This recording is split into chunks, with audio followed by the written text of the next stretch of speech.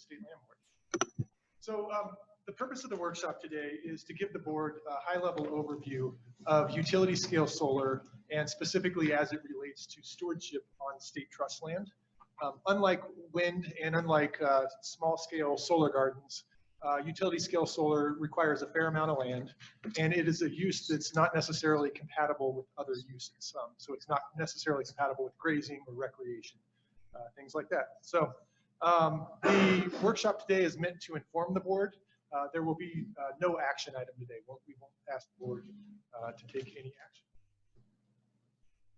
So today we've invited several guests to come speak to the board. Each one of them will present for about 20 minutes. And these are environmental and energy experts here in the state.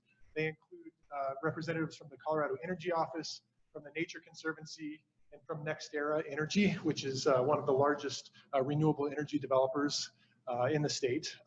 We've also invited a handful of our agricultural and our solar lessees to listen to the presentations and participate in any question or comment section that follows that.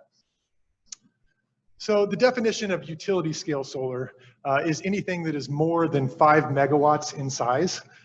This is 5 megawatts takes up approximately 25 to 40 acres of land. So utility scale solar is anything that is larger than that in size. Anything smaller than that is what we refer to as a solar garden. This presentation and all three of these presentations are very timely for the board. The reason we're bringing this to the board today is because we on staff have been seeing a lot more interest in utility scale solar development, specifically on state trust land. And so we don't have any production leases for utility scale solar on our land today, but we do have 19 planning leases. And the difference between a production lease and a planning lease is the planning lease precedes a production lease, but it does not give the developer any rights to access the ground through that lease. It gives them the ability to plan the land, do their due diligence, and it gives them the first right to negotiate a production lease with the board.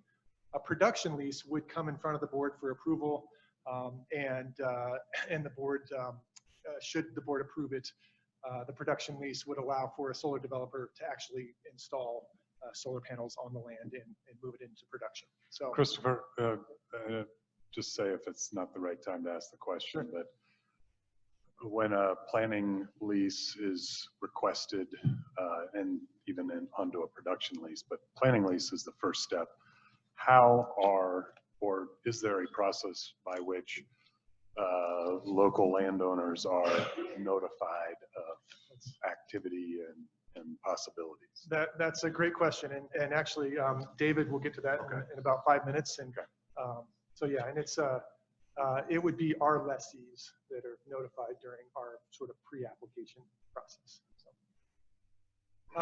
the 19 planning leases that we have in place today encumber approximately 30,000 acres of state trust land. So as you all know, the board has a dual mission of sorts.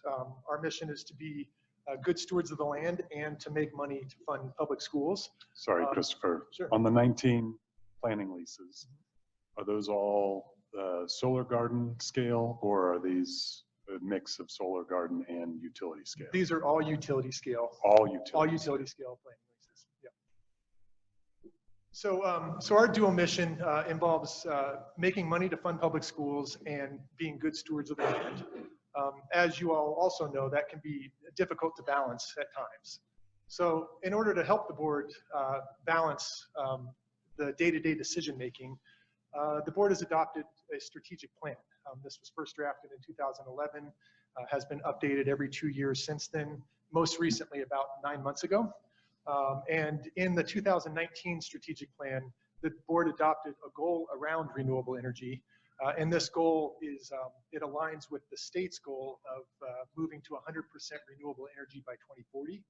And in part, the board's strategic goal reads, the board will seek to increase renewable energy leasing on state trust land to contribute to moving the electric grid to 100% renewable by 2040. So in balancing the two two parts of our mission. It's pretty clear that utility scale solar meets the financial part of the board's fiduciary duty.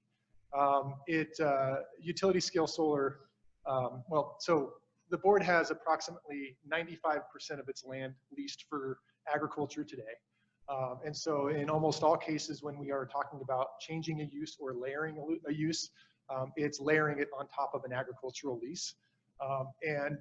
So from a financial standpoint, we make approximately $2.50 an acre on average for grazing on our land statewide, whereas solar can make 100 times that or more. So from a financial standpoint, it's pretty clear that it meets the board's fiduciary duty. It's a little bit more nuanced from a stewardship standpoint. So that's the purpose of the workshop today, is kind of explore that a little bit more in detail. Commissioner Butterworth, to start to answer your question, we currently have 20 megawatts of installed capacity on our land. This encumbers about 100 acres. 1 megawatt can power about 300 homes in Colorado and takes up about 5 acres. These are all very small installations. They're all half a megawatt to less than 2 megawatts. They're considered solar gardens under the Community Solar Gardens Act, and they're typically located in infill locations near a metro area or near where the power is used. So that's the extent of our installed solar portfolio today. And those are, we view those as separate from utility scale solar, which are much bigger. Each one of these is about 10 acres in size or less. So as I mentioned, we don't have any solar utility scale production. We do have just under 30,000 acres in planning. That takes up about 1% of the board's ownership in total. This map here shows where the utility scale solar planning leases are. As you can see, they all sort of hug the front range right here. It's all the parcels in red. At this point, we only have one parcel west of I-25, and it's the one here in central Pueblo County.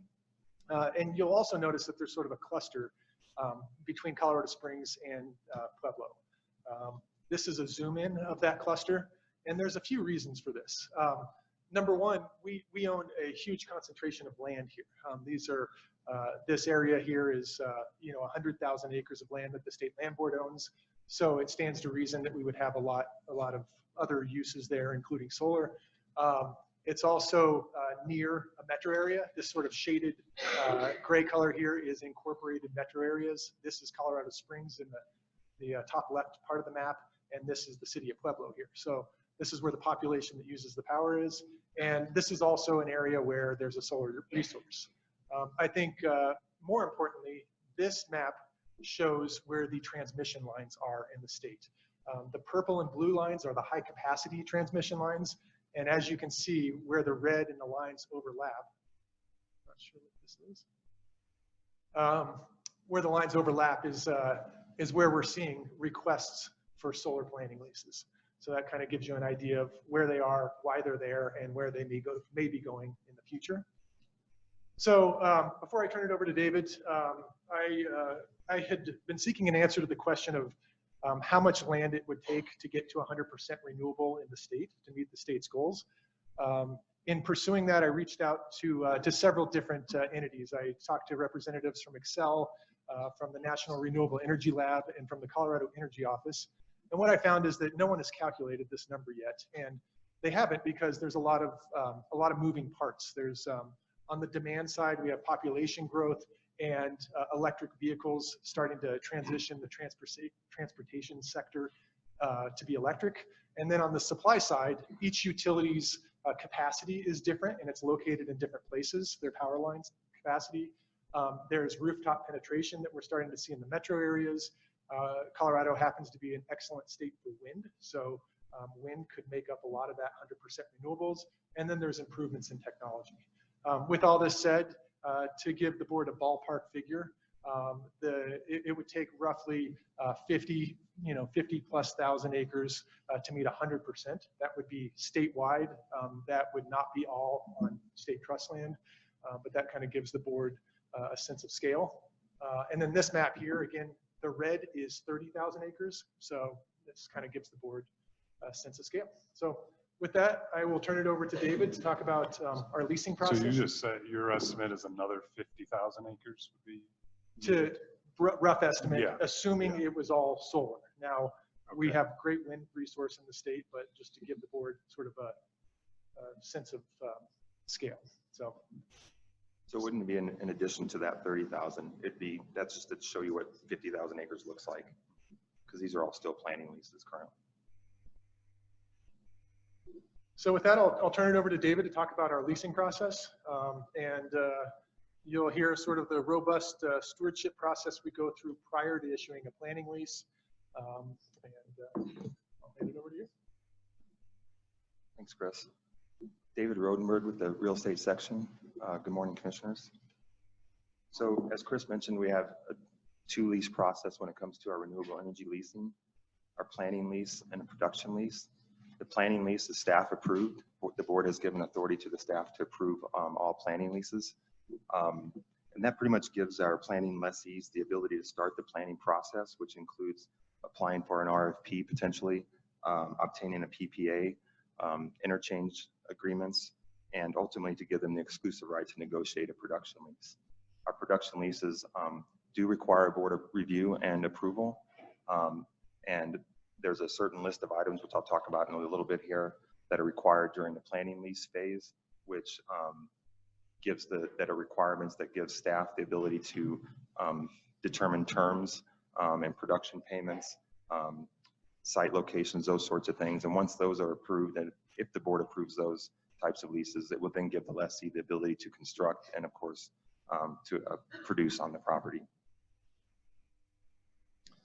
So prior to a planning lease, we go through a pretty rigorous process, which we refer to as a pre-application process. It's a line of business review. That starts with our district manager, who looks at the property from a surface standpoint, and more specifically, how a potential renewable energy project would affect our agricultural lessee. Some renewable energy projects affect them more and some less. Obviously, with utility scale solar projects, it's going to affect them pretty greatly. Then we also solicit input from our lines of business units, which includes our recreational manager, our oil and gas leasing manager, our solid mineral leasing manager, and our real estate section from a development standpoint, potential, and then our conservation services manager. And then last but not least, our stewards of trust manager. The stewards of trust portion, of course, is pretty important. It specifically meets our requirements and our mission, long-term goal for stewardship trust on our properties. So above, not just when it comes to review, they're not only looking at it from whether properties are in stewardship trust, but they're also looking at it, how that project might affect other things like significant wildlife, natural values, and cultural resources. And in order to assess that information, our stewardship trust manager looks at 6-7 different databases. I'm going to go through those real quick as well. So one of the databases they look at is the Colorado Natural Heritage Program database, which looks for rare plants and animals. The Colorado Parks and Wildlife database, which looks at a variety of animal species, with special attention to a specific subset of high priority animals, species determined by CPW for that given area. They also look at the U.S. Fish and Wildlife Service database, which looks at threatened and endangered species potentially in a given area, project area. They also look at the Colorado Ownership Management and Protection database, which looks to see if there's any conservation easements in the vicinity, the National Wetlands Inventory database, and the Historic Preservation Office database, which looks for areas that might have cultural significance. So as you can see, it's quite an extensive review process before we even get to the planning phase. But one of the key components of that is, so once staff gets all this input from our own internal resources, we determine whether the project, it makes sense to move it forward, or if there's areas that should be excluded from the planning lease. Once that's determined, the next important thing, of course, is to work with our agricultural lessees. And so, as Chris mentioned, 95% of our lands do have agricultural lessees on them. So in an effort to always improve our process, just last year, a process was created for all of our planning leases, not just renewable energy, but all of our other types of leases like solid mineral, for example, oil and gas as well, where we engage our agricultural lessee prior to issuing a planning lease. And so this isn't meant to be a readable slide necessarily, but this represents a flow chart of that process that I just mentioned. And just to zoom in a little bit, this is the key piece here. So once staff determines that a project does make sense from the State Land Board's perspective, we then engage the agricultural SE and solicit their input and their stance sort of on the project. If they're amenable to the project, regardless of how the impact might be to their ranching operations or grazing operations, if they're amenable to the project, they'll give written acceptance to that, and we would move forward with the planning piece.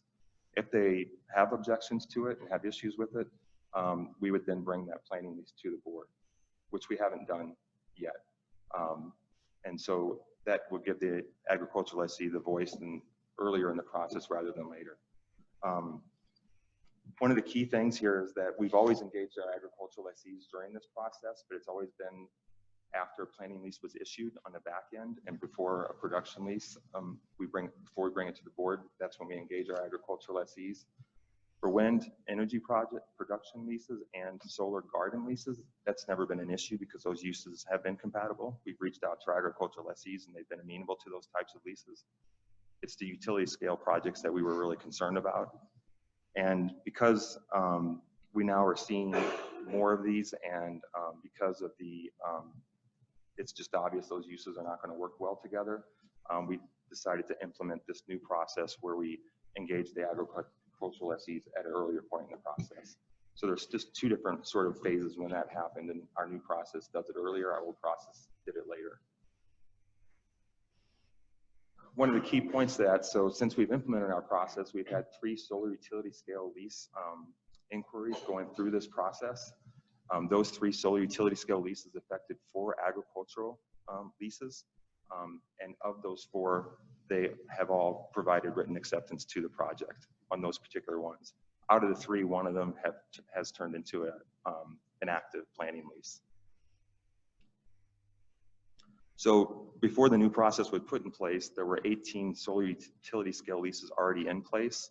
Again, the intention was to engage our agricultural SEs at the time we start seeing where they might go to a production lease. That hasn't occurred yet. But in lieu of our new process, we decided it was really important to reach out to our agricultural SEs with the notice letter and then conversations after that. So there were 27 agricultural SEs affected by these 18 solar utility scale leases.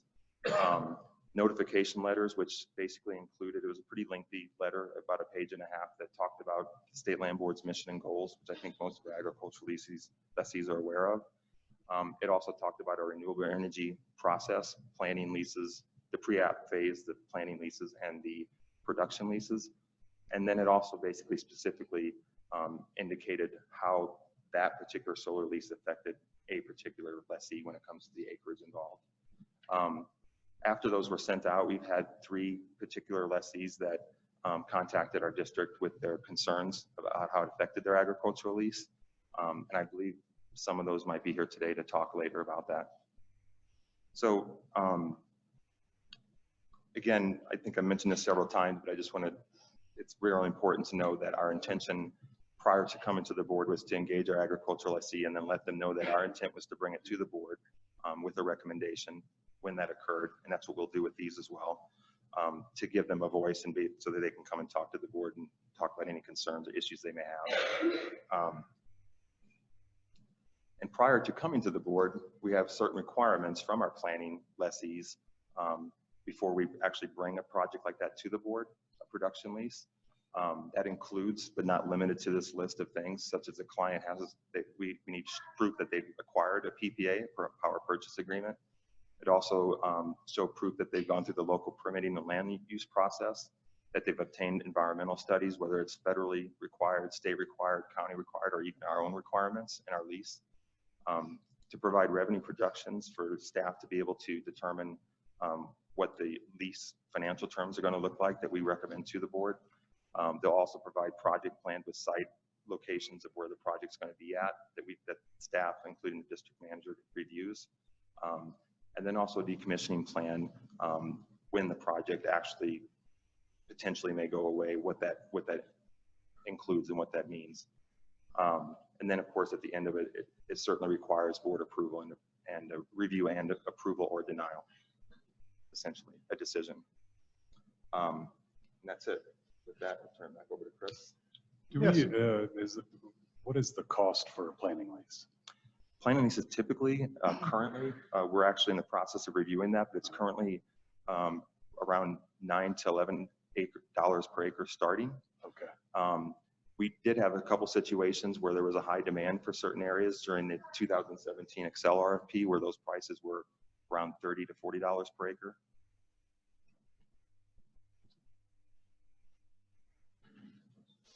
So for Commissioner Heath, typically I'm assuming these would be in counties, not within municipal jurisdiction.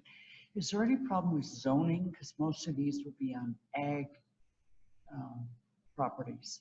Is there any question about whether counties would approve a utility lease on ag land?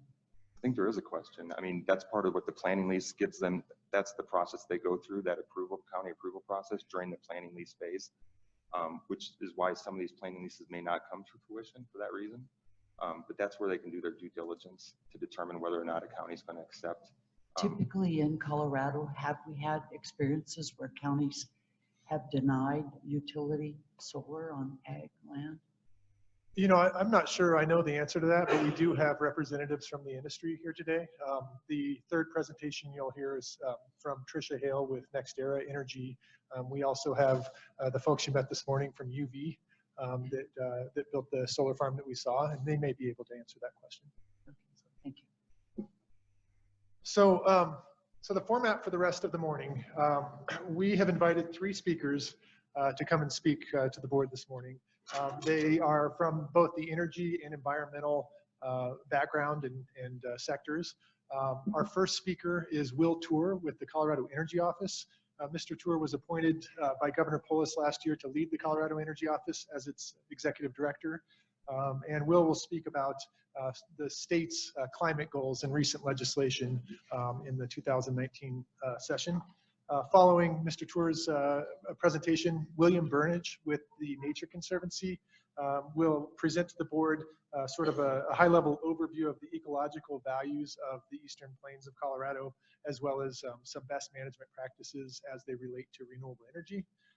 And then Tricia Hale with NextEra Energy will present to the board.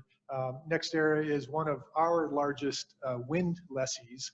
They are also they will be the constructor and of the one of the potential first solar utility scale solar project on state trust land, which they were awarded an award from Xcel Energy to build. So she'll speak to that, as well as how NextEra sites projects, things like that. Following that, we'll have a period for public comment and for questions and discussion. So. Did you say we were going to hear from the folks we met with today, or they're just on hand to answer questions? That's a great question. They're on hand. Okay. If the board doesn't have any other questions, then I'll invite Mr. Tour up. Good. Thank you all. Thanks.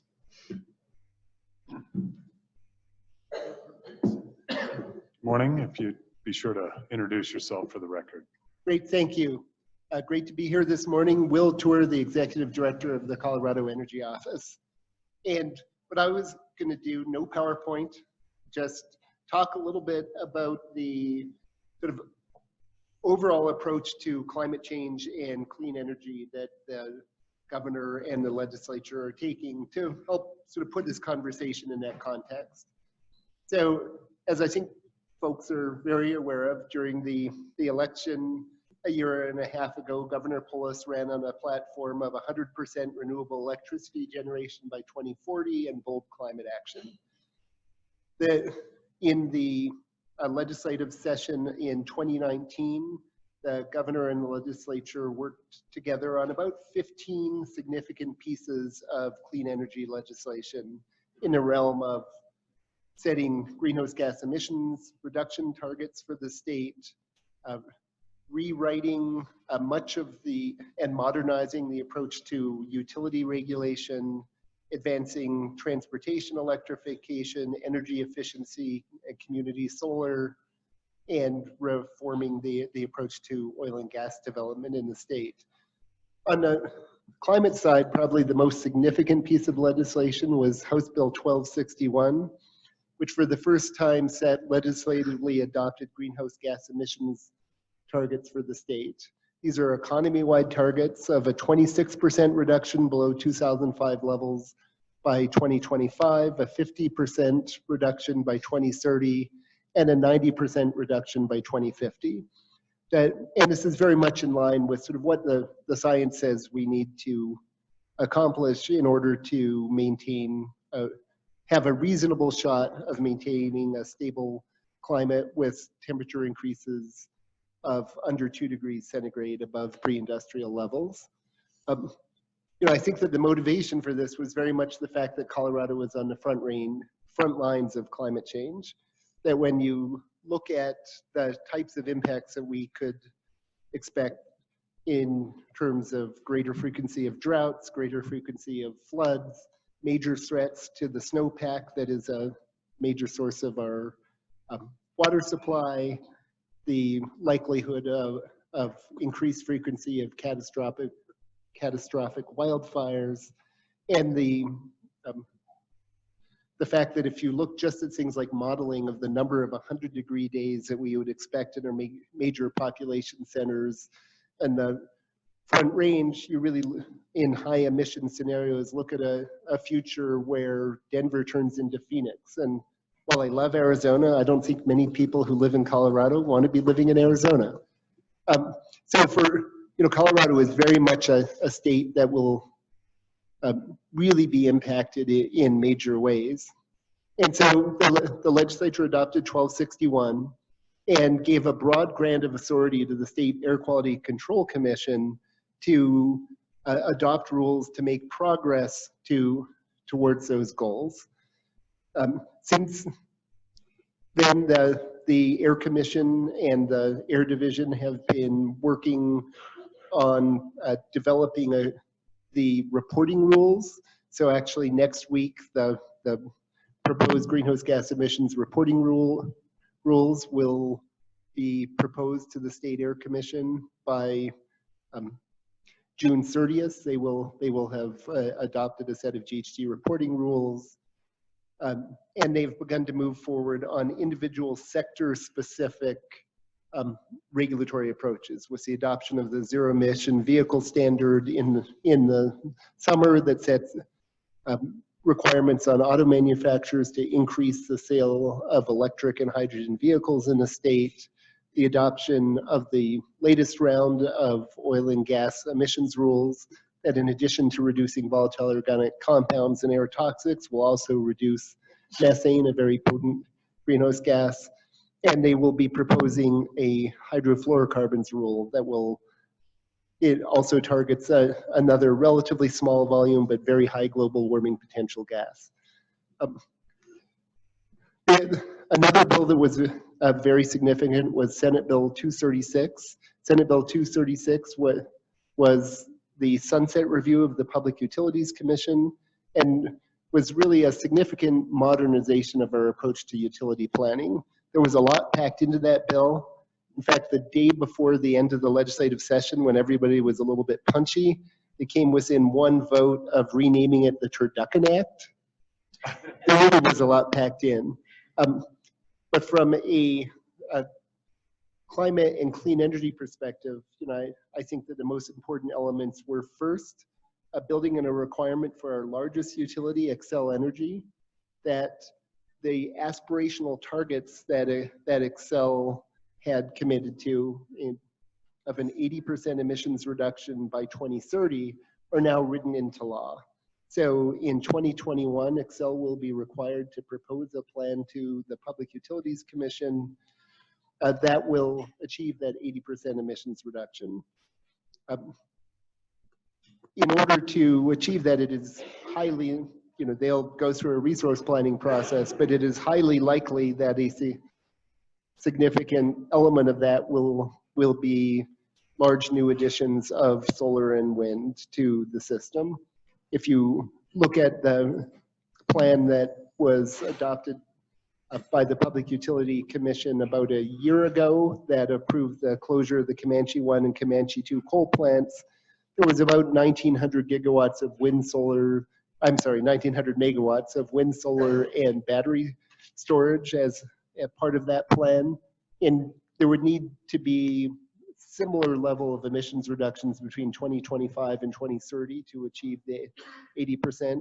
So one order of magnitude, might be talking 2 gigawatts of additional renewables for Excel during that time period as a very rough estimate. The bill also requires the Public Utilities Commission in all future decision making to use the social cost of carbon when they are determining what utility investments are cost effective. So the idea here is that historically we've been emitting carbon dioxide into the atmosphere that has major impacts on economy and public health and the environment, and have not been valuing those damages.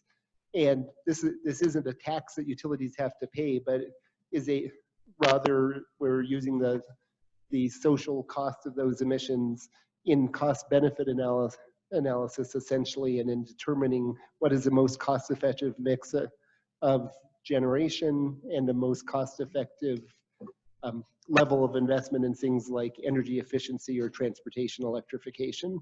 I think that will also tend to drive additional investment in renewables, and likely means that as legacy coal plants retire, more of the generation that replaces them will be renewable rather than other fossil generation.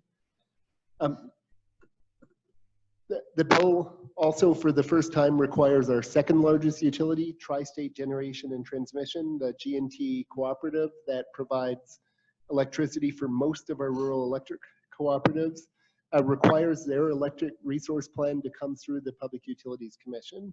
In the past, that was a decision that was really made by the Board of Directors of Tri-State, and they will now be part of the regulatory process.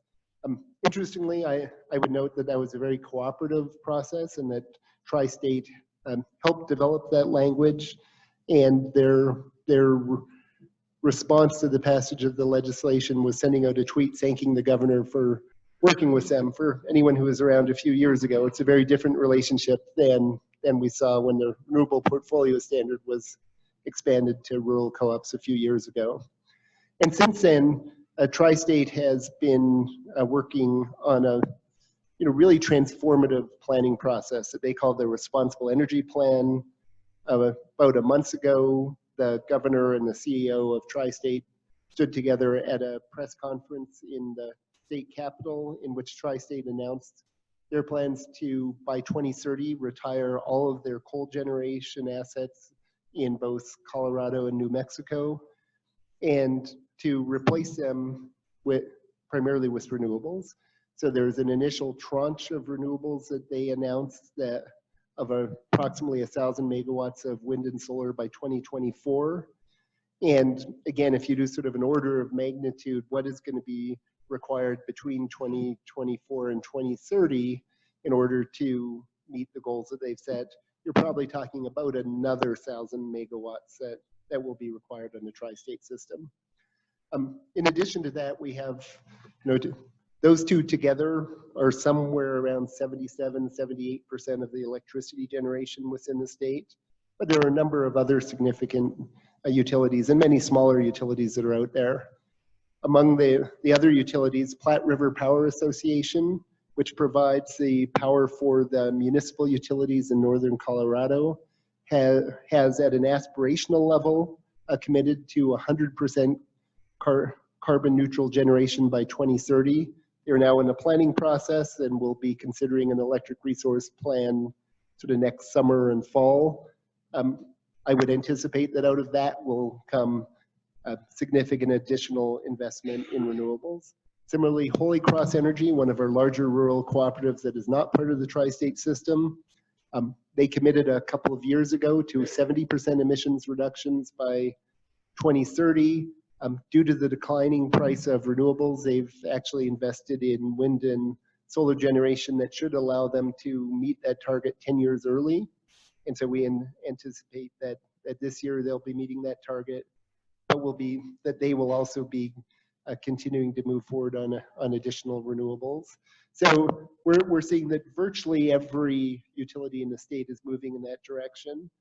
And I think that what we're seeing is that it's driven by a combination of the policy imperative to reduce emissions and just the declining cost of renewable energy, that we're now in a world where utility scale wind, you're talking about prices that can be 1.5 cents a kilowatt hour.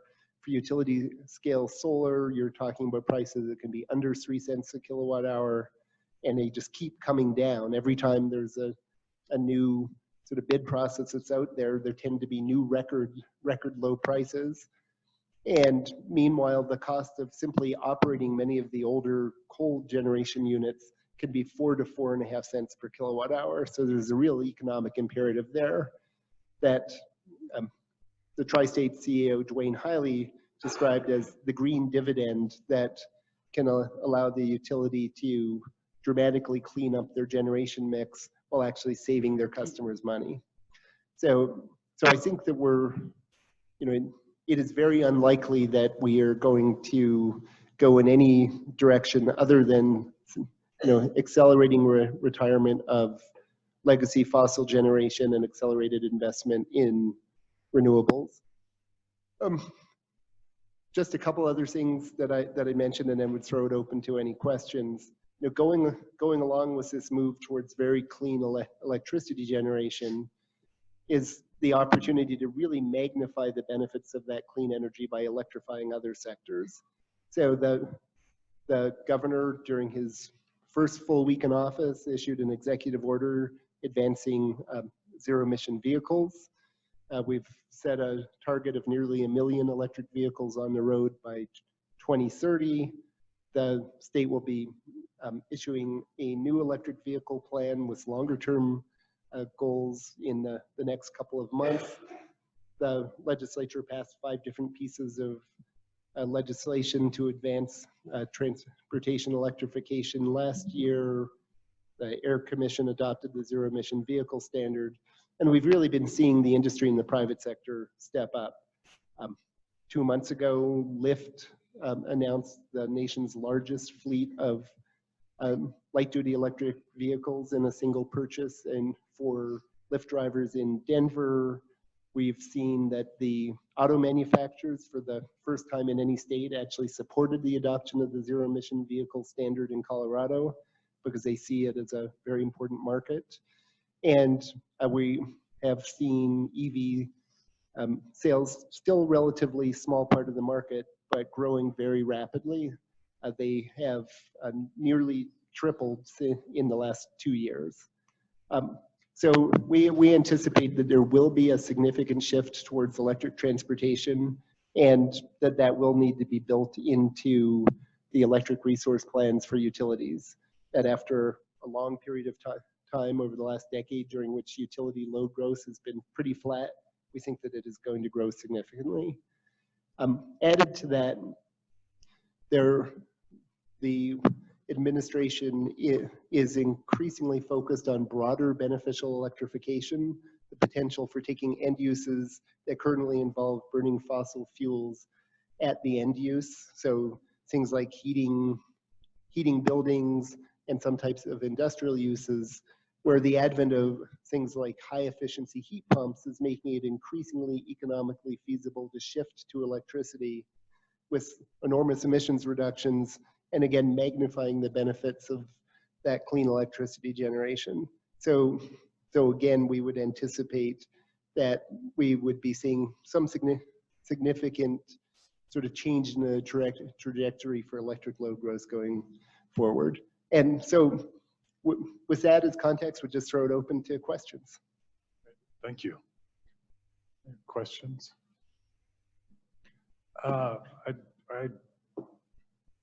Renewable, all of this, the movement, understand the issue. Do you also think about unintended consequences or risks to sort of other industries, those sorts of things? We're going to hear from ag lessees that are concerned about you know, the impact on land, but can you Yeah. shed some light on any other things that you're looking at that could be impacted by? Yes, I guess I would say a couple of things there. So certainly when you get down to the level of something like facility siting, we think it is very important, as with all sort of site level decisions, to do thoughtful decision making based upon the realities on the ground and the trade-offs and the impacts on, you know, that particular piece of land. And so I don't think that the administration would take the position that we should do any renewable project anywhere, regardless of, you know, what those localized impacts would be. We certainly support thoughtful evaluation, just as there should be thoughtful evaluation at that site level for any type of project. That said, you know, when you look at it at the large scale, so not at the site specific level, but at the large scale, it's the impact is not going to be a really large scale impact. So, you know, that description of if you went 100% solar, 50,000 acres, well, we're not going to go 100% solar. You know, Colorado is certainly a state that is blessed by our wind resources. So who knows, you know, there's going to be many years of electric resource planning that will determine, you know, the mix of generating sources. But I would certainly be surprised if you went beyond half of that. So you might be talking 25,000 acres statewide, sort of order of magnitude. So certainly meaningful, but on the scale of impacts, certainly compared to the impacts that you're avoiding on air quality and climate change, we think that that is very manageable, particularly if there are thoughtful siting decisions, and that a portion of this will be met through rooftop solar, where there is in fact, you know, no unintended consequence. I would say that there are certainly economic transition issues to be managed, that while the economic benefits that renewables bring are enormous, you know, the fact that you're moving to this lower cost electricity generation puts money in people's pockets. It means that it's possible for industries that are energy intensive to expand. You know, I think that the solar project with Rocky Mountain Steel is really a fascinating case study where, as part of the plan that was approved by the PUC for Xcel to retire the Comanche 1 and Comanche 2 facilities, they are putting in a 250 megawatt behind the meter solar plant on the grounds of Rocky Mountain Steel with a 25-year power purchase agreement that gives guaranteed affordable energy for that steel mill and will help to keep those good paying steel jobs in Pueblo for decades to come. That's a kind of, I think, win-win solution that we've been looking for. But there's certainly a handful of communities, you know, certainly in northwestern Colorado, Craig and Hayden are communities that are very coal dependent. And the legislature last year did create a new Office of Just Transition, which is focused on really how to work with those handful of communities that really could be impacted economically in a negative way by this transition, while the state as a whole is benefiting from it. How do we work to make sure that there are other economic development and tax-based opportunities in those communities? And I think that's going to be a very important process going forward. As part of the planning process and visioning process, I feel like often we're the largest landowner. We're obviously, you know, and as a state agency, probably one of the first places we'd be looking at. I feel like oftentimes the land board gets looked at for a lot because of its resources. In your conversations, are you aware of any expectations for the state land board in the overall mapping of this pursuit? So I think that the way that I would describe it is that the sort of the targets that have been set are really sort of emissions and renewables targets.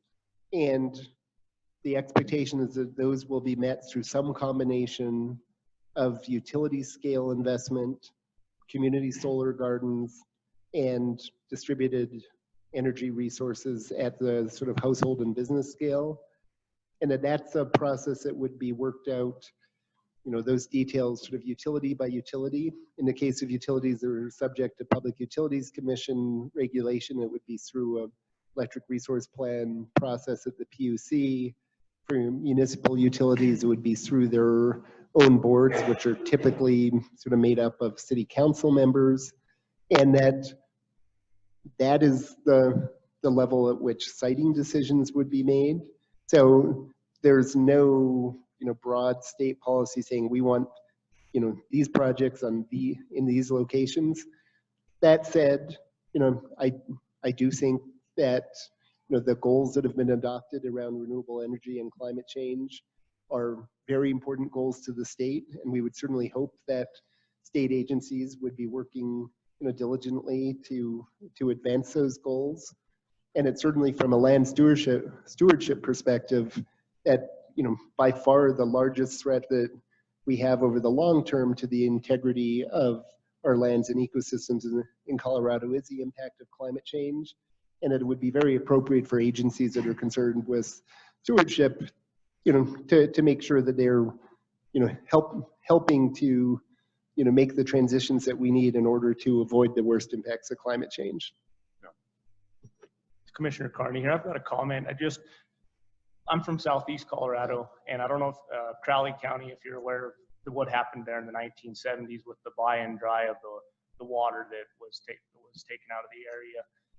There was 50,000 acres that were dried up there, and that land is pretty much useless right now. And Crowley County is the poorest county in the state. Yeah.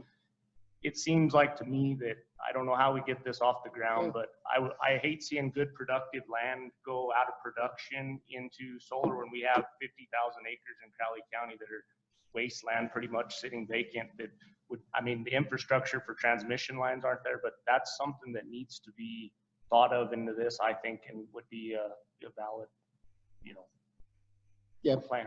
Yeah, no, that's a great comment. I would say building new transmission is a very challenging process.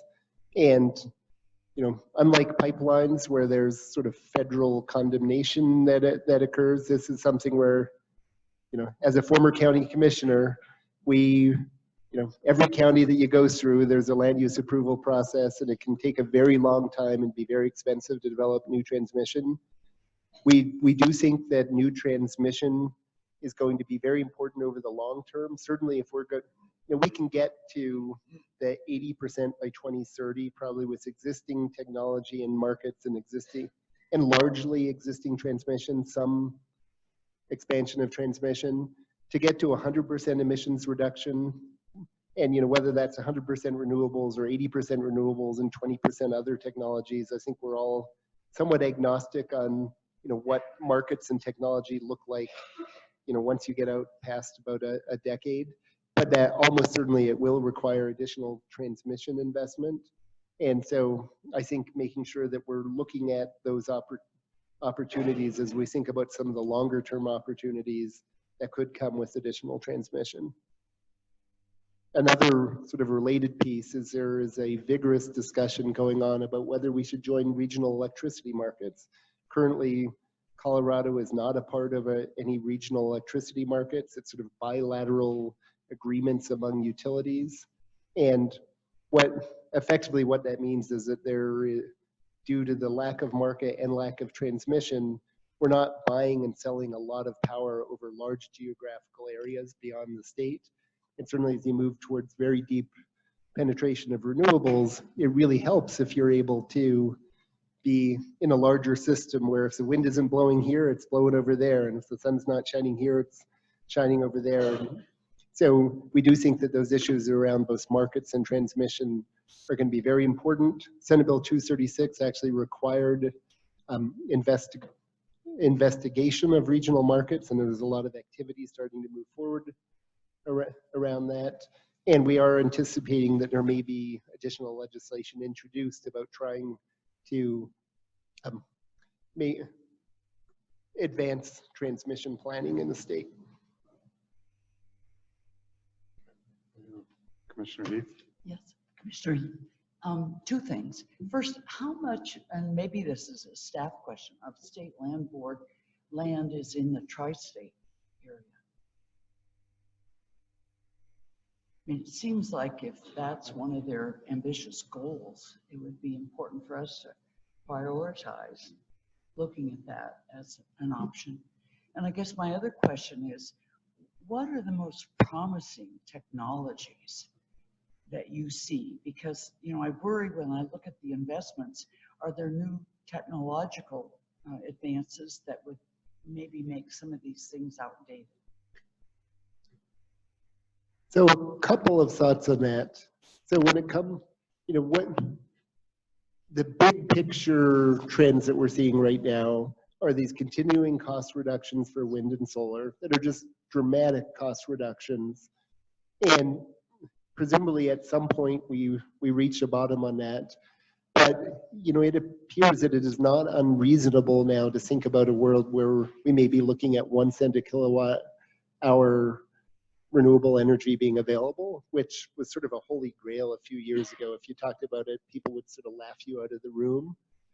So I don't think that we are going to see any technology come in that would make moving towards high renewable grids and, you know, a bad decision from a market or technology standpoint.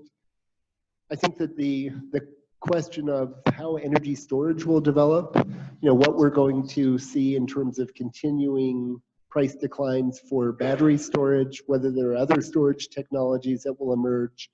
I think that's an area where there's more uncertainty about ultimately what storage looks like. You know, it's pretty clear that we're going to see continuing price declines in lithium-ion batteries that are very appropriate for some types of storage.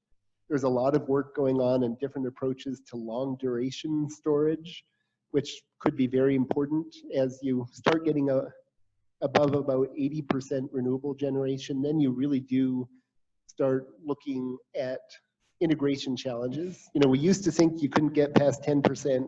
We've sort of figured out now that you can get up to probably close to 80% in a way that is very cost effective. But that last 20% is going to require additional innovation to get there.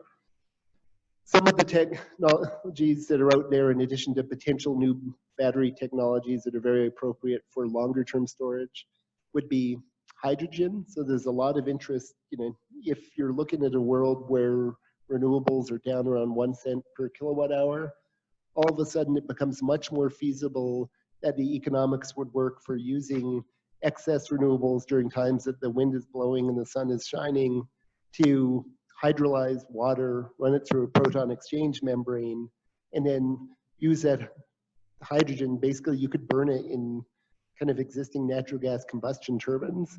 So there's sort of one technology pathway where you are actually using renewables to generate hydrogen, and basically that's your energy storage. Other possibilities that are out there when you think about, you know, that last 20%. Again, at 1 cent a kilowatt hour electricity, it starts to become feasible to think about things like air capture of carbon dioxide and using that to make synthetic methane that you could burn in those natural gas combustion units.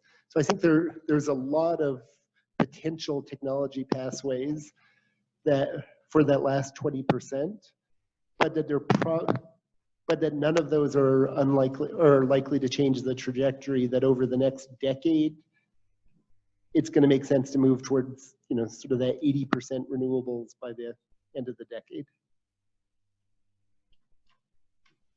Any other questions for Mr. Tour? Yeah. Talked about the challenges around the transmission lines. Can you, in response to Commissioner Carty's question, what are the obstacles to building more of those? And when you're citing renewable power costs, is that excluding these transmission costs? I mean, if you go build the lines that are required to put solar in Crowley County, is it now 3 cents a kilowatt hour, or what? Talk Yeah. about those challenges. Yeah, it's a great question, and I would caveat this by saying I'm not a utility planner, and as we start getting into sort of transmission siting issues, we're quickly moving beyond my expertise. What I would say is that certainly the costs depend very much on where you put it, and that when you look at the very low cost bids that we've seen, those have typically involved locations where they're close to existing transmission. So you may have to do an intertie to that transmission that is some cost, but you're not doing a big, long new transmission line. And so certainly if you're looking at large transmission investments, you know, that would affect the economics of it. Some of the issues that we have with transmission right now, one is that without regional markets, without a regional transmission organization, you don't necessarily have the most rational allocation of costs across all of the entities that could potentially benefit from that. And then you have significant land use siting challenges.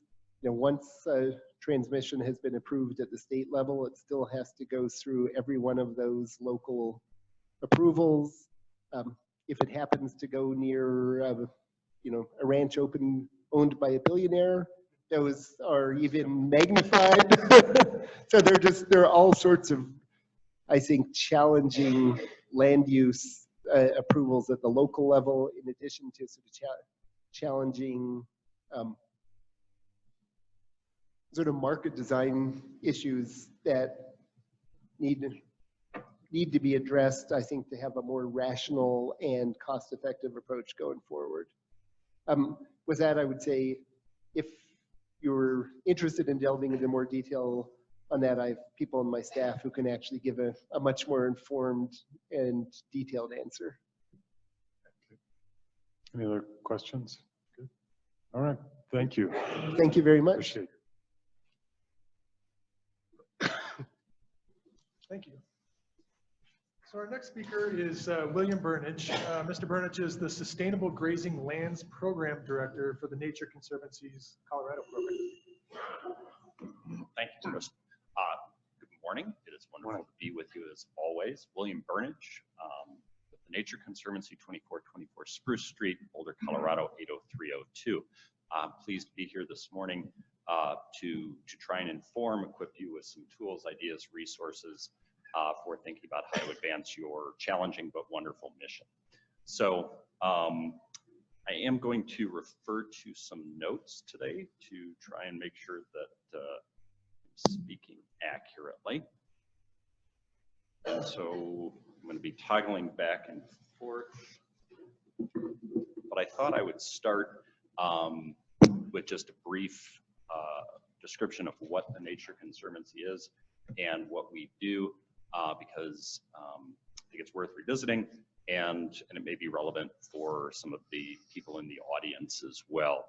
And overall, I just want to say in this context that what Mr. Tour expressed about climate change being the greatest threat to conservation in the world today, that is certainly where the Nature Conservancy also comes down on the issue. Climate change is simply a huge challenge for people and nature, and renewable energy is part of that solution. At the same time, how renewable energy development, whether wind or solar or other forms, is developed matters a great deal. And forethought, careful planning, careful consideration and siting can make a big difference in terms of how we can have conservation, agriculture, and safe, reliable, affordable energy, as well as a healthy climate on the planet. And we come at this from a science-based perspective and are really looking at how we can develop new ways to achieve outcomes that benefit people and nature together.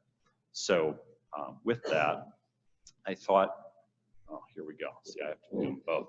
I thought I would spend a few minutes talking about some of the values, and I know that many of us are aware of these, but on kind of the nature side of the equation, I just wanted to express that temperate grasslands like those we have in eastern Colorado are the least protected and most converted, meaning that they have been more impacted than any other major terrestrial habitat type on Earth.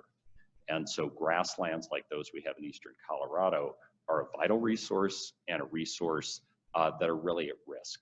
They are important in and of themselves as ecological systems and for the ecosystem services they provide, but also as places that support rare plants like blowout penstemon, rare birds like the mountain plover, and iconic species like Rocky Mountain bighorn sheep.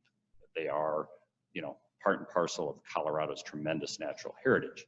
These prairies are also places where people have found ways to carve out livelihoods and raise their families, build communities, and lead vibrant, rewarding lives for generations. And there is a critical mass element to that. You have to have a certain amount of economic activity and community activity in order to sustain those people in those communities. And that is actually also critical to conservation outcomes.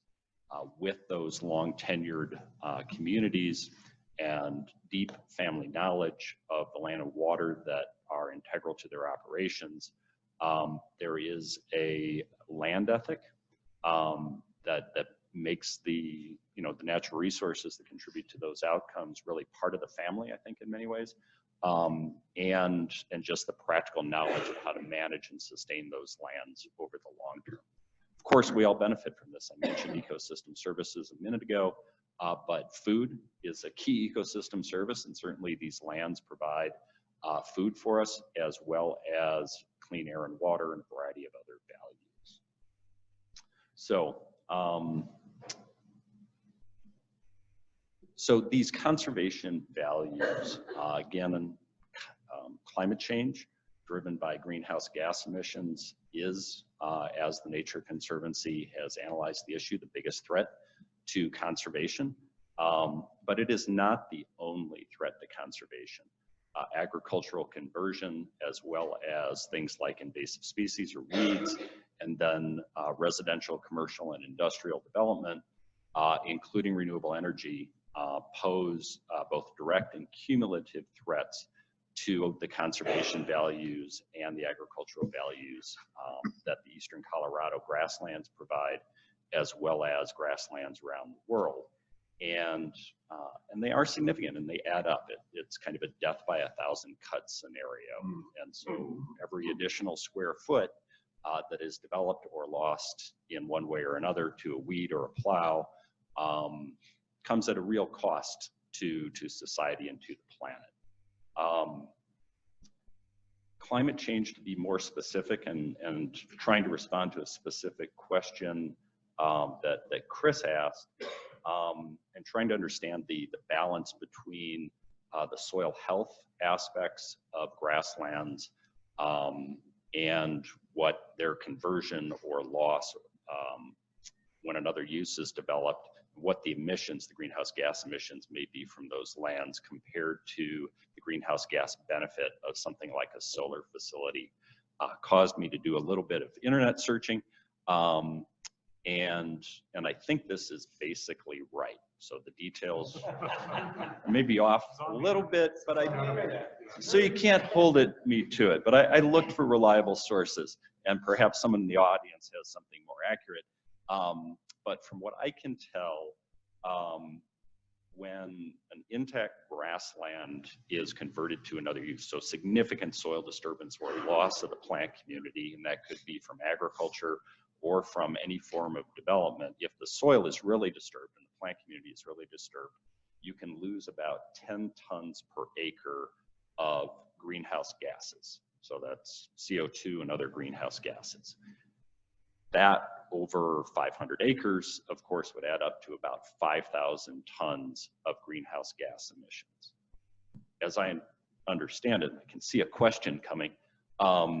The benefit of a 500-acre solar development would be equivalent to providing electricity to about 18 or 19,000 homes. Again, my crude junior high math, because I went to junior high, not middle school, is that that would be equivalent to about 250,000 tons of greenhouse gases not emitted over 20 years.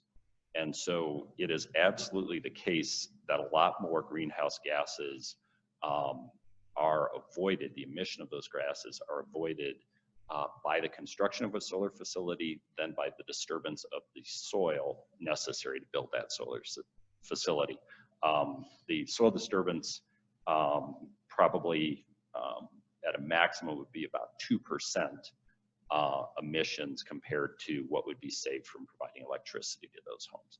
So I could be off on one factor or another, but it's clear the net greenhouse gas benefit is with the solar. And I think you're getting to where my question was going to be, which is,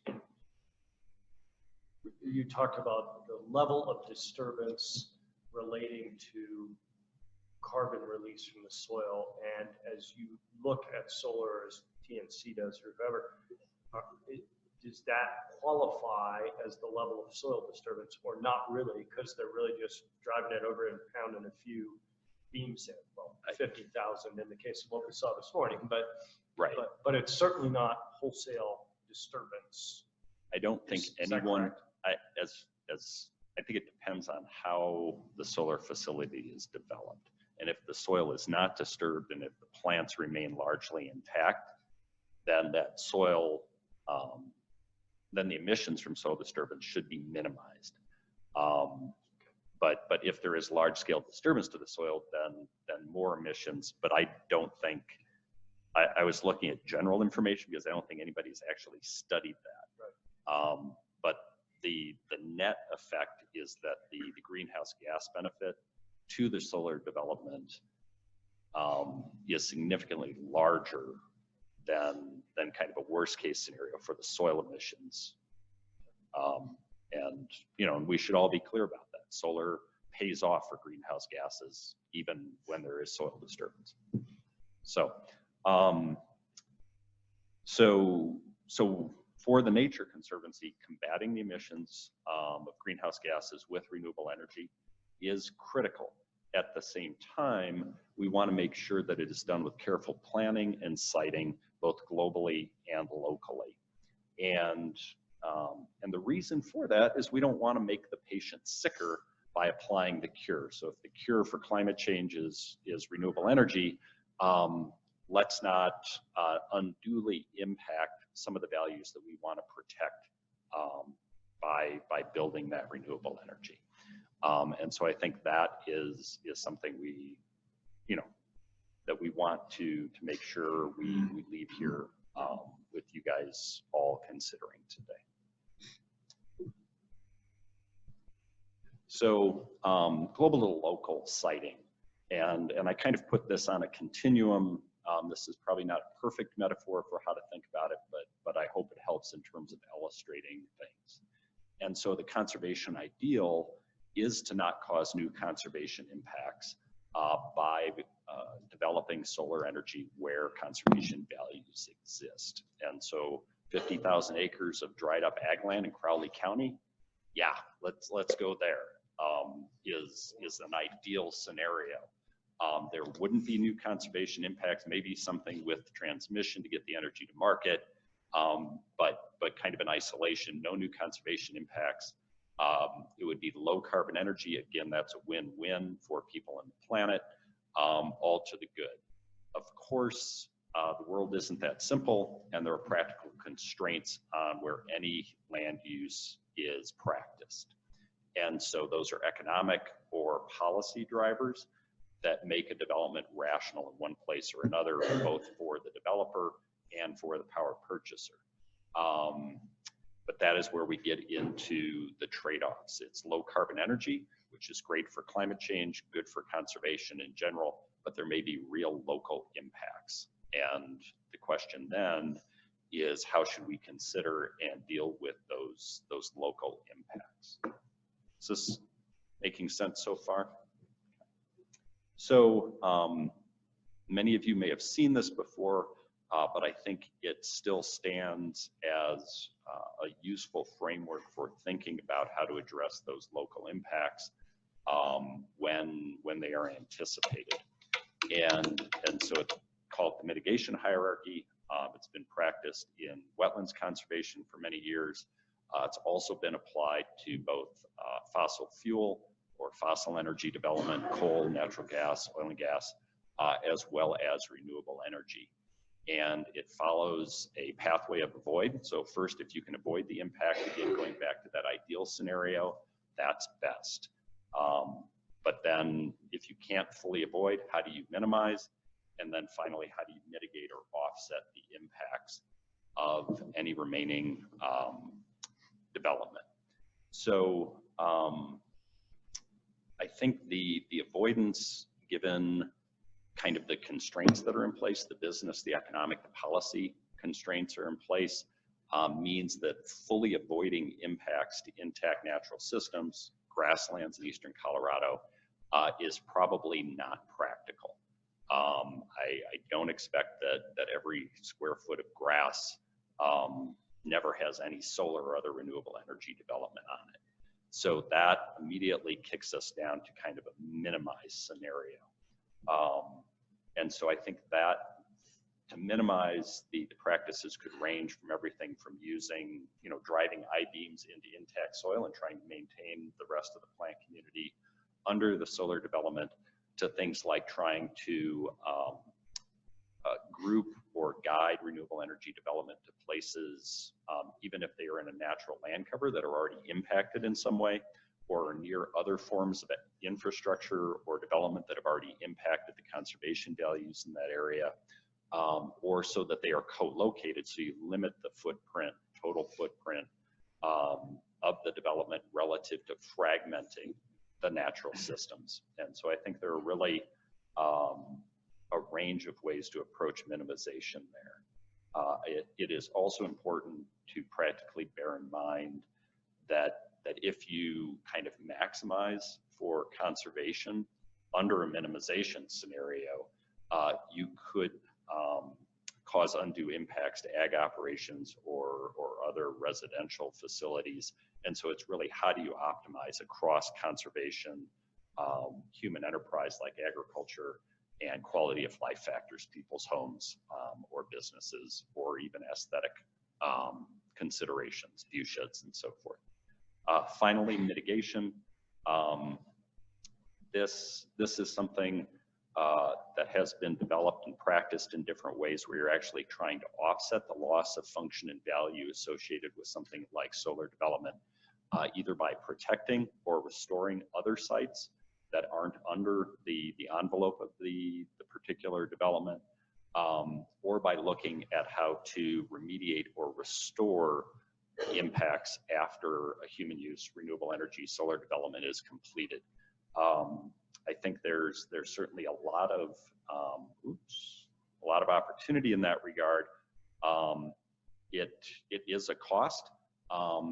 Any of these things may come at a cost relative to a perfectly rational economic approach, but I am delighted that there is a green dividend coming to all of us. And I would argue that part of that green dividend that applies at a planetary level could also be applied to improve conservation outcomes locally. And so a green dividend for nature where those developments occur, kind of as a citizen of Colorado, I would aspire to that.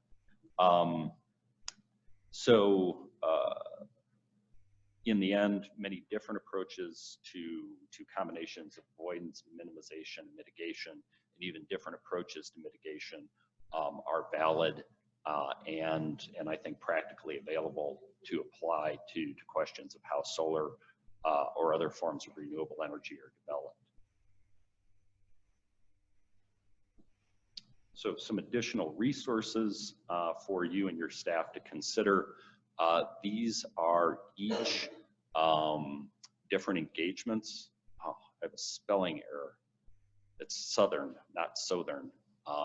Plains Wind and Wildlife Planner, pardon me. And these are each things that the Nature Conservancy has contributed to developing.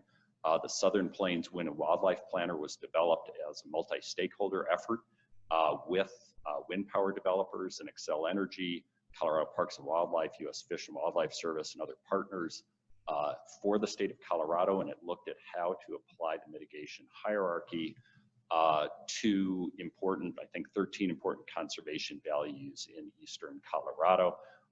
You can find it at the website up here along with the others. Site Wind Right is a current effort that has been developed by the Nature Conservancy, and it is intended to guide wind power developers in particular to low conservation risk locations in the Great Plains.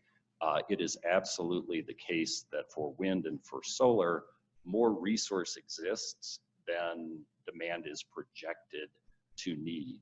And that means that as a society, with good planning, decision-making, forethought, we can find places where there is low conservation risk or no conservation risk. Converted ag lands continue to be an ideal location for all forms of renewable energy. And then finally, the Desert Renewable Energy Conservation Plan. Again, this is a large-scale project. I mentioned Site Wind Right. It really applies to the Great Plains of the United States. This desert plan applied to the Mojave Desert, about a 35 million acre area. Eastern Colorado happens to be about 30 million acres, and so it is scalable. And again, this looked at how solar energy in the Mojave Desert, where there are some very sensitive species, critically important natural resources, could still be developed with minimal risk to those values. And so I encourage you, and to the degree that Mr. Tour is still behind me in the audience, I encourage the state of Colorado to think about how it can actually plan for this beyond the local level. Leaving planning decisions at the local level probably means we miss opportunities for win-win outcomes. And I don't think as much as renewable energy is critical to abating climate change, that we should discount the importance of thinking strategically at the state level or even larger regional levels about how to get renewable energy in the best places for the planet and for society as a whole. So a simple maybe diagram that the Nature Conservancy developed to illustrate some of this is to think about the place and to think about, not just the 500 acres that might be developed, but the context for that, the human context, the environmental context, the energy, and the global context. We want renewable energy to occur where it doesn't cause problems for nature as it exists today, where it can be reliably and affordably delivered to consumers, and all benefit from a reduction in greenhouse gases and other pollutants.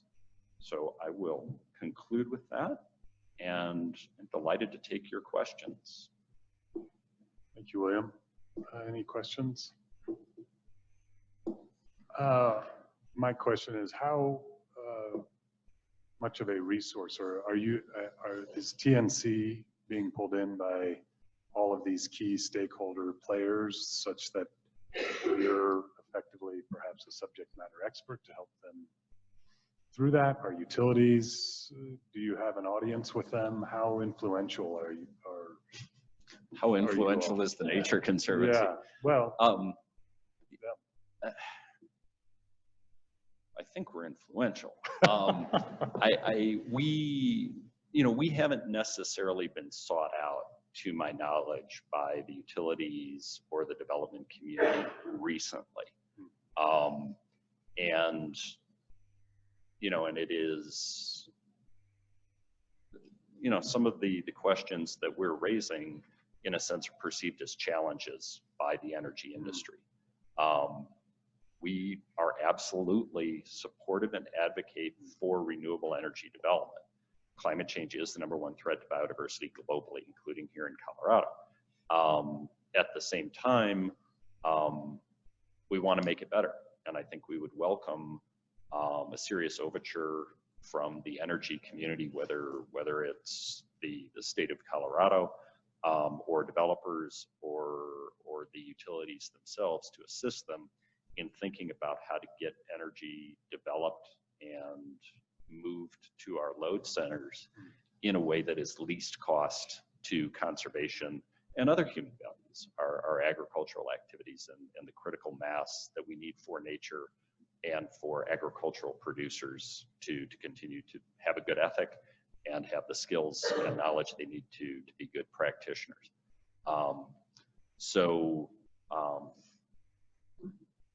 But it's, it's an interesting dance in that regard. So certainly it's great to be here today and share these perspectives with you all. All right, no questions? All right, great. Thank you for your time. Thank you. Appreciate it.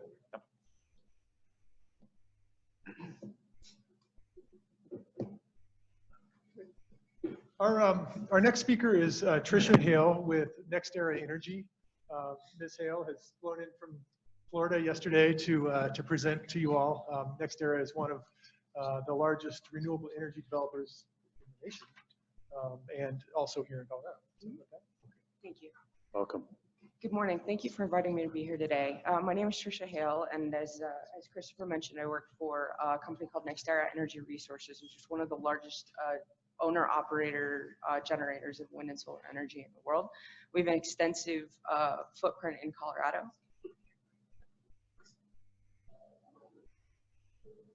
We have an extensive footprint in Colorado generating renewable resources as well, and we'll go through that. My role is as a renewable energy developer. I oversee a team. Sorry. Thanks, Kim. As a renewable energy developer, I also have experience in our most recently in our real estate rights acquisition department for NextEra, so negotiating land contracts with private and governmental landowners to secure the rights to build our projects in various places throughout the country. So first I want to talk a little bit about who we are. And it's important when we talk about that to touch on the things that drive us. These are 3 company values. They drive everything that we do and how we do it and the way that we do it. Some of the things that we'll talk about during our presentation are voluntary consultations that we do and voluntary outreach that we as a company do because we feel that it's in line with our company values. So these 3 values that you see here, committed to excellence, do the right thing, and treat people with respect, really are the underlying driving force behind everything that we do. Who we are, we're an American-owned energy company that is comprised of 2 major parts. The first is a utility, regulated utility called Florida Power and Light in South Florida that serves over 5 million customers. The other, and the side that is most active in Colorado, is NextEra Energy Resources, which is an independent power producer that is the leading, as I mentioned earlier, the leading generator of electricity from wind and sun in the world. But we're not just a renewable energy company. We operate in 36 different states and 4 provinces in Canada, having facilities and having employees who live and work in those areas. And in addition to our wind, solar, and battery storage operations, we also operate and own natural gas pipelines, oil facilities, and 2 nuclear facilities, one in Iowa and one in South Florida as well, as part of a utility, as well as one that's in the Massachusetts area. So while we are a renewable energy company, we consider ourselves, while we are involved in renewable energy production, we consider ourselves an all of the above, all solutions energy company. We're also not new to Colorado. So we've been investing in the state through energy projects since 2007 when we built some of our first wind projects located in northern Logan County. Since then, we've added 11 more projects for a total of 1,600 megawatts of generation. Most recently, added a project called Grazing Yak Solar, which is located near here in Calhoun. That's a 35 megawatt solar generation facility that just went commercial towards the end of 2019. I believe Mr. Tour spoke at length and much more eloquently than I could have about the drivers behind the new renewable energy growth in Colorado and the policies and procedures that are driving that. So I'm going to go ahead and skip over the slide and focus on 2 projects that we have currently under development that are contracted in Pueblo County. They look very similar to each other, with the biggest difference being that the Thunderwolf Solar and Storage Project is located entirely on Colorado State land-borne owned property, and the other, the Neptune Solar and Storage Project, is located just to the north and is entirely on privately owned lands. That is the biggest difference between. They're relatively They're relatively similar in size, with Thunderwolf being the slightly smaller at 200 megawatts and Neptune being at 250 for solar. And there's a 25 megawatt difference in the size of the storage, battery storage potential that we're installing in those locations at those locations as well. Those are the biggest differences. Ironically, they're almost exactly the same distance to the north and the south of the Arkansas River. Both of them are interconnecting into the transmission grid at new switch yards that we built and owned and operated by the utility to whom we'll be delivering power. And importantly, and I want to get to this, there's no new transmission lines that are associated with either one of those projects, which is what I'll talk about here in a minute, is an important siting consideration. As I mentioned, Thunderwolf is located on Colorado State Land Board property. We currently have a planning lease. We're looking to move to production lease, move that into a production lease towards the end of this year, with start of construction happening, assuming that is approved in June of 2021, construction period lasting 18 months, and that project achieving commercial operation near the end of 2022. So we talked about proximity to transmission line. What are the other major siting factors that we as an industry consider when we're looking at locations for solar facilities throughout the state? By far, the largest one is proximity to existing transmission lines with available capacity for the customer that we are proposing building the project for. And I'll break those down into their importance and why those three factors of that are important. First, unlike wind projects where the resource can be highly variable from one location to another, the solar resource is relatively consistent across the state, which means that unlike wind where it may make sense if you have a disparity between where existing transmission is located and when the wind resource is the highest, it may make financial and economic sense to build a long transmission line to connect. As an independent power producer, that transmission line would be owned and operated by us as the generator. It makes sense in a lot of cases to connect those high wind resource areas with existing transmission lines through transmission that we own and operate, and that's priced into the cost of the electricity that we're producing. As a matter of fact, NextEra owns and operates approximately north of 150 miles of transmission for that purpose here in Colorado, to deliver wind energy production from those high resource areas to existing transmission. So what's your cost per kilowatt hour when you factor in the cost of transmission that you've had to build and own? So it's consistent with the numbers that were mentioned by Mr. Tour earlier. I think he was saying wind was now sub 3 cents. Right? Wind is in the 1 to 2 cents a kilowatt hour, and solar we're seeing in a lot of places 2 to 3 cents with a little bit of an adder to firm up that variable resource with storage. Is the neighborhood of what we're seeing. And so because there's a lack of variability across the state in solar resource, it means any incremental, on our part, any incremental investment that a project requires to connect that project to the solar resource often makes it uneconomic. Because it's just not captured by moving that. You don't make up that cost in additional generation over the life of the project, because you're trading relatively similar resources plus, and one would have the additional cost of transmission to reach the grid. So the project that doesn't require that additional transmission is always going to be more competitive than one that doesn't. One of the other factors that I mentioned was the available capacity for a customer that is interested in purchasing the project. So as was mentioned by Mr. Tour earlier, Colorado is a bilateral market, and what that means practically for us is, unlike in areas with a regional transmission organization and a regional market, where you can connect to transmission lines owned by one utility and sell power to a customer that owns transmission lines in another location at no additional cost. That structure doesn't exist here in Colorado. So essentially, if you want that structure where you're interconnecting to one utility and selling to another, the transmission lines act as essentially a toll road. There's a toll cost that you have to pay, that the project has to absorb to move that power across transmission lines owned by one utility to deliver to another. So that is another important factor. If we want to sell energy from a project to Piasco or to Tri-State, often the additional cost of not connecting to their transmission system will also make that project less competitive, in a lot of cases uneconomic.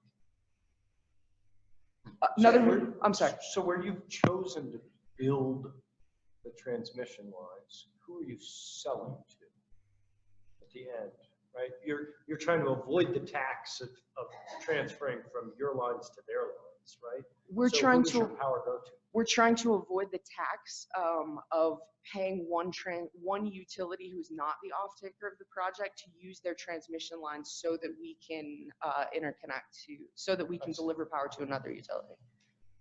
We will always bear the cost of the transmission lines that we build that connect the project from the project to the grid. You'll often hear those as referred to as generation tie lines or gen ties. Those costs are always borne by the independent power producer. Okay. Moving on to other major factors. So another major factor that we consider is the slope gradient of the land. The primary reason that is of particular concern is that one of the challenges that we have is that so the further you expand the panels away from each other, the more money that you spend in the electrical cables that connect those solar panels back to a particular location. So you want to site them as closely together as you can and as practical.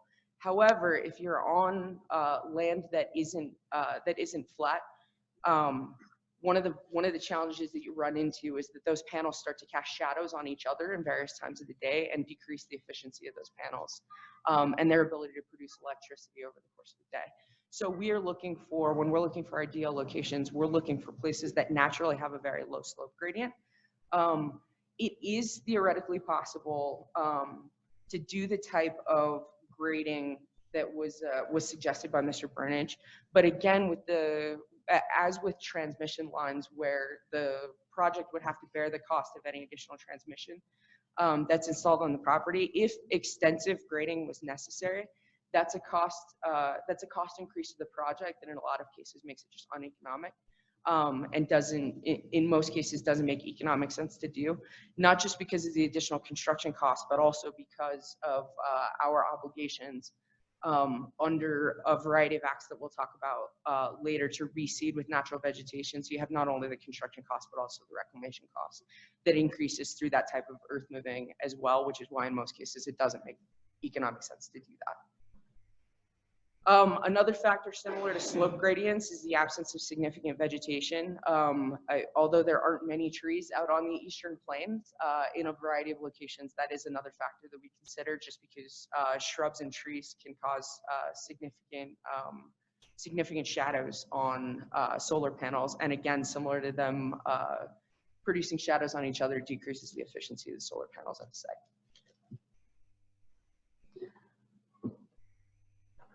One of the other, so a few of the other things that we consider when we're siting, they're listed here as macro factors in the location of a particular site. So when we're looking at a project boundary, they're also on the next slide as well that we'll talk about, the more micro factors. So once we've selected this 640 acres or this 2,000 acres or whatever's required for the project, we do a variety of studies that determine the exact location of the solar panels that take into account a variety of other things, including two things that are listed here: environmentally significant habitats and species that may occupy those spaces. So not only are the species present, but also are favorable habitats for any species that are protected both at a federal level and a state level. Are those present? One of the reasons why the planning lease structure, the planning and production lease structure is so important to us as an industry is that during that planning lease phase, that's what we're doing. We're working to develop the project, but we also have a little bit of certainty that the land board is open to the idea of an energy project there, and that we can conduct the environmental studies that we need to determine whether or not the site is feasible. From our perspective, we looked at it from a macro level. Now we're looking at it from a micro level to determine which acres, not only is the site suitable, but which acres are suitable as well. Another factor that goes into is land use regulations. So most often in the state of Colorado, that comes into play through a bill that was passed in 1974. It's House Bill 74-1041. which gave local jurisdictions at the county level the ability to regulate land use that was of particular state concern. So the concern was renewable energy among a variety of other uses was considered important at a state level. And local jurisdictions wanted to make sure that they didn't lose the ability to regulate the siting and locations of those projects that would be located in their local communities. And so most of them have established what are called 1041 permitting processes or 1041 review processes. And that most often is the land use regulation review that's conducted to determine whether or not siting is suitable. Occasionally you will have projects that will will have what we call a federal nexus, which means that some portion of the project comes under jurisdiction of the federal government. Most often that occurs when you're interconnecting to transmission lines that are owned or partially owned by the federal government through WAPA, the Western Interconnect. Occasionally that occurs when you're locating projects on lands that are owned by the federal government. Most often that's BLM, Bureau of Land Management, but also occasionally Forest Service and other jurisdictions as well. There is one other relatively common way that a federal nexus for a project can be established, and that's through use of USDA rural development financing. That also creates a federal nexus and creates the need for an additional federal review of the project. So regulations that impact the siting and design. As previously mentioned, species of concern through the through the Endangered Species Act. I would like to point out that similar to what Mr. Burnage talked about earlier, we also adhere to the policy and consider the practice of mitigation levels and steps. So as we're looking at these different regulations that govern siting and jurisdiction, our process also is to avoid, minimize, and then mitigate. So for instance, wetlands are regulated by Section 404 of the Clean Water Act. It is possible to get permits, and in some cases necessary to get permits to disturb certain areas of wetlands. And then there's a permit process, and in most cases, a mitigation that occurs related to that. Our preference as an industry is to avoid those impacts whenever possible, and when they are necessary and not avoidable, minimize the extent of those impacts. Related to the to the Endangered Species Act, the Migratory Bird Treaty Act, and the Golden Eagle Protection Act. We do a macro level review of species potentially of concern through published literature, and also coordinate with state level agencies. So in Colorado, that's the Colorado Parks and Wildlife, to determine and to get their feedback, not only about the siting of the project and whether or not they view it as being environmentally appropriate from a siting perspective, but we also get feedback on the types and the durations of the studies that we're doing to confirm whether or not sensitive species and sensitive habitats are actually located on the site through a voluntary consultation that we conduct in the case of all of our projects. Other voluntary standards that we adhere to, the Avian Powerline Interaction Committee is a joint and voluntary organization between industry and the utility, as well as U.S. Fish and Wildlife Service and a couple of other jurisdictions, to try to minimize the impact of siting of transmission lines and on avian species, and prevent and mitigate the impacts of collisions of bird species with power lines. Most of the time, the National Environmental Policy Act, or NEPA, as we mentioned, that process is not typically required unless there is some component of the project that creates a federal nexus.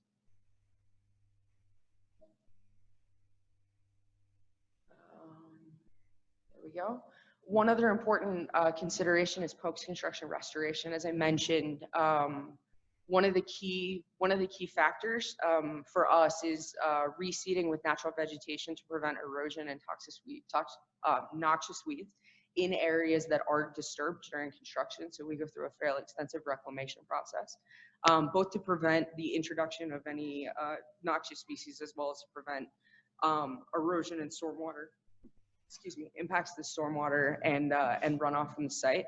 We also, as part of the Section 1041 permitting processes with the local jurisdictions, will establish a road use agreement where we do a consultation where we talk about roads that we would like to use during the construction process and delivery. We'll do a pre-construction survey to determine the baseline condition of the roads that are in that area, and then do a post-construction analysis of the roads with an agreement, a written agreement between us and the counties in most jurisdictions that obligates us to bring the roads back, any roads that were damaged during construction, back to the condition that they were prior to us being there. It's important to note that that doesn't mitigate our obligation to also do restoration of any road damage during the construction process as well. So it's not as if it's a, we'll fix everything when we're done. We fix, things that will affect the usability of the roads as we go along in the construction process.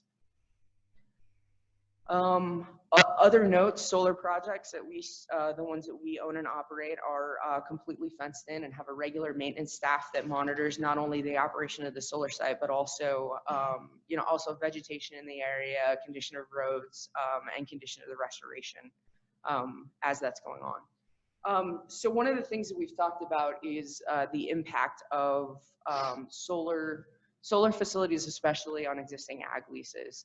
And one of the things that we wanted to bring up is that's definitely a balancing act that we are very cognizant that the state land board needs to go through.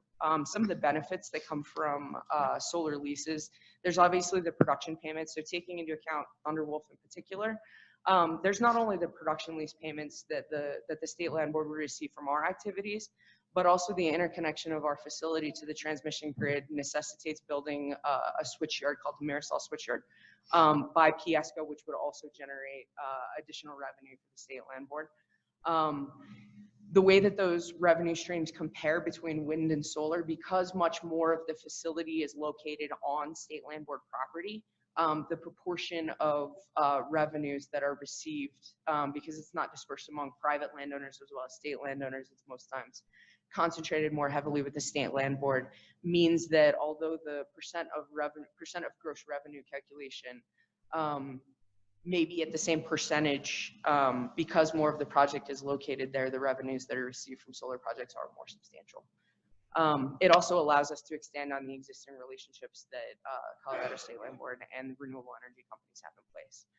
One of the questions Commissioner Heath asked was the relative frequency of projects being denied by local jurisdictions. That's not a very common occurrence. As a matter of fact, I'm only personally aware of one instance in which a county jurisdiction has declined a solar storage project within the state of Colorado.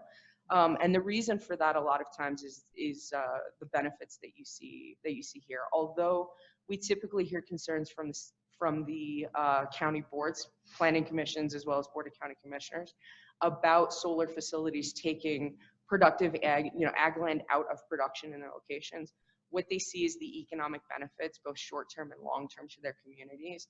And given the relatively low number of acres that would be removed for those facilities and the relatively high benefits that they see, in most cases, we see them take those into account and determine that the benefits from the solar facility outweigh the loss of the agricultural land. So what does that mean? Particular benefits that we see from the Thunderwolf Solar Project. It's expected to create 300 to 400 jobs during the peak of the construction. So over that 18-month time period that we talked about. In most cases, those are direct jobs that don't take into account additional jobs in the local area that are due to increased business to restaurants, hotels, RV parks, parts stores, and things of that nature, as well as 11 long-term operational jobs during the operation of the project, was at a time period that's expected to last 30 to 35 years in the case of most solar facilities. In addition to those economic benefits, we're also seeing economic benefits from additional tax revenues from the property taxes that are collected from us for the facilities that we've installed in those properties. So that's definitely a cost-benefit analysis that most of the jurisdictions in which we're looking to permit projects go through. And as I mentioned, in most cases, the decision that those jurisdictions are making, with one exception of which I'm aware, they've decided that the benefits of those projects outweigh the loss of agricultural production in their area. That completes my presentation, pending any questions that you might have.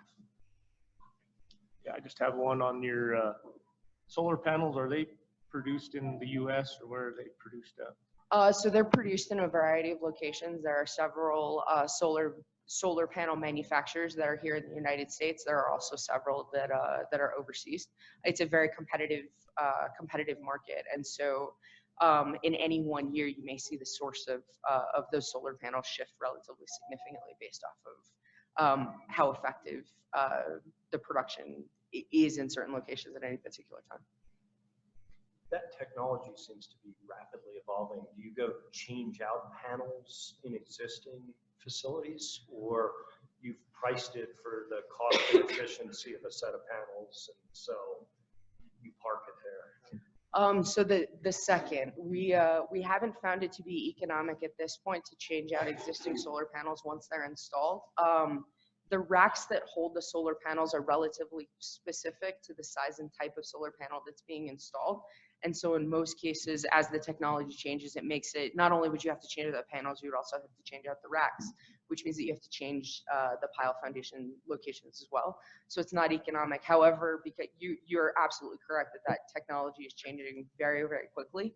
And in most cases, when we're pricing projects, we are projecting what we expect. This is Thunderwolf and Neptune are projects that, have been under development for us for approximately a year. And we are, projected, assuming that everything goes well, projected to build those projects in 2022. So when we're developing those projects, we're looking forward to not what is the technology today, but what do we expect it to be when we start construction in June of 2021. Yes, ma'am. This is probably, Commissioner Heath, probably more of an educational question, but you said that in Colorado, it's not possible to do things because of the status of the bilateral market and things that you can do elsewhere.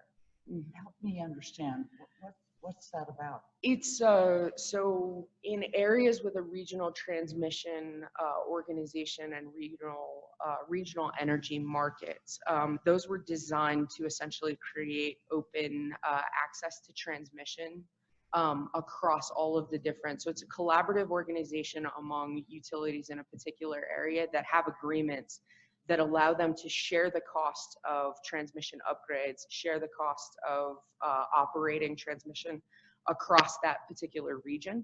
And one of the byproducts of that is most important here is that it creates an open access so that you have the ability to connect to transmission lines that may be owned by one utility, but sell to any one of the members of that regional market at no additional cost.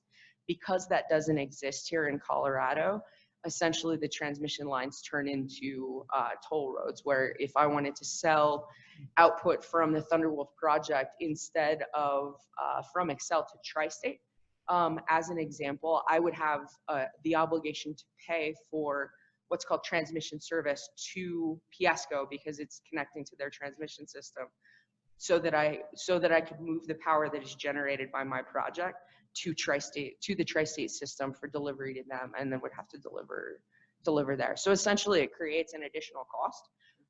It gives the utilities more control of their transmission systems because they own and operate those.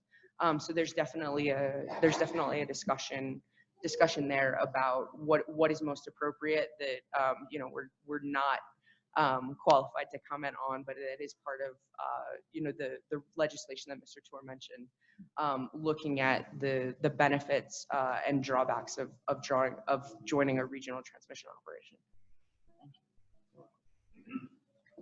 Yes, sir. Have you had one of these facilities get to the end of its life yet and had to do the reclamation, or this is all new enough that they're at the midpoint of their life?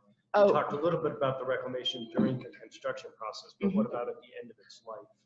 What does that look like? So we haven't gotten to the end of one of our solar facilities in our portfolio yet, but we have gotten to the end of a few of our wind facilities. And what the reclamation looks like per our agreements, in some cases with the local jurisdictions and in some cases with the landowners and in some cases both. Similar to the agreements that we have with the counties regarding road restoration, where we will bring the facility, we'll bring the roads back to a similar or better condition as they were before we got there. That's essentially our obligations for restoration of the project once we get complete. Okay. Any other questions? Great, thank you very All much for your time. Thank you. I had contemplated taking a break, but we've got members of the public who wish to speak, and I'd just as soon sort of work through it. So if you need a break, take care of yourself, and we're going to power through. So we've got about a half an hour left on this item. Chris? Yeah, that's exactly what I was going to say. Okay. So yes, I know we do have some of our lessees that would like to speak to the board. So would love to for the board to invite them up. And then following that, if the board has any questions, we have lots of people in the audience that could probably answer most of your questions if they haven't already. Staff members, the presenters, as well as our lessees. So. Okay. I think I saw maybe 3 or 4 folks at least who identified that they wish to make comment on this item as part of our public comment period. You're welcome to self identify and come up. Welcome, and please introduce your name. Mr. Butterworth, Yourself for thank the you so record. much for Yes. the invitation to be here. Commissioners, my name is Maggie Hanna. This is my mom, Ann Hanna, and we are representing Hanna Ranches Incorporated. We have been a lessee of the land board for close to 70 years. I want to start by thanking all of you for taking the time and the commitment to try and understand this issue and to understand how it impacts some of your current lessees. We are all deeply grateful to have the opportunity to partner with the State Land Board to manage and steward these important lands for the state of Colorado. I would like to highlight, though not all of these issues are on the agenda today, but the community that is here to speak on behalf of the ag lessees are dealing with a little bit of a trifecta this year, in that we, in a span of 8 weeks, received notice of these solar planning leases, the public access program enrollment, and then a 32% rate increase. So please know that we come from a place of trying to be good partners. Some of our concerns with solar development in our community include the degradation of our community. As Mr. Burnage from TNC mentioned, ag needs ag to survive. We need to be able to move product and depend on one another. We interact, we work with each other, we help each other finish big tasks in the community, but we also are vibrant parts of the community. So we serve on school boards and community boards and park boards. And as we start to challenge our ability to function as ag producers, we challenge the ability to function as a community. I also want to note that ag, tourism, and energy are our top 3 industries in the state of Colorado. So we do have to work together, but I want to make sure that we do it in a way that we can all survive into the future. I also want to, I know that a lot of these things have been touched on by other presenters, so I'm going to try and be brief, but the tax base, I think one of the challenges for our community, and our fire department is here to speak on this, but removing the opportunity for private landowners to take advantage of solar developments removes the tax base from this community. So if the State Land Board pursues development of solar, we lose that revenue from our communities, we lose it from our school district, and we lose it from our volunteer fire department. I also want to touch on job creation, and I obviously am not an expert in job creation nor the management of solar developments and their long-term life. But at our last community meeting with UE, oh, and to back up, Hanna Ranch is the southern border of the Palmer project. So I am intimately familiar with that project. Anyways, at the last community meeting, we met with them, and they shared that there would be really just one person long-term managing those facilities. It should be noted that JV Ranches, when fully operational as an ag operation, employed 4 people full-time. The other piece that's been touched on pretty regularly is changing technology.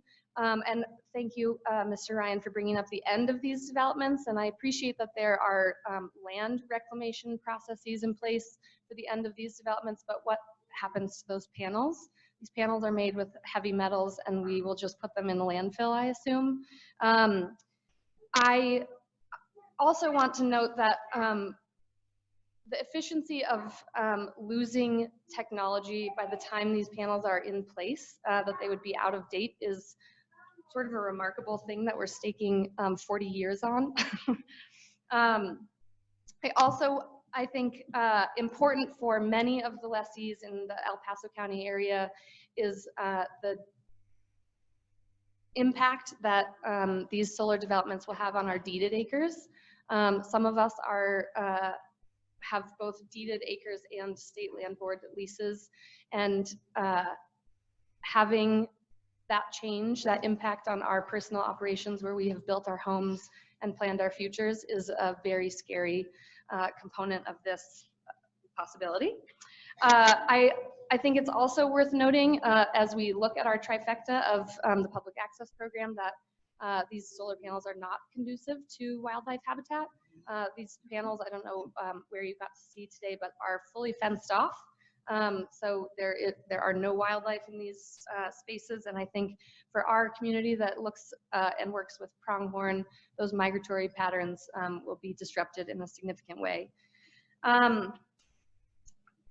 So as I conclude, I want to, do you have anything else you want to add? So as Maggie said, Hannah Ranch borders a solar field, not a solar garden, but a solar field. And watching how it was put in was jaw-dropping. So you have to realize that when they come in, they take off the topsoil. And these panels are so close together, they're more than likely going to be springs. When we went to the meetings before this infrastructure was put in. They're more than likely to be what? Spraying for weeds. When we went to these meetings, we asked again and again, you know, this is impermeable structure. Where will the water go? Where will it end up? And do you have a plan for it? And we were never answered. Subsequently, we had an enormous, wonderful rainfall. But when it comes, it comes all at once. And it washed out a road. Subsequently, our volunteer fire department was on its way to rescue somebody, and the road gave away, and that truck went in, and 2 men were badly injured. To put that road back in was $1 million. So the question that I'd like all of you to ask is, how sustainable is this? And what will the impact be to that land? Will that land ever be able to be returned to agriculture? And who will be responsible for that impact on us that live there? Thank you.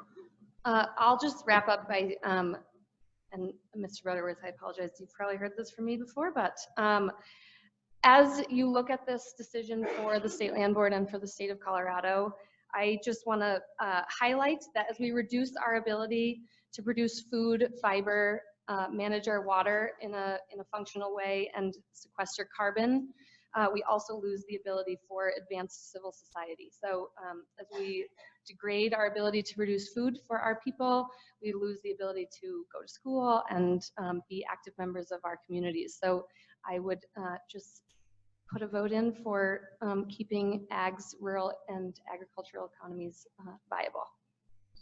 Thank you. Yeah. Yes. How big is your ranch, acreage wise? Deeded or state lease? Deeded, yeah, and then collectively. We'll go 2,000 acres roundabout deeded, and then close to 9,000 acres state lease. Any questions for the Hannahs? Okay, thank you. Yeah, thank you. Are there other members of the public who wish to make comment? Mr. Frost? I think that's Mr. Mr. Foss.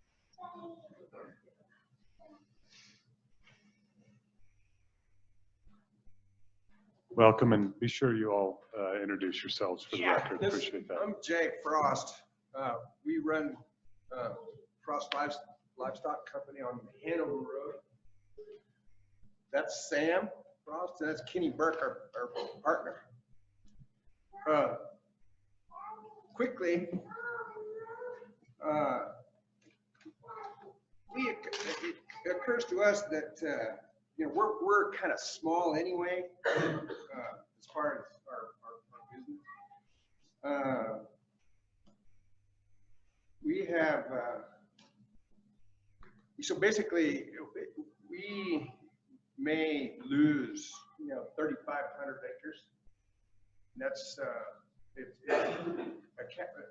equates to about 64 calves that we will not be able to sell. That's $48,000 per year lost revenue, 16% you know, decrease.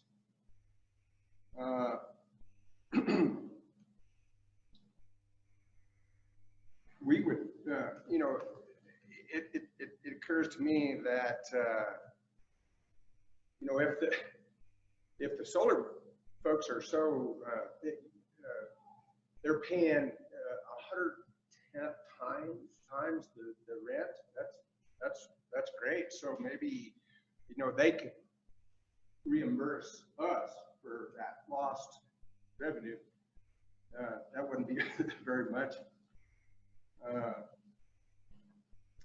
Let's see, the one other thing is geographically, that pasture that we graze now, there's an old trail there. It was part of the Goodnight Loving Trail. It's called the Chico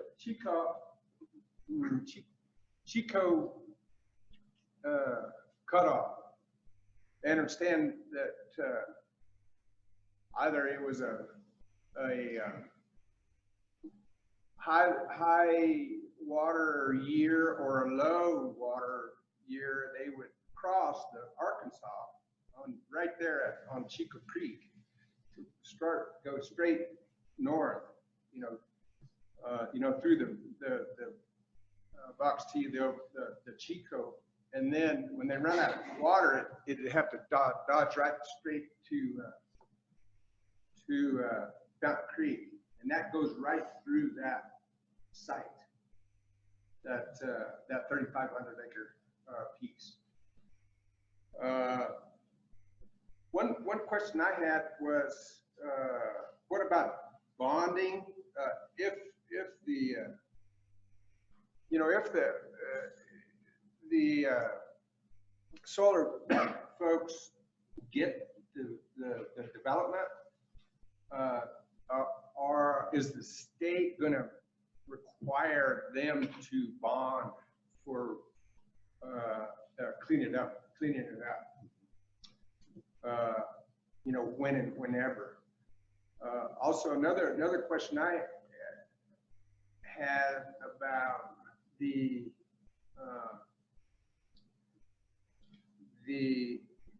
if the current solar outfit sells it to another outfit, are you going to require the same you know, removal and or revegetation of the land? One thing that I should, you know, caution the board strongly is to not kill that grass, because we've you know, in this country we've you don't want to kill any grass, because, you know, as we found out in Crowley County, it takes a long time to get back. Another question I had about what is the relationship between, you know, Colorado Springs Utilities and these area solar outlets? I understand that it was you know, the current development that you saw today, that's part of you know, that first phase of the Colorado Springs Utilities initiative. It seems Colorado Springs Utilities and the you know, Aurora have long sort of screwed up a bunch of stuff in Crowley County for sure. And we don't want that to happen here.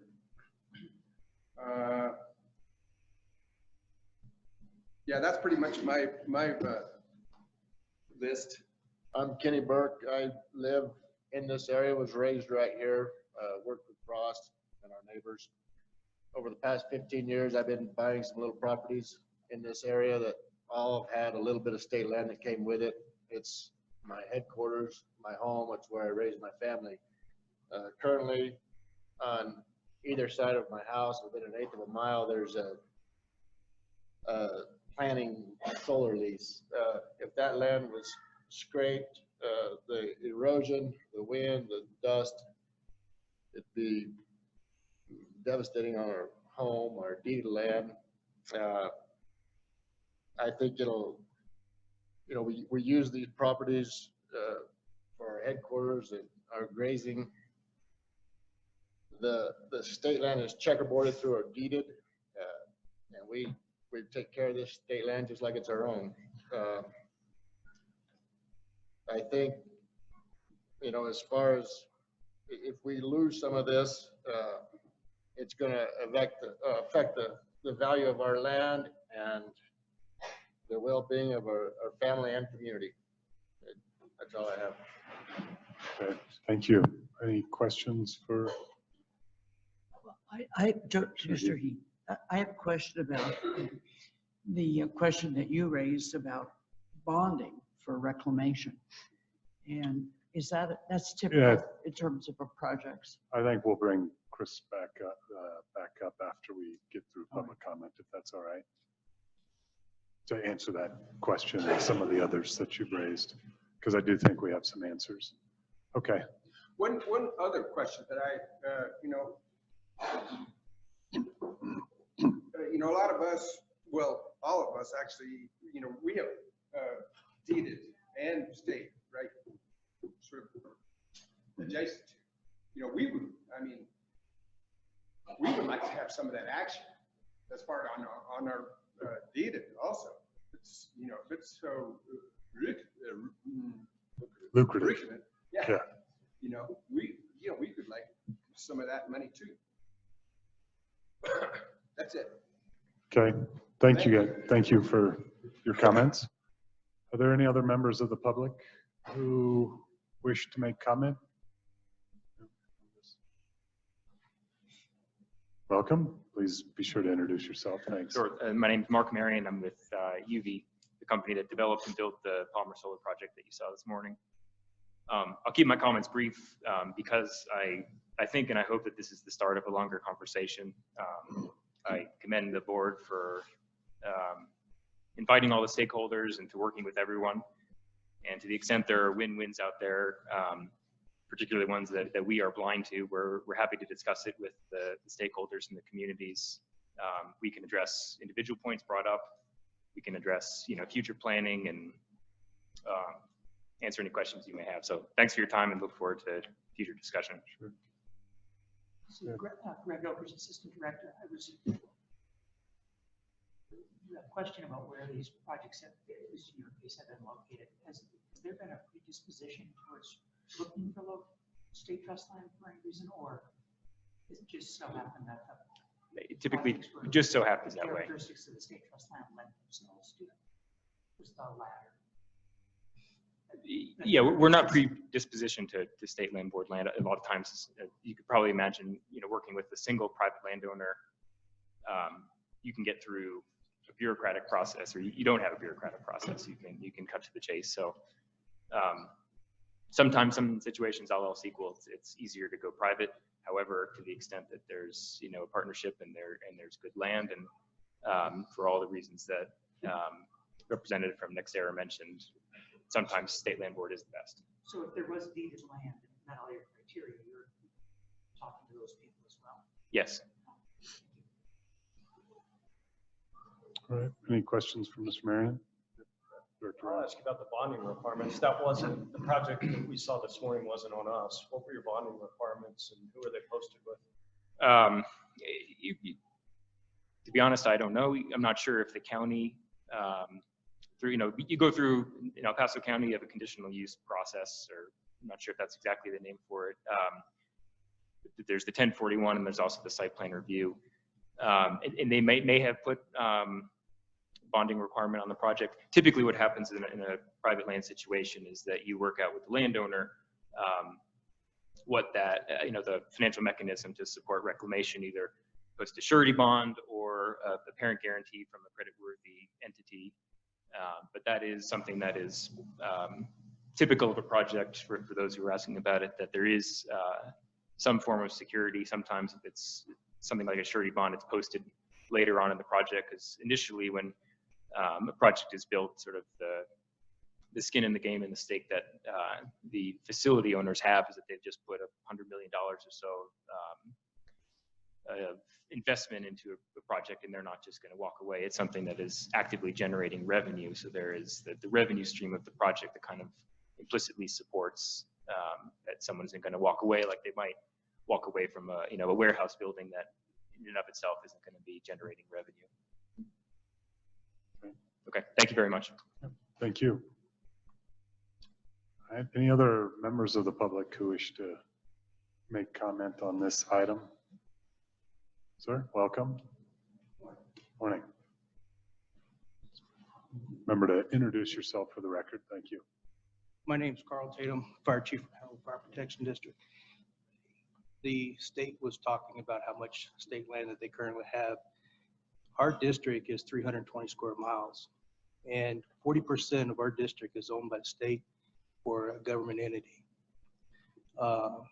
So if you looked at the 117 fire that burned up almost 50,000 acres in 2018, when we went back and did the overlay of where the fire actually burned at over what our district looked like, almost 3/4 of that fire was on state land. We burned up 50,000 acres in about 6.5 hours. We had fire fronts moving about 50 miles an hour. The reason why I'm saying this is mitigation is key if we're going to approve this project on state land or any other land. Is if we do not have a good fire mitigation plan, we cannot protect that infrastructure there. The state talks about they're wanting 80% renewable energies. But what happens when those renewable energies get burned up during a catastrophic fire? Where's our power come from then? I think that we need to look at the entire picture. We're not speaking against this project. We're not speaking for this project.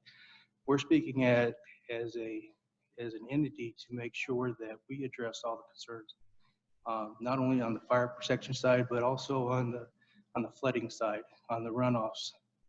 We did have a truck go through a washed out bridge. I can't really say that it came off of this particular project that caused the issue. But it did, from what the county said, it did cost $1 million to repair that bridge. Hanover Road, where we have the possible runoff coming into it, we already have localized flooding. We have a small irrigation ditch onto Frost Ranch that may not be adequate enough to handle this runoff, this water. Given I have not seen the entire project of what it looks like and where that runoff may concern, is we have concerns right now with water runoff, and I'm not sure exactly where that's going to end up at, or how that's going to get diverted back into Fountain Creek or away from the roads or the infrastructure that we currently have. So as we go down this pathway, I would hope that we start looking at the entire picture, the big picture, instead of just renewable energy that we're looking at, or just the ranching side of the house. And I concur that ranching is a big part of our district and our heritage. But if we're going to mesh these two entities together, we've got to do it in the right aspect. But also, we don't need to incur a big, huge liability out there that we're not prepared to defend. And that's all I've got at this point. Thank you. Any questions? All right. Any other members of the public wishing to comment? Christopher, maybe sort of to wrap up, and David. Commissioner Heath did have a question around the bonding issue. If you maybe just briefly overview of our process and protections that currently exist. Sure. I'll ask David to answer the question. We do not have any utility scale solar on our land at this time. So I think he may speak to either other lines of business or our solar gardens and what we require. Yeah, so certainly the State Land Board requires a bond on all leases like this, and we will also with solar utility scale projects. And the board, more importantly, dictates what that amount is. So we make a recommendation to you on what that amount should be. We don't specifically have a formula for utility scale projects as of yet, but we've got several other methods that we use, such as for rights of ways. We charge $5,000 per acre for any right of way for restoration. And a lot of times that comes out to be equal or more than the consideration payment that we receive. And for renewable energy projects, for example, like wind projects, that's calculated on a basis, not to get too much into the weeds, but it starts out at a $25,000 bond, and then any additional megawatt is an additional 25 grand. So as you can imagine, that adds up pretty quick. We feel like it could be some combination of that when we consider that for utility scale projects. Thank you. Any other questions for our team? Any other comments? Yeah, sure. I could probably answer a couple of the questions that were raised.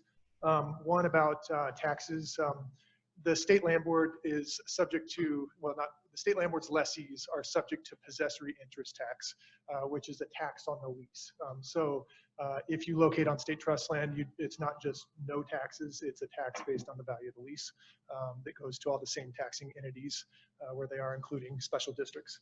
And then a second question I can answer is if a developer sells to someone else, then the lease would be, we would have to approve an assignment of the lease, but the lease would remain intact. And it's in the lease that all the bonding requirements are set forth. So.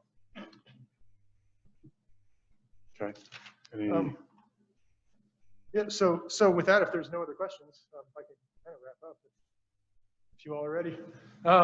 So again, there's no action today.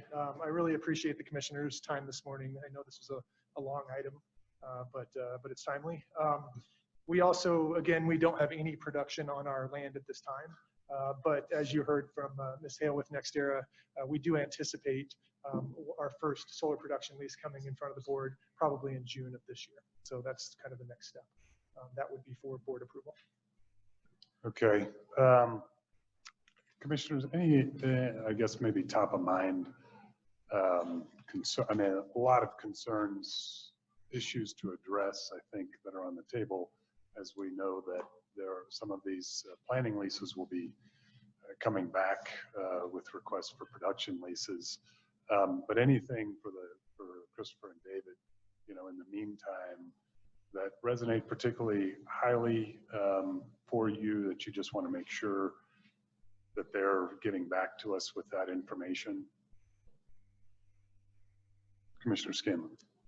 This is Commissioner Scanlon, and the fire department raised kind of an interesting question. I think, I'm not sure that we've kept up with community wildfire protection planning processes or plans against this kind of a renewable large scale footprint, and how that might be factored into some of our thinking in terms of what we require and look for to with wildfire mitigation.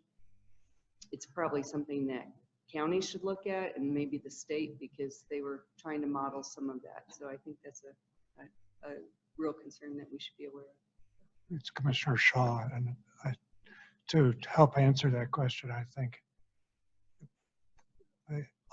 anybody who is attempting to undertake one of these projects is subject to all local and community review and approvals. So I think there's an opportunity to make sure that this doesn't go unchecked.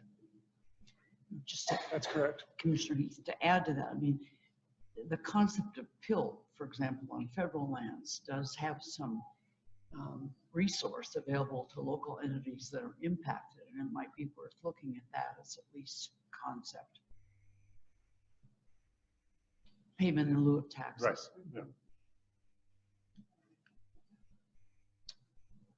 Okay, well, sort of, you know, for, I think to wrap this up,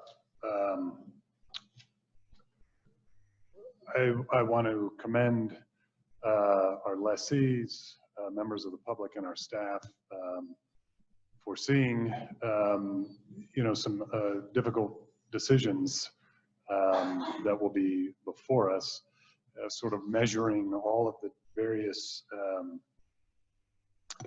concerns. I mean, we've heard about wildlife, we've heard about land use, ag, fire, flooding, runoff erosion, advancement of technology, greenhouse gas offset, climate change, political pressures, economic pressures. And I think what I appreciate is we're having this discussion, this information today, well before decisions are made. And I think, you know, if I heard correctly, we might be seeing a request for production lease maybe in June. And, you know, I think I would look to staff and the commission to, we got to sort of get to a place where we can have a broader conversation. And I mean, we've got TNC, Colorado Energy Office.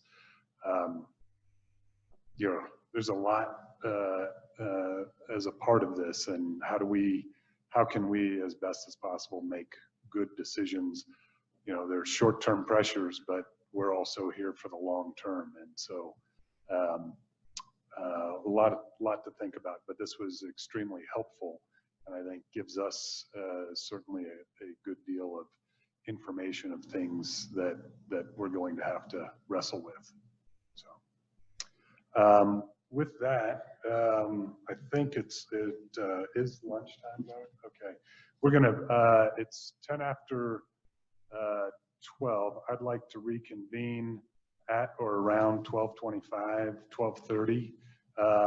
We're gonna grab lunch, and it appears that we have quite a few people here, I'm guessing for the revenue accounting policy discussion. People wanting to weigh in on that. No, actually, I'm sure they're here for our next item, which is the solid mineral lease addressing Red Canyon. So, Commissioner, before we break, folks, if you've joined us and haven't signed in on either the laptop or the clipboard that it makes its way around, it's really important for us to have you on record as being part of this public meeting. Yep. So please sign in so we know you're here for the particular agenda items. Okay, so we're going to take a break. Commissioners, grab lunch, sort of work through that fairly quickly. We've got a full agenda ahead. Thank you.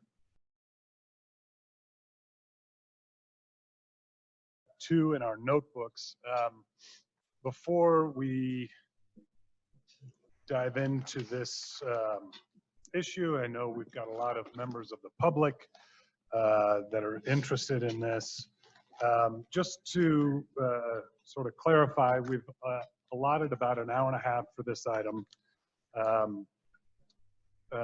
This is informational, so we're not going to be taking a vote today, and For members of the public, I'd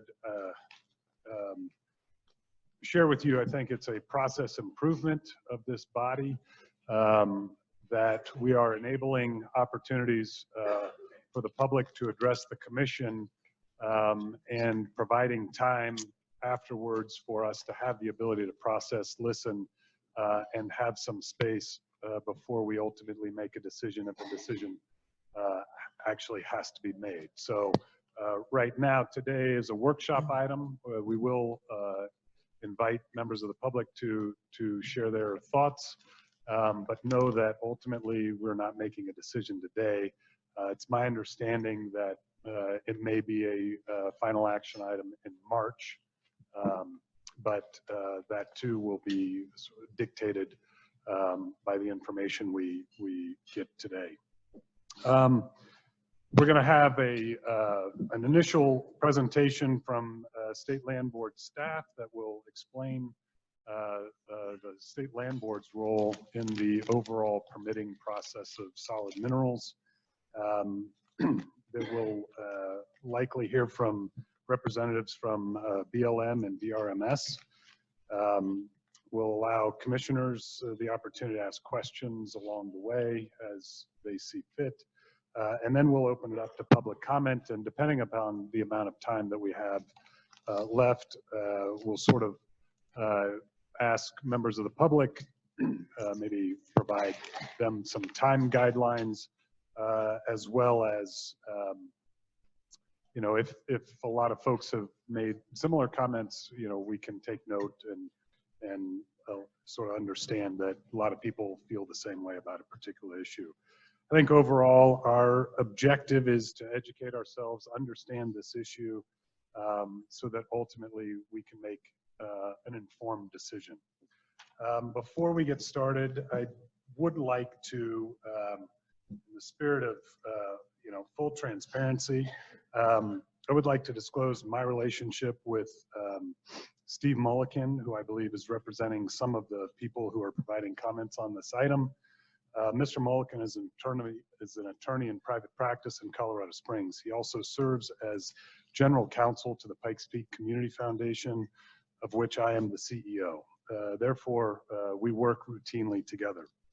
I have no financial interest, direct, substantial, or otherwise, in Steve's practice or any other business or undertaking of Mr. Mulliken's.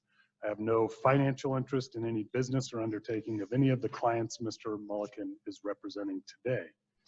Probably most importantly, the item we are discussing today, and any decision the board eventually reaches, will have no economic impact on any business or other undertaking in which I have a direct or substantial financial interest. My relationship with Mr. Mulliken, I don't believe, will affect my ability to act independently in fulfilling my fiduciary duties and determining what I believe is in the best interest of the trusts that we manage. I have discussed this with our Assistant Attorney General, Ed Hamrick, who represents the Land Board. It's our understanding and belief that under these circumstances, my participation in the discussions and decision on this item will not violate the Colorado Code of Ethics and Standards of Conduct set forth in 24-18-108-5. Even though there is no violation of the Code of Ethics, the Land Board's Conflict of Interest Policy 200-08 also addresses potentially perceived conflicts of interest. Under the policy, I'm disclosing my relationship with Mr. Mulliken to my fellow commissioners, and I'm happy to answer any questions you may have. Under the policy, each commissioner should indicate for the record whether he or she has any concerns about my independent participation in the discussions and the eventual decision on this matter. If a majority of the commissioners believe recusal is appropriate, I must recuse myself from further participation in this matter. And also under this policy, if two of the commissioners believe I should not participate, the choice of recusal is left to me. We're following our conflict of interest policy. I would ask my fellow commissioners if they have any concerns about my participation in facilitating this discussion and subsequent action. Commissioner Shaw, I have no concern. Okay. Thank you very much. We'll move on, and I will turn it over to Lindsay Brandt. I believe you're going to lead this. Yeah, thank you, commissioners. I'm Ben Teschner. I'm the solid minerals manager, which means that I oversee all of the solid minerals leasing for the board. And I'm Lindsay Brandt, Stewardship Trust Manager, and I oversee the Stewardship Trust Program for the Land Board. So as Commissioner Butterworth introduced, we're here to not bring in an action to you today, but to discuss a proposal which is likely to come before you sometime in the next few months. The reason we're bringing it to you in this format is because this proposal is a little bit complicated, and we expect to have a fair amount of public interest in this particular proposal. So as part of this process, we're going to be discussing the Red Canyon property specifically, but sort of woven into this discussion is also about how we do solid minerals leasing and the processes that take place between us considering a proposal to reaching the actual point of mining and revenue generation for the board. The shortest version of this proposal is that it is a proposal to protect nesting habitat for Mexican spotted owls. And we will go into more detail about that. The goals for today, the goals for this proposal are to protect the nesting habitat for Mexican spotted owls. Those are a threatened species under the Endangered Species Act. To maintain revenue generation from a solid mineral lease, and do this while we balance our mission to generate revenue for schools and also fulfill our stewardship objectives. Just a little framework, as Commissioner Butterworth already indicated. We're going to give you an overview of the Red Canyon proposal. We have a local expert who's going to provide us some more information on the Mexican spotted owl. We're going to talk a little bit about the solid mineral leasing and permitting process, and then we will have an opportunity for public comment. We would also like to make sure we answer any questions that the board has and find out what other information the board would like us to gather in the future to help you make this decision. This is a revised version of a schematic that you may have seen before, and this is outlining how we go through the solid minerals leasing process. And it starts with some sort of application or proposal, comes to staff for review. If staff determines that it is worthy, then it goes to the board, at which point it may become a lease. And if it does so, then it has to walk through the solid minerals permitting process, which is outside of the state land board's purview, as we are not a permitting agency. So in the case of Red Canyon, this particular proposal would have to walk through processes with the BLM and the National Environmental Policy Act, Department of Reclamation, Mining and Safety, CDPHE, Colorado Department of Public Health and Environment, and obtain local permits from the county, all of these processes include public comment periods. The Red Canyon property is located in the northeast corner of Fremont County. And if we zoom in on that area, you can see that the Red Canyon property is within this red box here, about equidistant between where we sit here in Colorado Springs and Canyon City to our southwest.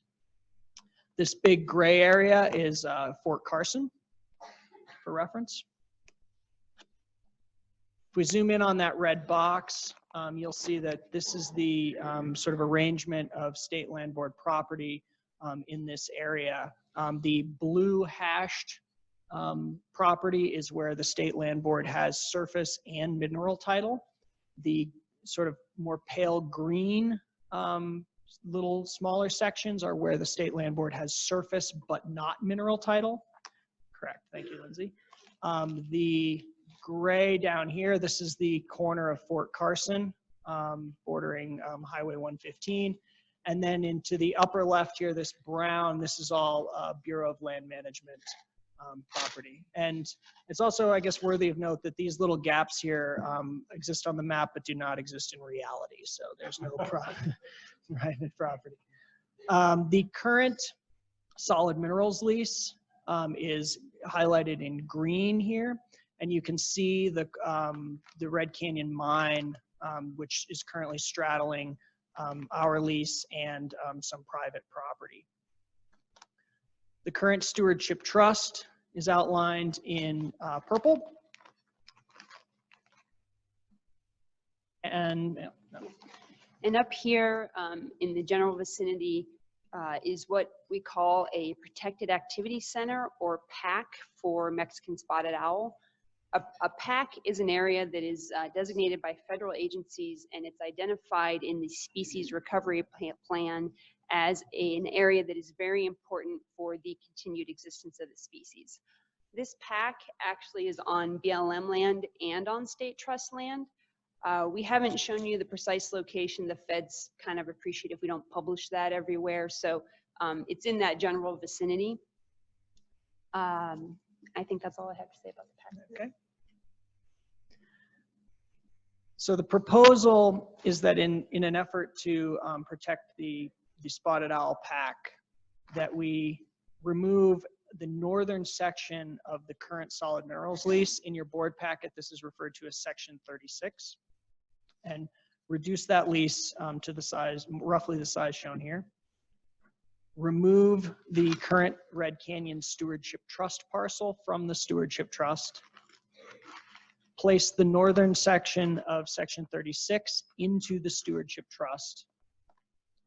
And then to make up for the lost solid mineral lease, issue a new solid minerals lease to Martin Marietta for the parcel shown there in light green.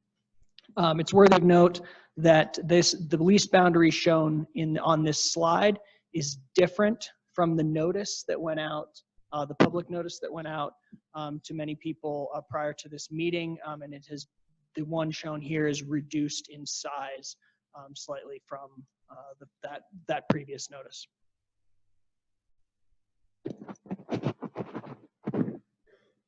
One other thing I'd like to call out, no problem, with the stewardship trust change is the new proposed stewardship trust acreage up here is slightly smaller than what is proposed for removal. As you know, the size of the stewardship trust cannot go down, and so we would designate additional lands elsewhere. Right now, we're looking at some sage-grouse habitat in Saguache County that would compensate for the change in acres. Both the current Red Canyon Stewardship Trust parcel and the proposed new Section 36 parcel have natural values besides the Mexican spotted owl. Because we're limited for time, I'm not going to go into a lot of detail about those right now. That information is included in your board packet as exhibits 1 and 2, and we can certainly answer any questions you have about those when we get to the end of the presentation. Again, here's the solid mineral leasing process that Ben mentioned. As part of this process, staff does consult with subject matter experts to get their input on such a proposal and make sure that we are kind of proceeding in the best way we can. One of those experts is Matt Rustin. Matt is with the Bureau of Land Management and has been monitoring Mexican spotted owl in this pack for several years. And he is here to provide us a little more information about the owls and their status and their habitat. I want to note that Matt is the biologist responsible for monitoring the owls. He is not the person at BLM who is responsible for leasing federal mineral estate. That's somebody else. And with that, I'd like to bring up Matt Rustin. I'll make space.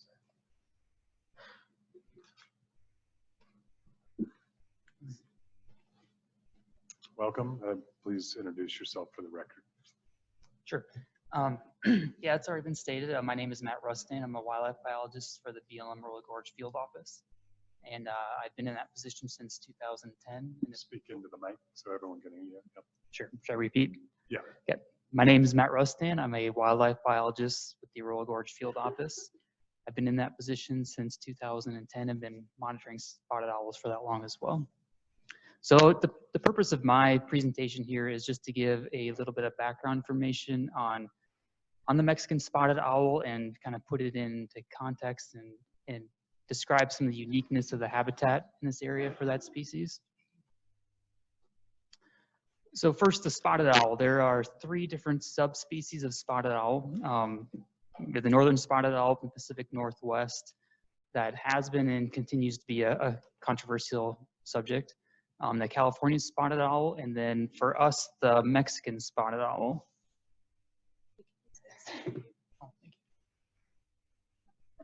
And one thing I want to note here is that, so we are kind of on the northern fringes of their range. So this is kind of the front range of, the southern front range of Colorado. Because of that, we tend to be more of a, I would say, a population sink rather than a stronghold, which plays a role in just the availability of habitat for the species in this area. So a description of Mexican spotted owls, just from visual description, they have dark eyes, they have mottled appearance with irregular white and brown spots, brown tail with thin white bands, and the male and female plumage are identical, so you can't tell the difference between the two by visually looking, but they do sound different, so you can tell, when you're doing a survey, you can tell the difference just by their auditory sounds. And as already stated, it is a federally threatened species. So under the Endangered Species Act, there's 2 separate categories. We have endangered species and threatened species. And probably the simplest way to explain those is endangered species are at risk of extinction now, whereas a threatened species is at risk of extinction at some point down the road unless changes happen. So why is it a threatened species? So across its entire range, the primary reason is the historical alteration of habitat or deforestation, as well as now the threat of stand replacing fire as a result of how forests have been managed in the recent past. I would say in our area, these aren't so much as great as threats as they are in more of the strongholds in the southern ranges of their population. For us, the limiting factor for spotted owls still remains availability of habitat. So speaking on habitat, and I'll just be speaking specifically for the area in question or the area within my field office. As you go into different parts of their range, they will occupy different types of habitat, such as like Mesa Verde, where it's more pinyon forest and these canyons with potholes that they'll use for habitat. In our area, we tend to find owls in these more slot canyons, these really narrow canyons with steep cliff faces that create moist microclimate in the bottom, and that's tend to be the reason why they're focusing on these areas. So some physical descriptions of this habitat are, they are generally a mixed conifer forest, and with Douglas fir and white fir are the primary components. We'll sometimes see them in some ponderosa pine, and then pinyon pine, juniper, and gamble oak along the slopes on top of these mesas. So it's not a very big picture, but right in the center of that picture, there is a spotted owl sitting on a limb.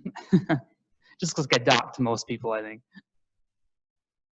So here's another visual representation of what that habitat would look like. And typically it's going to be more of a closed canopy forest. Here it's beginning to open up a little bit just so you can see the different tree types. But it's a closed canopy with these fir trees that are focused primarily on the bottom of these canyon areas. And then as you move up the slope, you get into the pinyon juniper landscape. Another important component is a dense understory. And the reason why that's important, it's a dense understory with dead and down woody material, is this provides the habitat for their prey base, which I'll get into a little bit more later. So here again, you can see where it's a fairly thick mixed conifer forest. In this particular picture, it's under a high canopy and a lot of dead material down below. And again, in the middle of the picture, it doesn't show up very well in a smaller screen like this. There's a female spotted owl and behind her fledgling. But again, just shows an example of what their habitat typically looks like. So another important component is these canyons tend to have a steep wall on them, or a steep cliff face. And there's abundant rocks and cliffs with ledges and potholes. And the reason for this importance is, one, it narrows that canyon width that tends to then hold moisture and allow these other shrub species and these mixed conifer species to grow, which typically, given the percentage of, or the amount of rainfall that occurs in this area, would not flourish there. But because the water is focused in these narrow bands, then we see this mixed conifer and really dense shrub component appear. Here, yeah, just another example of what that cliff face would look like. An important component about these cliff faces as well is that they tend to have these, like I said, the ledges and these potholes, these little incisions within the rock that then the spotted owls will use as a nest site. So if you get into the Arizona, New Mexico area of spotted owl habitat, the trees can get large enough where they'll nest in the trees, or these kind of broken tops with an overhang or a canopy over top. In our area, our trees just don't get big enough for nests to be built in. Therefore, they key in on these rock ledges or holes within the rock for those nesting areas. And then lastly, the most another important component is this intermittent water in these small areas of riparian habitat. Again, it just allows that vegetation to grow, allows the mixed conifer trees to be able to grow in such a dry area and create that dense understory with the high canopy cover that's needed for both protection from predators and for raising their fledglings once their fledglings come out of the nest site. Yeah, just another example. Here you can see there is some riparian habitat in the forefront, some willows, and then with that mixed conifer component in the back. So all these pictures just kind of give an idea of what their habitat will look like in this area. And that it's really scarce. I mean, it occurs in these little pockets here and there. It's not just an expanse of large, acres upon acres of this type of habitat. And that's why we only find them in, half dozen so canyons within our resource area. So that's important to note. So they use this type of habitat as a roosting area. So they roost there during the day. And again, that's where they require that high canopy cover for protection from and protection from other raptors that will, I guess, kill them, for lack of a better word. Not necessarily for attack them, there you go. Not for as a food item, but more as a territorial act to remove another predator from the landscape. So here, yeah, it's just spotted owl roosted in a really dense type vegetation area where they're hard to find. I mean, you can walk through a landscape like this and walk by them and not know they're there. And I know a biologist that was here before me, one of the first times I went out, we were walking through a canyon similar to this type of habitat, and he spotted one 100 meters or so in front of us, and I could not find it until he walked me to that point and showed me up in the trees. So it does take a trained eye to find these things. Here's another typical roost site where they'll get in a large tree like that that's along a rock ledge, so it provides them both protection from the top and from a horizontal viewpoint. So this is what I'm describing as far as a potential nest site, or this is an active nest site here actually. So it's just a hole in a steep cliff, and allows a lot of protection from ground predators and It's what they've keyed in on some of these areas. So it's not necessarily that you need that really steep cliff face, but you need a steep cliff face that has a component like this in it for them to use. Here's an example of another potential nest site, or I shouldn't say potential because it is being used as well.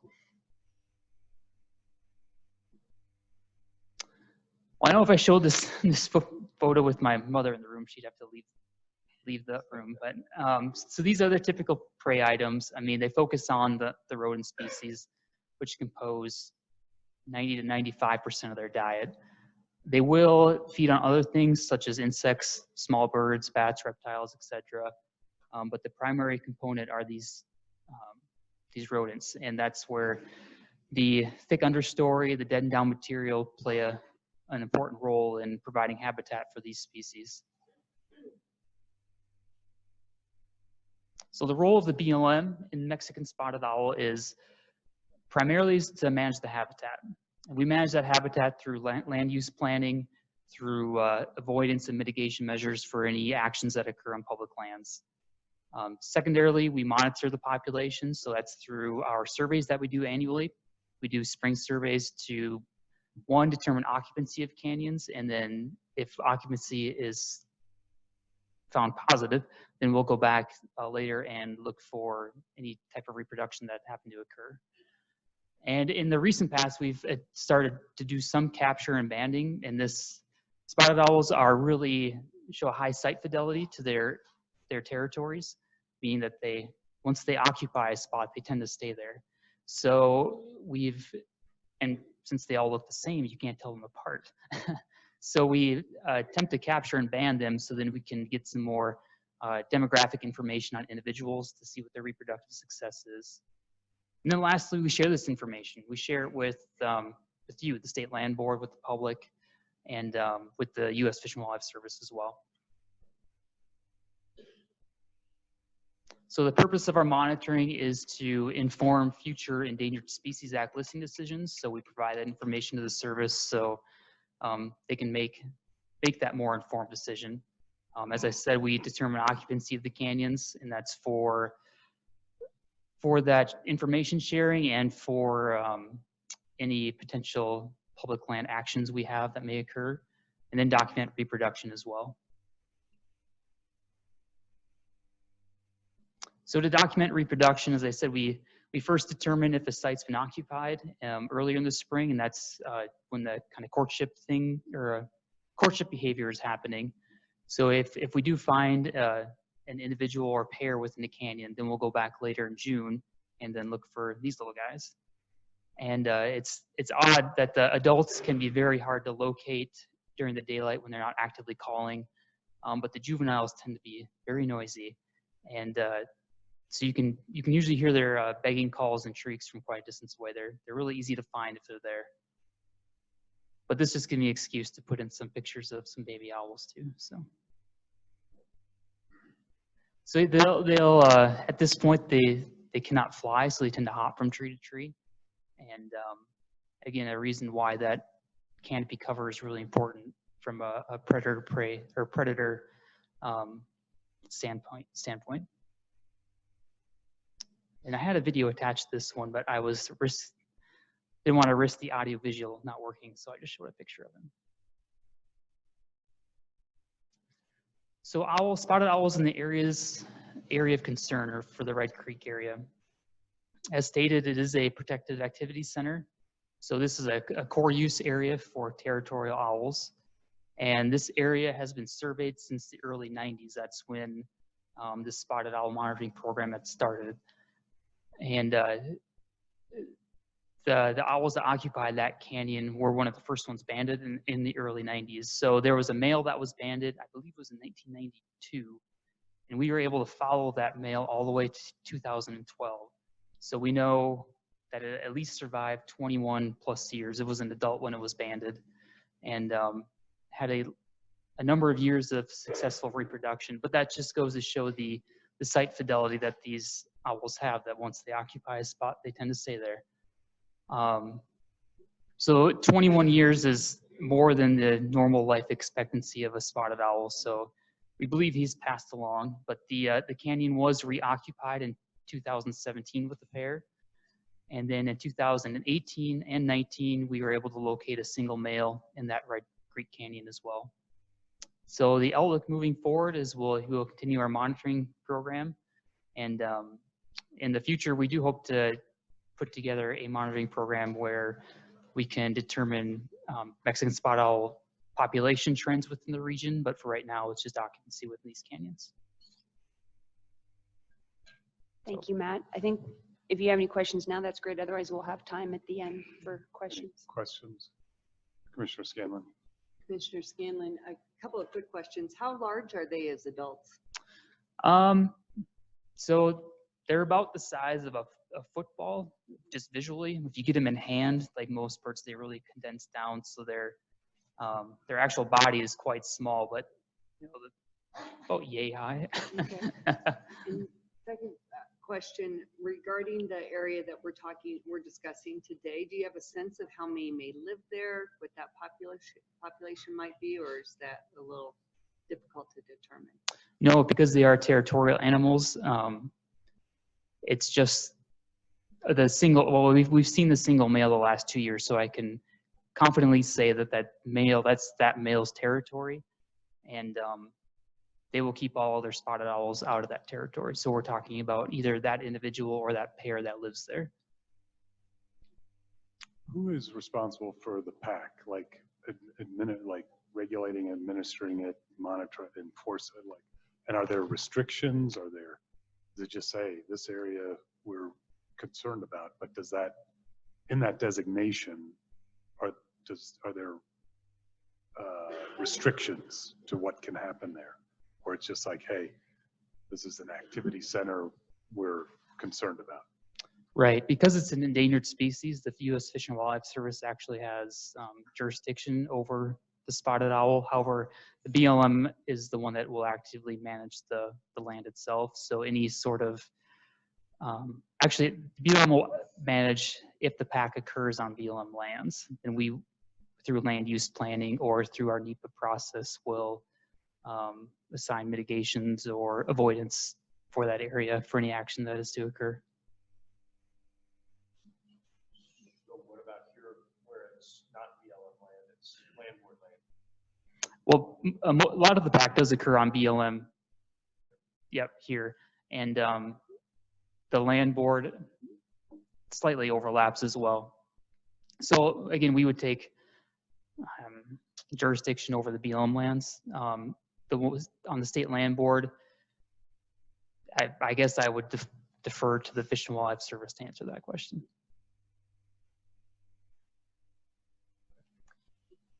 Unfortunately, Fish and Wildlife was going to be here today, but their representative They don't care. was not able to make it. So thank you very much, Matt.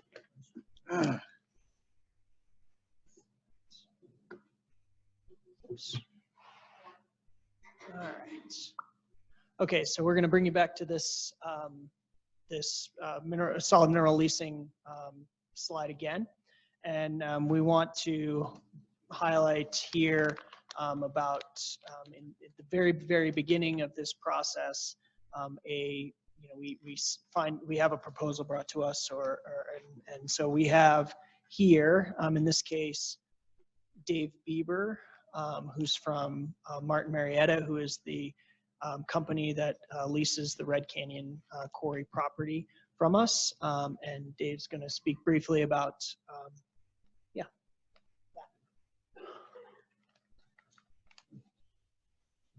Welcome, and please introduce yourself for the record. Thanks. Good day, commissioners. I'm Dave Bieber. I'm the manager of geology and survey for the Western Division of Martin Marietta. And as staff has already said, we lease a portion of the Red Canyon Quarry from the state land board. In fact, 640 currently permitted acres currently for mining in section 36 that we lease from the state land board.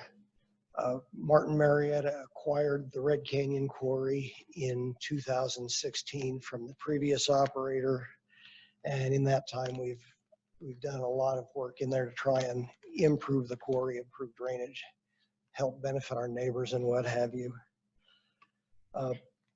This proposal came at the behest of State Land Board staff and U.S. Fish and Wildlife that came to us and said, would we consider an exchange of some of our mining acreage in Section 36 for other state lands to the west? And to be fair to Ben and Lindsay, that request predates both of these staff members. So they will unfortunately probably not be able to address that request for you. Anytime an agency partner that we work with comes to us with a request such as this, we are always willing to consider it. And in this case, they came to us and said, will you make this exchange in order to provide additional nesting and roosting and enhanced habitat for Mexican spotted owl in the area we are permitted to mine in exchange for areas to the west. So we, Martin values its role as a good neighbor, as a responsible corporate citizen. And so we're always willing to consider these types of requests from agencies and from partners we work with. That said, this is the beginning of this whole process. We look forward to working with State Land Board, with our neighbors, with the community, with U.S. Fish and Wildlife, and with various stakeholders to see if we can move forward with a proposal that provides us with a viable mining alternative that is good for the community, that is good for wildlife, and that works for everyone. All of that said, if this exchange does not go through, we'll continue to mine the currently permitted state land as we have been. Are you able to do that through the PAC? Do you know? The PAC itself, there's a question as to with the PAC, whether that could be done under our current permit or whether that mining within the actual PAC area would require an incidental take permit from U.S. Fish and Wildlife.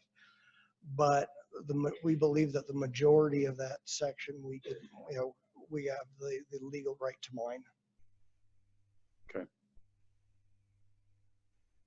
Any questions for Mr. Bieber? All right, thank you. All right, thank you, Dave.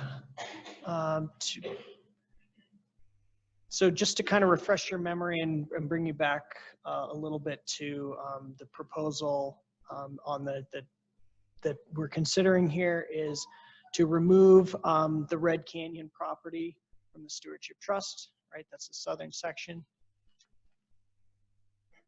Approve the changes to the solid minerals lease, and then designate new areas into the Stewardship Trust, the northern part of Section 36, and then additional property to make up for the acreage difference. One of the keys to this is that it would be contingent upon obtaining Martin Marietta being able to obtain the necessary permits to mine the new section. The reason for that is from a solid minerals leasing perspective, we wouldn't want to strand our solid minerals lessee with suddenly much less property than they had before. So coming back to this solid mineral leasing slide yet again, the current lease that Martin Marietta has is a fully permitted lease. It sits at the end of this leasing process. The new lease area, if the board approves this proposal, would start back here at the staff approval spot. And so that's actually where it sits now. So if the board approves this, that new parcel, that new lease would have to go through, again, BLM and getting a mineral materials sales contract from them. The reason for that is because some of the minerals under this parcel are BLM minerals. They're not our minerals. That inclusive in that process would be going through the National Environmental Policy Act, NEPA. They would need to obtain permits from Department of Reclamation, Mining and Safety, our Colorado regulatory agency, CDPHE, as we discussed before, and then the free permits from Fremont County. If we're unable to do that, then the status quo would remain. So to talk a little bit about the Department of Reclamation, Mining, and Safety portion of that, we have Michael Cunningham, who's the Senior Environmental Protection Specialist for them, and Russ Means, the Minerals Program Director, to discuss that process and what would have to take place. Great, thank you, and welcome. Sound like a broken record. Please introduce yourself for the record. Thanks.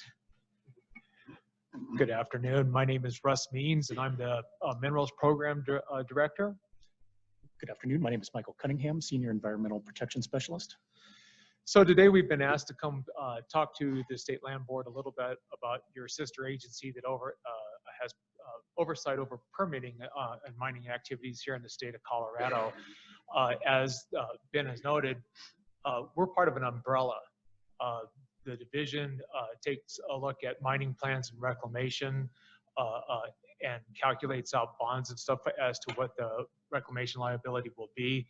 CDPHE has their role, BLM has a role, so it's not just one particular agency that or group that has jurisdiction, but multiples along the way that help ensure that lands are returned to a beneficial use.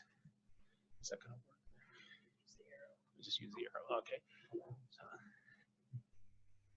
So really briefly, the Division of Reclamation, Mining, and Safety, as you know and stuff, is part of the Department of Natural Resources.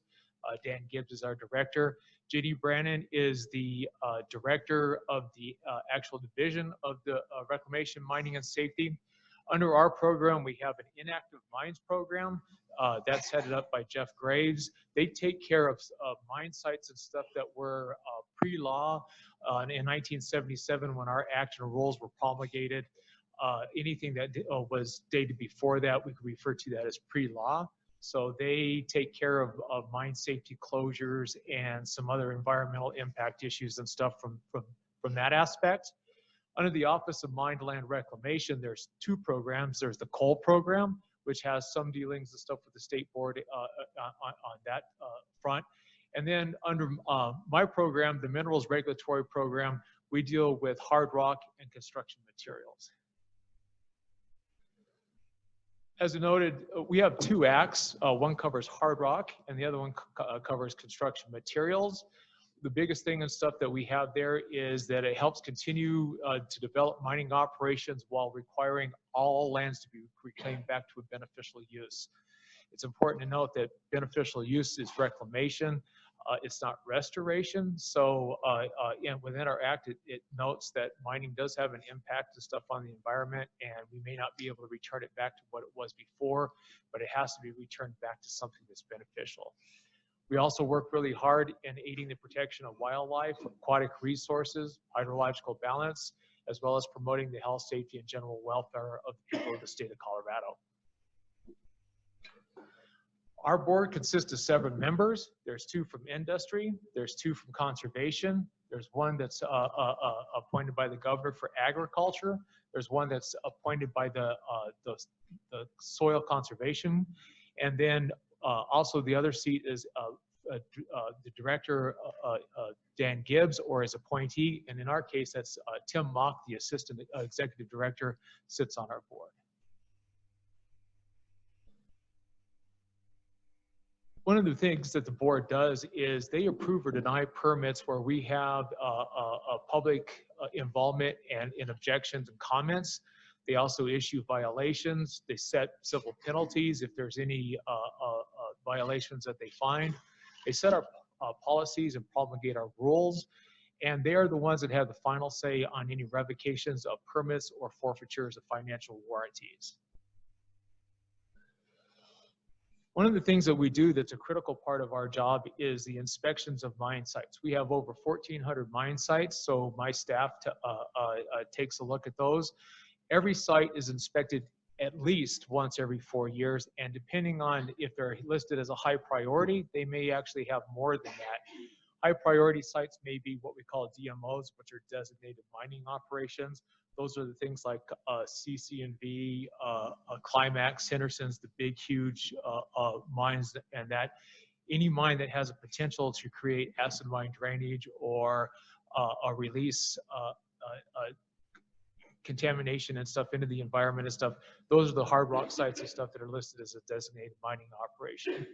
Here in the last couple of years, we've put big quarries in that classification as a high priority, just simply because of they're visually impactful and stuff to the community, but there are also and stuff there has issues and stuff in that to make with bonding and with other impacts and stuff in that we feel that it needs a little bit better oversight than just every 4 years. Any kind of bond releases or reductions requests that we have for either acreage or financial warranties, it requires an inspection. Anytime we have a citizen complaint, at a minimum, we're out there within 30 days. If it has some kind of an environmental impact that we can see immediately, we can be out there within 24 hours. And of course, if we have an operator request for an inspection, but operators don't really ask that often for inspections. One of the critical parts of what we do is calculating out what the bonding for reclamation is. The financial warranties and stuff are actually based on the approved reclamation plans. The important thing to remember here is that the bond amount is what it would cost the state to step in and complete reclamation if an operator for some reason defaulted. So those costs include indirect costs such as profit, administrative fees, project management, and that. So that's all calculated into our bonds. We use what's called CERCES. It's a program, the stuff that we helped develop back in the 1990s with the Office of Surface Mining. It's such a successful program that other countries and other states have used it similarly, as well as some of the federal jurisdictions have been trying to work with us and stuff to use it. It's updated annually. So when we go out and do a bond and recalculation based on current conditions, we have up-to-date data and stuff as to the real-time cost for what it's going to cost to reclaim that site if something should go wrong. One of the big important aspects of our act and our rules is that any permit or amendment has to have all other local, state, and federal permits in place prior to mining. So even though the division may go through their process and determine that the application meets our requirements and that's within our jurisdiction, if they don't gain the other approvals at that point and stuff, and that the project dies on the vine unless they can overcome those. So with that, what we want to do is we want to talk a little bit specifically about the Red Canyon Quarry, and Michael's going to take it from here. Thank you, Russ. I'm going to touch on the Red Canyon Quarry and the operation. I'll keep this part brief because I know that the board is quite familiar with this operation. And then I'll touch on some of the permitting actions that are going to be required on our end under the reclamation permit if the stewardship trust proposal is approved at the end of the day. And then finally, we'll show you a few slides of some examples of successful reclamation at quarries so you guys can have a representative idea of what that may look like at the end of the life of the mine. So of course, Red Canyon Quarry is situated in Red Creek Canyon. It lies between an elevation of 6,900 and 7,400 feet. The primary commodity that is being mined there is an aggregate material. They mine using conventional quarrying methods, which involves drilling and blasting that material to free it. Additional on-site processing occurs. That's crushing, screening, and washing to get that aggregate into the final product. Under our permit, Red Canyon Creek has 675 acres. However, to date, they've only affected 59.4 acres. We hold a financial warranty in the amount of $334,000. And as Russ indicated, that is something that we evaluate every time we go out to do an inspection or anytime that the operator submits a revision for our consideration. And the designated post-mining land use at the site is wildlife habitat. The reclamation plan for any site is going to be highly site-specific. It's one that's developed by the operator, and in the case of quarries, it's based on some of these factors that I have up here. Overall stability of the quarried slopes, what our rock conditions are, how much topsoil and overburden we have available, what our post-mining land use is. Sometimes we consider aesthetic concerns as part of the reclamation plan. I would note that our rules and regulations don't directly address aesthetic concerns, but sometimes if those requirements are imposed on the local level, they can make their way into our permit. At this particular site, the drilling and blasting mining methods are going to create benches that are approximately 40 feet in height, and they're going to have an outslope of 2-to-1 horizontal to vertical. Reclamation would involve placing topsoil on these benches and seeding them, and there would be similar reclamation on the quarry floor. I would note that these reclamation plans are not set in stone. The operator can come in at any time and request to revise those. Our understanding is that this particular operator does intend to come in and revise their reclamation plan such that the benches that are created during the mining operation would be backfilled and all but eliminated from a visual standpoint at the end of the day. And I'll show some examples of what that'll look like here in just a second. So to touch on the actions that are going to be required under our end if the proposal is approved, we're really dealing with two of them. We have an acreage reduction and we have an amendment application. They're separate and independent permitting processes, but they can run concurrently. Just depends on how the operator wants to submit those to us for our consideration. An acreage reduction is simply where we release the performance and financial warranties on an area that has either been reclaimed or it was unaffected by the mining operation. And then the amendment application is what we use when we increase the acreage of the affected land. And I'll go into just a little bit more detail on each of those. So for an acreage reduction, which would apply to the northern portion of the quarry for the PAC area, the operator would simply file a written notice of completion of reclamation. Upon receipt of that release request, the division would provide notification to all owners of record of the affected land and to the counties. So that way those entities could provide feedback or comments if they'd like on the release request. Once we receive that request, within 60 days, we will send out an inspector to conduct an inspection of the site. If we find that they have reclaimed, we will go ahead and approve that release. If we find that there's still work to be done, then we would issue a denial. And all of our decisions are appealable to our board. The amendment process, really the best way to think about an amendment is it's identical to permitting a brand new mining operation. So we go through all of the same upfront public comment, and I'll talk about that here in a second. So once we receive an amendment application, that would be to incorporate any areas to the south of the existing quarry. We would provide notice to the operator, the county, any municipalities within 2 miles, and then a whole bunch of additional notices to sister agencies, Soil Conservation District, Colorado Historical Society, of course the State Land Board, applicable federal landowners, that'd be the BLM in this instance. In addition to the notices that the division would send out, the operator also has to handle these public notice procedures. So they're going to provide notice to the local Board of County Commissioners, Soil Conservation District. A full and complete copy of the application under consideration gets posted with the County Clerk and Recorder's Office. They post signs at the location of the proposed mine site, and then they will run a newspaper notice in the locality of the proposed operation.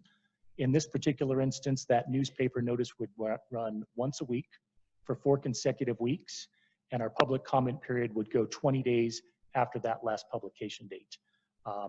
In addition to the newspaper notice, the operator would have to provide a copy of that directly to the owners of record of the surface and mineral rights, and they would be required to provide a copy of that to all landowners that are within 200 feet of that area, which is to say we have a very robust public comment period that's built into our amendment process. So what are we doing when we get this amendment? What we're doing is we're reviewing 19 exhibits that are required to come in. And these exhibits address our mining plan. Most importantly, they address the reclamation plan, how we're going to return the site back to a beneficial use. We look at water information from both a quantity and quality standpoint to ensure that the prevailing hydrologic balance for this area is maintained.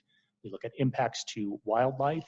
And certainly in this instance, we would be relying heavily on the expertise of U.S. Fish and Wildlife and Colorado Parks and Wildlife as well.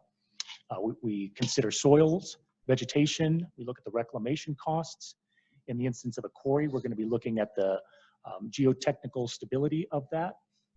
And then, of course, legal right of entry needs to be demonstrated as well. So once we receive that application and it's filed for review, staff is to make a decision on that within 90 days from the date that it was filed. That timeline can be extended by the operator up to 365 days. And that would be to allow them an opportunity to address any of our adequacy concerns. So once we start the review of this, we'll send them a letter identifying any inadequacies in their plan or points where we feel we need additional clarification. They'll respond and we go back and forth in kind until we feel we have an application that meets the requirements of our rules and regulations.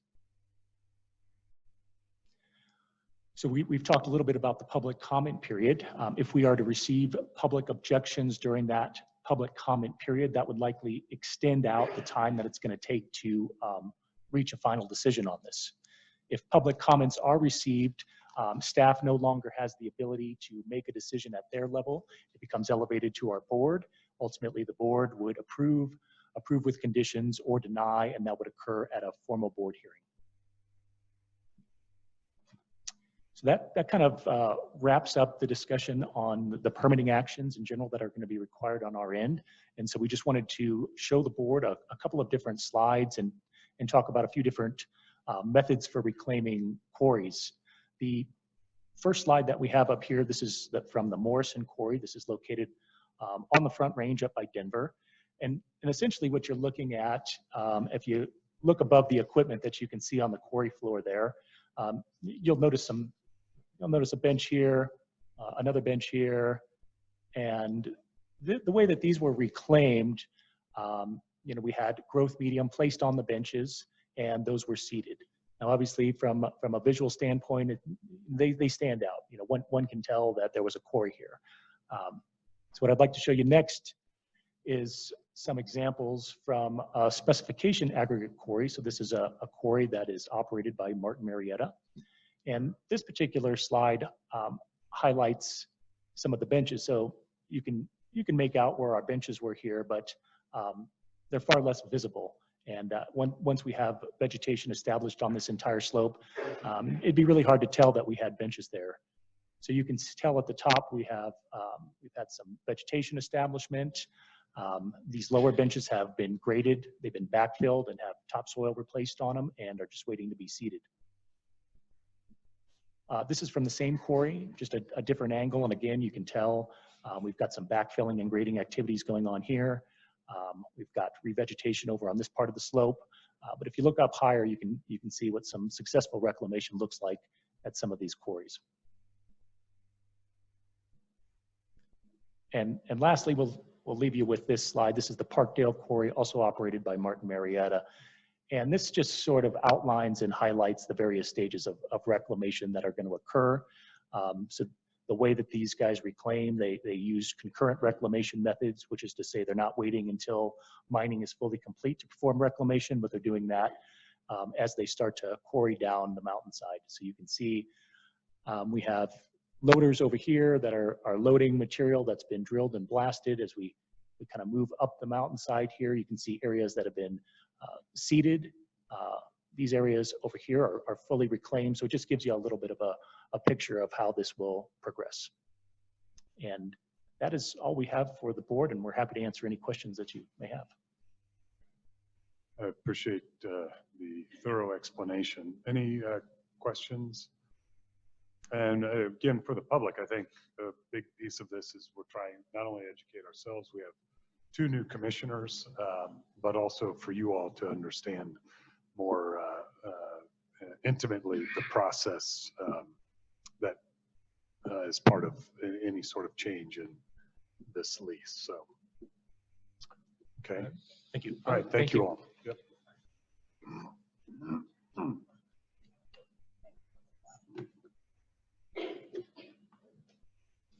Last but not least, Colorado Parks and Wildlife plays kind of a role in a couple different places in this process. We consult with them on the leasing end. We send a notification letter requesting comments from Parks and Wildlife as part of this lease. And as the folks from DRMS mentioned, they also consult with Parks and Wildlife during their permitting process. To that end, Karen Voltura, the Energy Liaison and Land Use Specialist for the Southeast region, is here to talk a little bit more about the role that they play. Right. Welcome. You know the drill. Thank you. My name is Karen Voltura. I work for Colorado Parks and Wildlife here in the Southeast region, and I am Energy Liaison and Land Use Specialist, which just means that I'm responsible for coordinating our comments on any energy development and any kind of large-scale land use or federal coordination regarding wildlife impacts and recommended mitigation or minimization techniques. Two things to take. So as that, just a reminder, CPW is a recommending agency in this, not a regulatory agency in this type of process for energy and land use. So we have no regulatory authority over it. We do consult with other agencies that do, like we said, DRMS, as well as like the Colorado Oil and Gas Conservation Commission and other agencies that do have that regulatory authority and provide our expertise and knowledge of the local issues for that. Regarding these mining issues, we really have two opportunities to provide feedback on some of these projects. The first one I would consider scoping, and that is basically what we're here for. So we have a footprint, an outline of the project, but we really don't have details on the mining operations, the mining plan, and the reclamation plan. So we're looking at just within that footprint, what's present, what wildlife uses it, what habitat there is, and then sort of what potential impacts there are depending on all of those other factors. And in that case, we either can be reached by a landowner or land manager, or the operator themselves may come to us and say, we're thinking of putting something within this boundary. What do you think our impacts are? And for us, that really is a critical time to sort of make these opportunities. And you saw the mitigation hierarchy. Avoidance is really only possible at this point because you can identify those areas that you would want to avoid. And then the minimization can kind of start now, but that really depends very significantly on what type of mining plan they have and the reclamation itself. So at that point, we can provide at least the idea of what wildlife is using the site, what we consider the high priority habitat at that location, and where we think those potential impacts might be. And that's still at a point where you can draw a mining plan and a reclamation plan to sort of offset some of those. And that's far preferable to us because we think there's a lot more opportunity at that stage. In addition to that, we have at the permitting stage, like they said, DRMS notifies us of any, not just new permits, but any modifications, amendments, any changes. We get an opportunity to provide feedback on that. We've gone out with some of their project managers on a site and kind of walked it. We also look at the reclamation. If they're reclaiming to wildlife habitat, we usually get a letter saying, do you think, are they done? Is this to a point where they've agreed to get it to wildlife habitat? And we can provide feedback and recommendations again at that stage.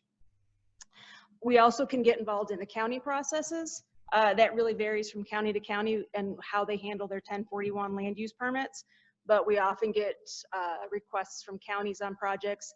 For this, a lot of it would include things like haul routes that are sort of outside the boundary of the mine, but are also part of the plan and the overall impacts. And then again, we would also provide feedback during those. For this project, she also asked to go over a little bit about what we see on this property. And I did want to introduce, we do have District Wildlife Manager Bob Croce here, whose district covers this area, as well as Area Wildlife Manager Jim Aragon out of the Slide office, whose area of management also includes Fremont. So if there are any questions after this site specific, they're able to answer those for you as well. In terms of the impacts, like we said, we're at a very early stage. We don't know what the mining plan, what the reclamation plan might be. So we really looked at these as what's on the site and what's potentially impacted.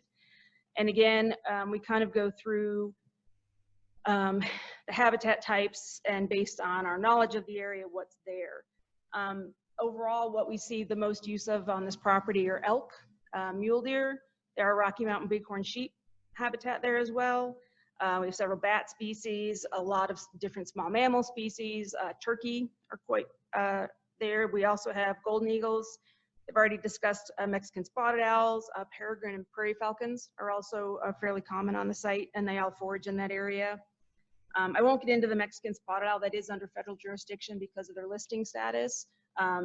But we do follow the same recommendations in their habitat, in their recovery plan that they would as well when we make our recommendations.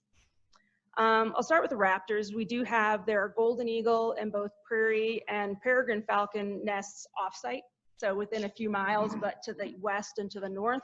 And those birds are use that habitat for foraging, so they are in that area looking for food.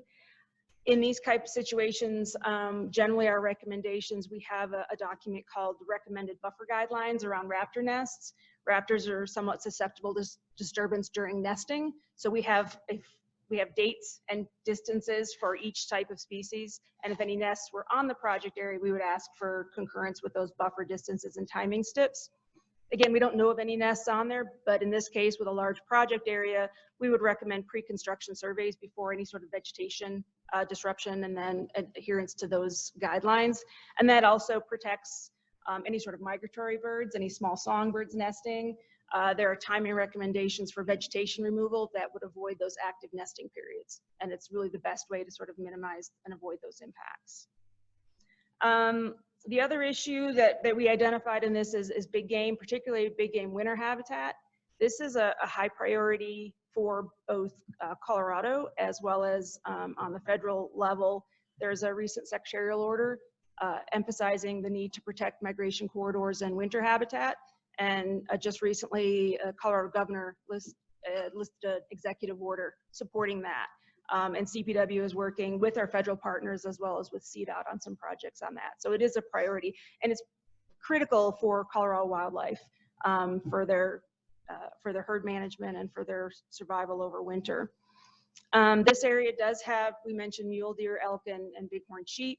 The primary uses for elk, we call it severe winter range, which means that sort of the highest snowpack, the minimum temperature, that's where most of the elk will be seen for that. And there is what we consider high priority habitat throughout that area. There is some mule deer, obviously they use it all winter, but that severe winter area is to the south, and it just barely overlapped the map we had, but any changes to that we could look at. Bighorn sheep, it is bighorn sheep winter range. Currently there aren't a lot of sheep on that property, and twofold, that herd is actually at somewhat low levels right now. And as Matt was describing, all of the primary, the good owl habitat, sheep don't like that. So there is winter range within there, but it probably is not the same as the owl habitat. In terms of mining impacts, when we have winter range, our general recommendations are, again, these timing stipulations to avoid disturbance when these animals are stressed. In the winter, they're very susceptible because they're already sort of at an energy deficit, and they're already stressed by the weather, and the more stress you put on them, making them move around, disturbing them, can be detrimental to their body condition. And that, in fact, especially for females that are going to give birth in the spring, you really don't want to stress them out during that time. So that's why we consider it critical habitat. So we generally have these timing limitations, and then for a lot of projects, we'll ask for density, like limiting road, anything that's going to fragment the habitat. Given these type of mining operations, that's not very practical. So in this case, we can look at when that initial disturbance is and sort of not getting into that initial disturbance during those times. But in general, it generally comes down to either looking at that reclamation plan and making good habitat post-mining, as well as off-site habitat improvements would be probably recommended. We do know bighorn sheep do like to use old mining areas, but elk probably not as much. So all of that, really, the scope of those impacts and how much you can minimize them really depends on that reclamation planning and the mining planning. So for big game, that kind of covers those. There is also in one corner some elk production area, which is areas where they'd be calving. It is to the far west of two of those sections, and I think it could be avoided pretty easily. It's a pretty small amount of overlap, and primarily west of the location that we were given.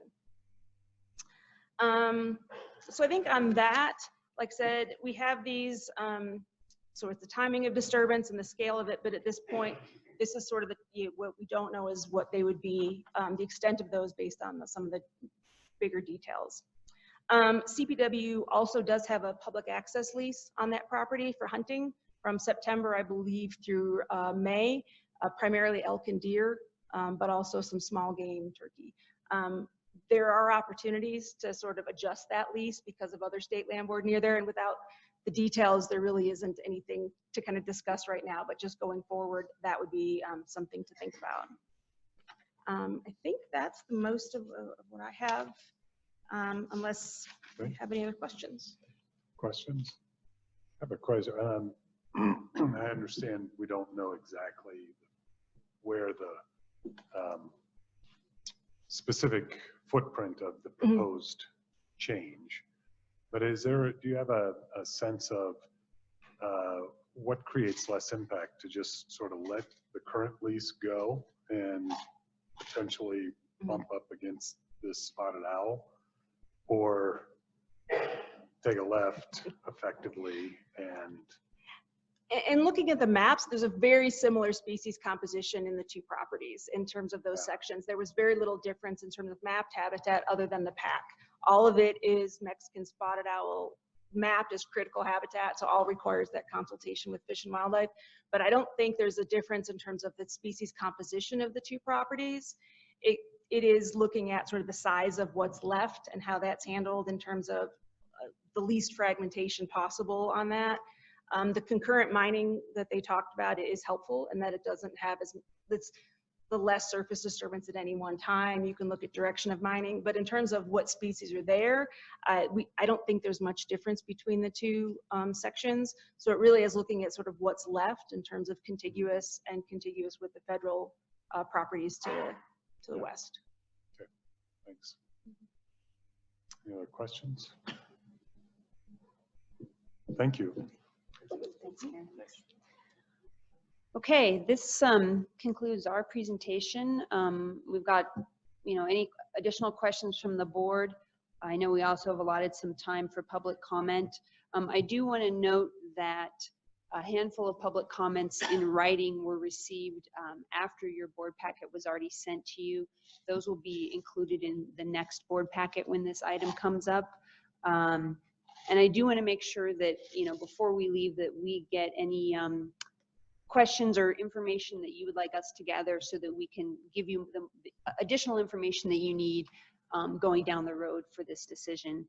Commissioner Butterworth, I'll kind of let you manage how you want to Thank you. take I do have questions for you all, but I might pose those after public comment. Okay. Any further questions for our staff before we move to public comment? All right, thank you, Lindsay and Ben. As we move into public comment, we have received quite a few written comments, and just checking the sign-in sheet and the comments that we've received. I know many of you who have made written comments are also here today. Just, it's more of an assurance that we actually take your public comments and share them with the commissioners and are informed in that way.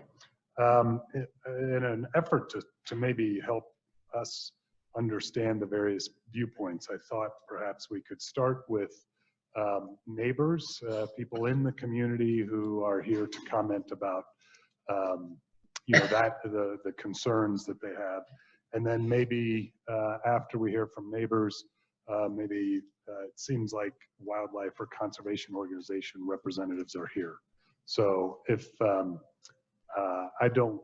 some people say yes, some people say no, some people are moved to comment, but if we could maybe just start with those of you who identify as neighbors who wish to make comment, I would invite you to yes, please approach the bench. Dais, yes. Thank you for hearing from us today. We realize your task is torturous sometimes. And I'm here, my name is Rich Guy. I own property adjacent to the expanded area of the quarry, the proposed expanded area of the quarry. And so, I have a big question, really. How much material is left in the existing quarry? By our estimates, it's over 50 years at minimum, and maybe as many as 200 or 300 years. So I don't quite understand why we're driving towards the end of moving this quarry. So the neighborhood we live in, there's 37 families in Fremont County. There's an additional 27 families in in El Paso County that get impacted by this transition of the quarry, expanding it on the western side of our valley. So we have a quarry to the north, we have a quarry to the south on Table Mountain, and now we're about to have another quarry to the west, and it would literally run the entire Banny Gulch. So from where the quarry stands today, all the way to the bottom of Granny Gulch, which would be our whole western side of our valley, would be quarry. I mean, I somehow don't think that quarries in neighborhoods aren't probably the best total solution. So I hope that possibly we can relook at that. Most of the families that own homes, that's their greatest investment in the world, is their home, their house, their property. And if we expand this quarry from where it is today, then that's going to have a very negative effect on the value of those properties. And so it would impact those families that live there, the 37 families immediately, and the other families adjoining that area. Most of the families that purchase property there were purchasing property because you're in this pristine, beautiful area. And we have the wilderness study area, the Beaver Creek Wilderness Study Area, just a little further to the west. And Bannock Gulch, if you've been there, it's just this gorgeous place. And so we're talking about turning this into a quarry, which would be adjacent to the Beaver Creek Wilderness Study Area. That just somehow doesn't make a lot of sense to me. And since we don't necessarily, in my opinion, need to move the quarry, and I'm not opposed to saving the spotted owl habitat, but there's things you need to know about the spotted owl habitat. First of all, on state lands and private lands, we're exempt from the Endangered Species Act. Doesn't apply. Only applies to federal properties. And so moving the quarry is going to move it into some federal land also. And in particular, a lot of the mineral rights are federal.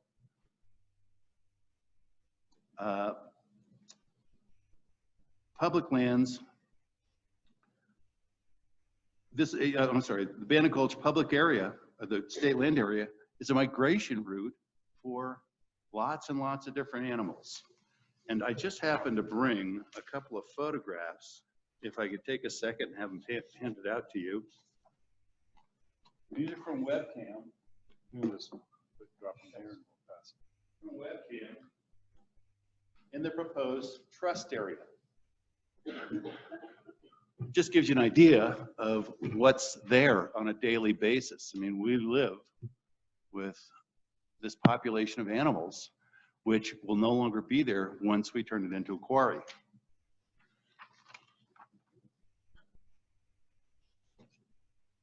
Oh, and yeah, so there's 50 years of quarry at very minimum before we even get near the pack area. And estimates are much higher than that, to be quite frank. So we don't understand the rush. And I realize the purpose of this board is to generate revenue for schools, number one. But the board's mission is also to protect valued resources, natural resources.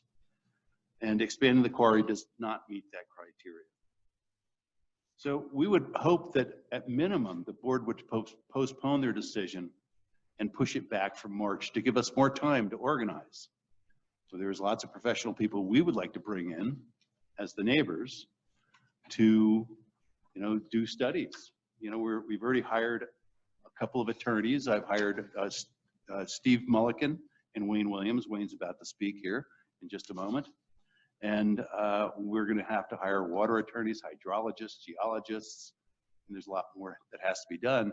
And obviously, everybody's been at this for a considerable amount of time, and we don't have the time now to do the studies that we think that need to be done. So we'd like to postpone this if at all possible. The solution, as far as I'm concerned, is we keep the quarry where it is. I think that's the solution. There's no urgency in moving the quarry. I just learned today, for the first time, we were with the understanding that Martin Marietta requested this.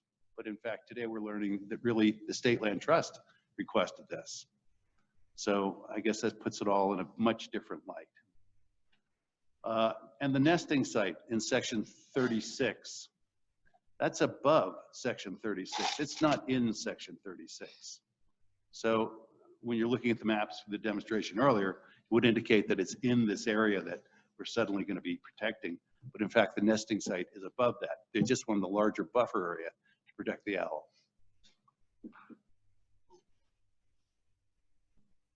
And I think that's all my comments. And so, do you have any questions of me? Any questions of Mr. Guy? Commissioner Heath. Commissioner Heath, I'm wondering if we could put a map back up there, of that proposed map, the one we have in our packet. And I would be helpful. Forgive me, I don't have that ability, I know, but let somebody I'm so it asking does. staff. It would be helpful for me to understand, are most of the homes clustered somewhat, or are they throughout that area? I have a sense from this where what's really called neighborhood. Is there a way that staff has a map that, yeah. Well, so if I could, the top area highlighted in green, oh, it's getting bigger. Do you have can you segregate the quarry part of this? The proposed new. Correct. Well, no, the pack. Oh, the pack's not shown. Well, the pack area, you had a map earlier that had the pack area in it. Do you not have that? No, we didn't have that. Yeah, there was a line on a slide. Yeah, right. Oh, I see what you're saying. So the Correct. proposal. There yeah, you go. Perfect. Thank you very much. proposal there is to take, is Correct. that northern Okay, part out. yeah. Okay, so if you look at that entire area at the top, thank you. That's the pack to the very north, the very top of that. Right. And so the owl, as you see demonstrated here, is really, they're saying the nesting site is really in the pack area, but it's not. It's above the pack area. And I think it's about a quarter mile beyond the pack area. The pack area is just to create a buffer zone from the quarry to the nesting site, basically. And the other thing that most people don't understand, in the state of Colorado, the total population of Mexican spotted owls in the world is represented by 1.8% of the population of owls in the world, of Mexican spotted owls, inhabit Colorado. Beaver Creek is by far, Beaver Creek Wilderness Study Area, it's by far the richest habitat. And we're proposing to move a quarry right next to that habitat. This is, I mean, this is grievous mistake. We need to back up. I think perhaps I wasn't clear, but I was wanting to have a better sense of where people live. Oh, well, I'm going to have Kim I'm just going address to that. step in because I have another meeting to go to. My name's Kim McBride. I'm probably the closest neighbor to the real quarry that's there right now. I'd like to say that Martin's been a great partner. They did a lot of water mitigation for us and have helped us out a lot. We like Martin, so that you know that. But if I put this little light up here and I put it, I'm sorry, my hand is not very steady, right there, that's where my house is. So if you look at this, what's really bad is, I mean, we're seeing all of this right now. You put that quarry right there, and I'm more than surrounded. I'm just stuck. As far as the other houses go, and then I gotta go, I'll leave. My neighbors are all right down here, and then I'll have Rich show you where his neighbors are. But all of us have talked about this. We're really opposed to this move because it's just so intrusive to us. So that's the bottom of the existing quarry right there. Oh, thanks. Well, so, yeah, there we go. This, and that, is that gonna work? Yeah, there we Yeah, go. that works better, but I'm So not so this is the bottom of the existing quarry right here. And this area, oops, sorry, this area that I'm pointing to through here, there's 37 families that live in this area alone. Then there's one road that goes out of the quarry today, and I don't know if there's a new proposed road or not, because we've not seen any of the plans. But if not, this is called Barrett Road. It's a two-lane remote road. And it has the ability to run 250 trucks in and out of the quarry per day. on this small road. And at present, that means that you can have a truck every 2.8 minutes coming down the road. Now, at present, there isn't that kind of volume. And Martin Marietta has been pretty good about restricting some of that. And so, you know, they don't run 250 trucks per day. I'd say that on a big day, it might be 200 trucks, but they can better address that for you. So we don't have any complaints with Martin Marietta as a neighbor, other than this expansion. We do have a major complaint with that. Thank you. And do you have any further questions of me? Well, thank you. Yeah. And here's Wayne. Great. Thank you for your comments. Yep. Thank you. Let me address Commissioner Heath's question a little more specifically. There are no neighbors next to this area up here. This is either BLM or other sites. All of the neighbors are adjacent to the proposed expansion. And that's why there's a significant concern from the neighbors, because this is where they all live. And Rich's house is about right there. Let me, I've provided the comments in written form. I want to emphasize just a couple things. First, my name is Wayne Williams. I have a long history of being involved in the community and sitting on the boards where you are, so I'm going to try and not overdo things. And I've approved quarries, and I've bought aggregate from quarries in my various capacities. So this is not a, I don't like Martin. We like Martin Marietta as a neighbor. The issue is where the proposed relocation is. And it's not something that Martin Marietta initiated, except at the request of some staff. And we believe that's the wrong way to go. First, I should let you know that the pictures you saw, the beautiful spotted owls, were not taken on Section 36. So this is not what's there. The other part that's, I think, important to note, when they talked about the mated pair who were north of here who lived there for longer than normal, the quarry was operating during this whole time. 2 to 3 million tons of aggregate were pulled out of the quarry while the mated pair were happily nesting nearby. So the issue isn't that you can't have a quarry somewhere near them. The issue is, where should that quarry be? The other things I wanted to note from the prior comments, Parks and Wildlife noted there were significant issues there. And then some of you may have seen the paper if you pulled out the Gazette today.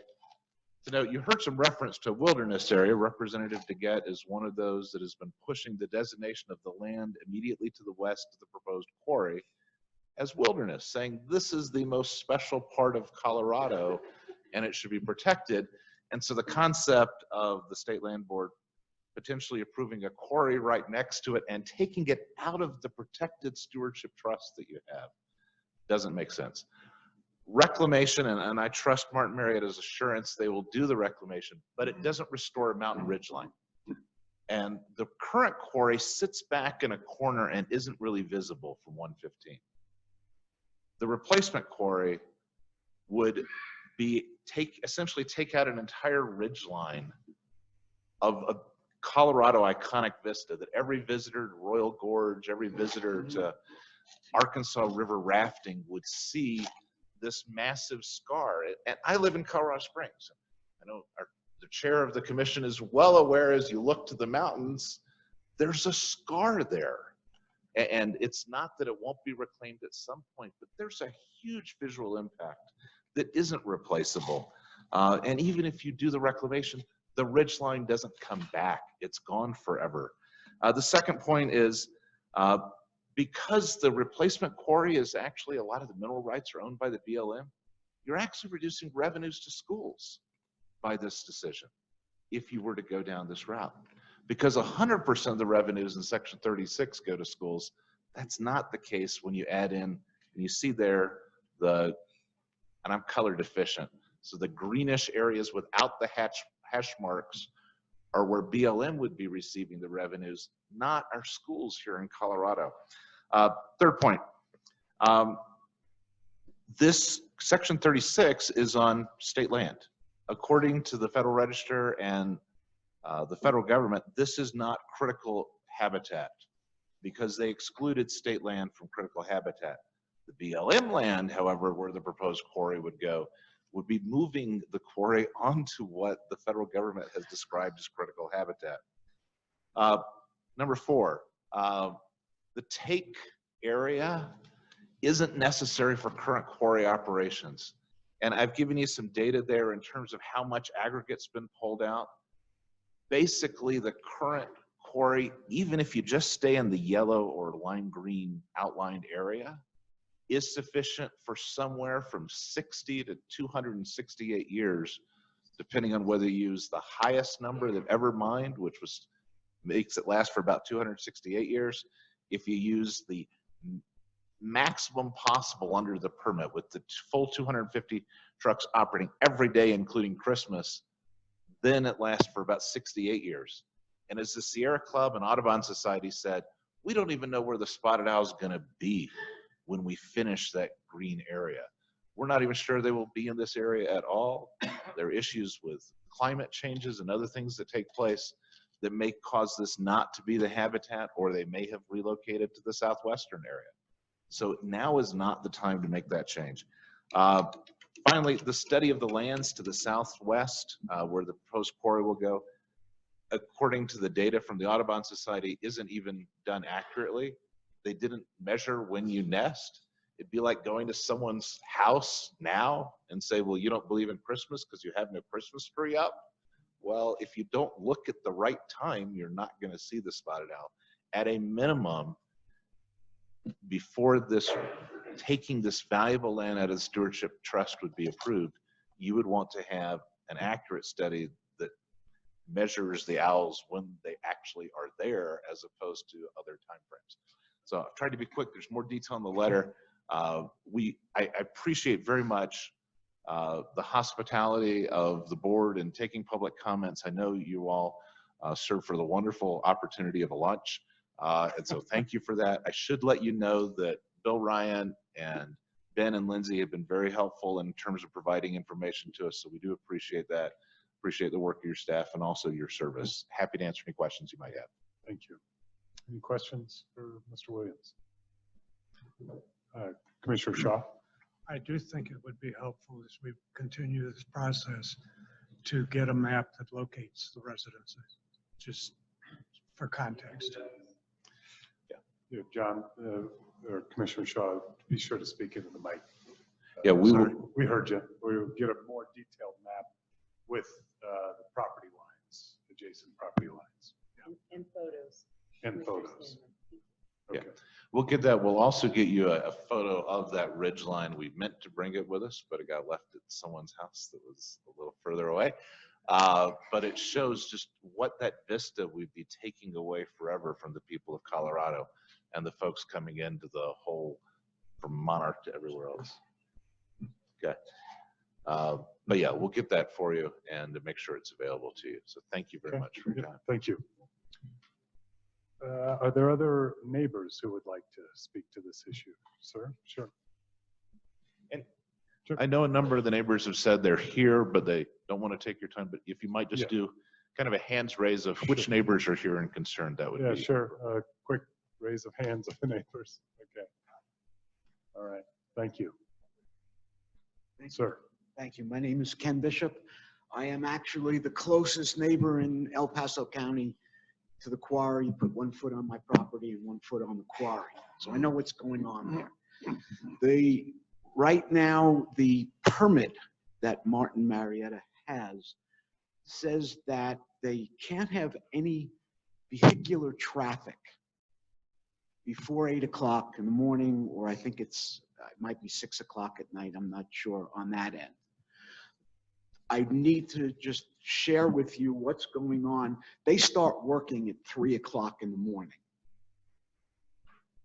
and work through the entire day. Every other quarry, in Fremont County restricts the time that they can physically work to 8 o'clock in the morning.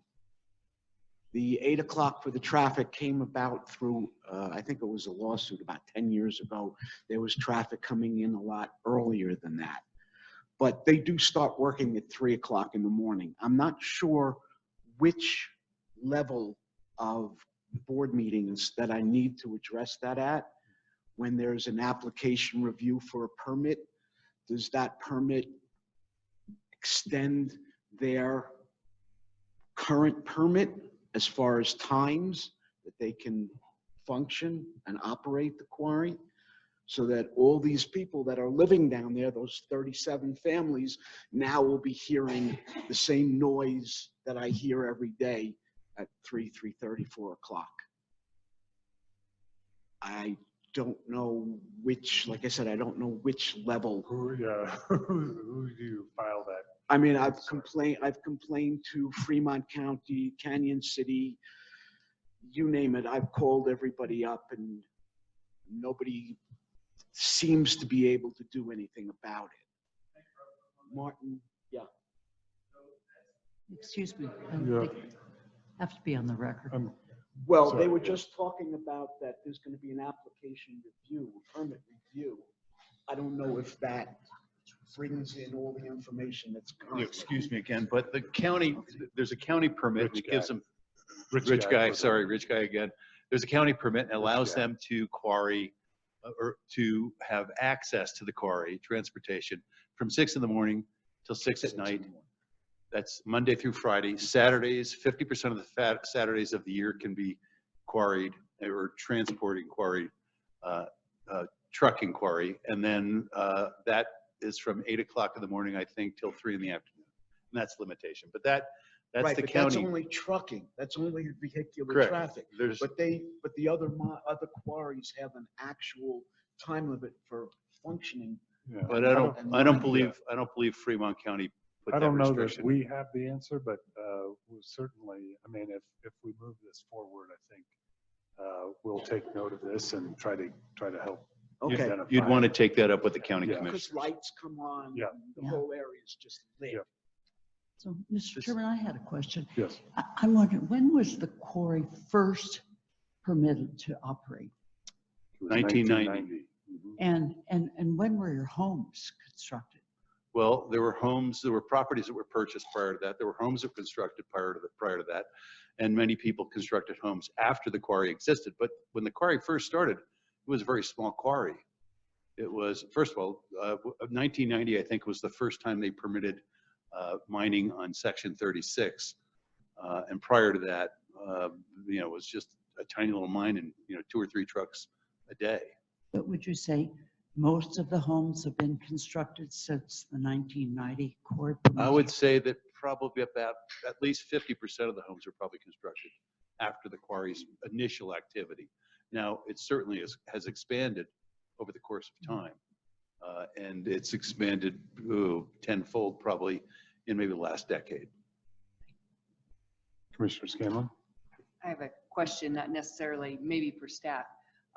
What are the terms of our current lease with Martin?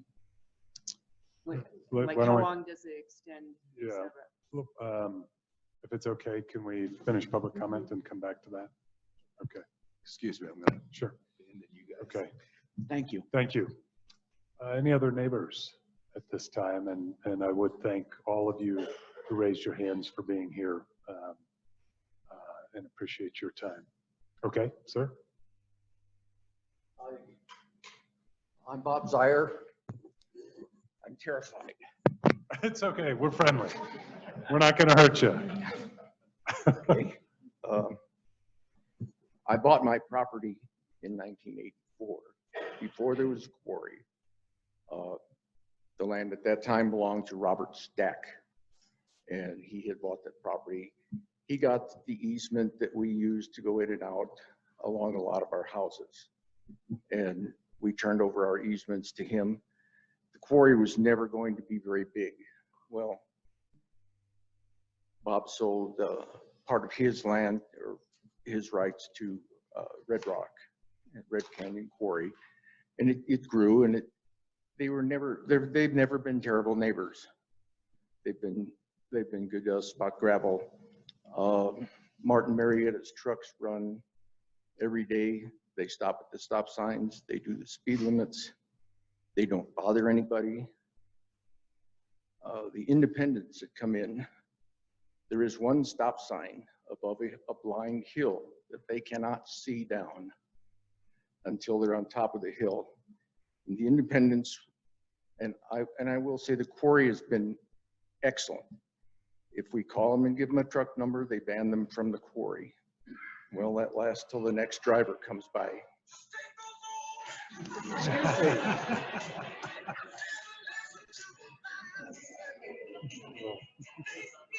Yeah, a little risky business. We need that. Anyway, Wayne, who manages the quarry, is very good. If I call him and say somebody ran, he doesn't question it. He doesn't make me take pictures.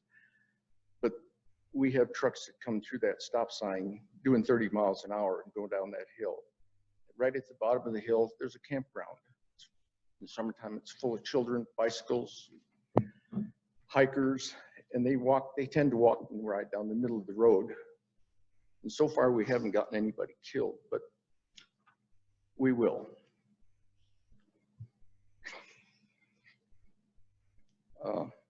I've lived on, well, let me see if I can, is this one the arrow? Yep. Oh, well, that's not what I wanted to do. How about we go backwards? There's an arrow. I live right here. I have 80 acres. I have one house that's about 50 feet from that fence. I'm not sure why the quarry wants to come that far south, but this is a migration area. I have in this folder pictures of elk, deer, bears, fox, coyotes. They come through here, they come through my place. There's an old road that's washed out that goes along this, and they use it for a migratory right away. They go through here, and they're there all the time. I have pictures of bighorn sheep. I missed the goats. They were moving too fast, but they're there all the time, and they go through here into this area and up on Table Mountain. Well, we have from my house right here. When I look out my window, I see the ridge line that they didn't bring the picture of. I can see the quarry, and it's just a small spot out the window. But they're talking about me looking at this whole area here with nothing but rock ridges. And yes, the animals will come back when you get done reclamating the quarry. So in about 200 years, they'll come back.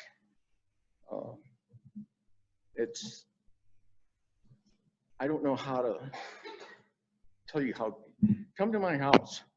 I'll show you how gorgeous it is.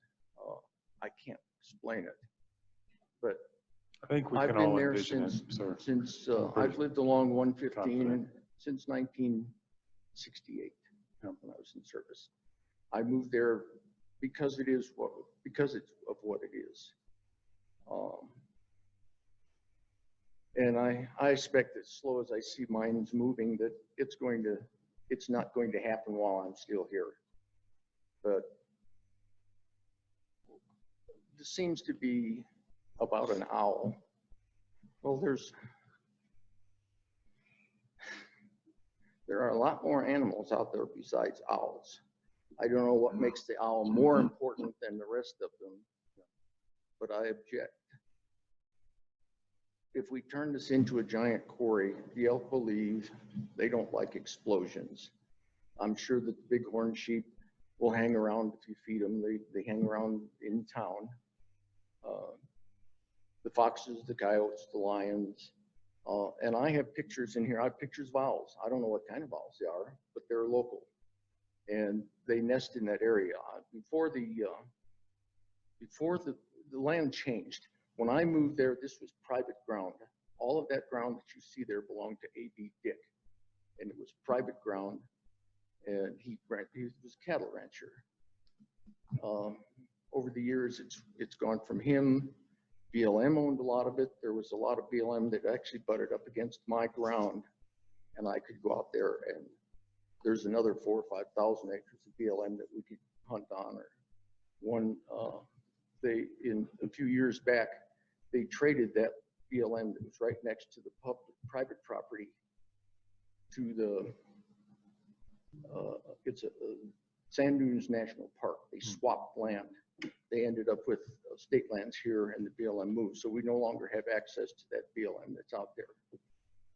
Because I have I have hunters all the time that want to go in there. They have old maps that show it's there, but it's not there anymore. So, probably rambling. I just can't see a reason to destroy all this for dollars. As much as I would like to believe it's about owls, it's about dollars. And I think it's much easier to mine those shorter hills than it is one that's straight up. I'm not a miner, but I've been, you know, everything I've got, we board horses. We have retired animals out there that we board. We've been doing this our whole lives.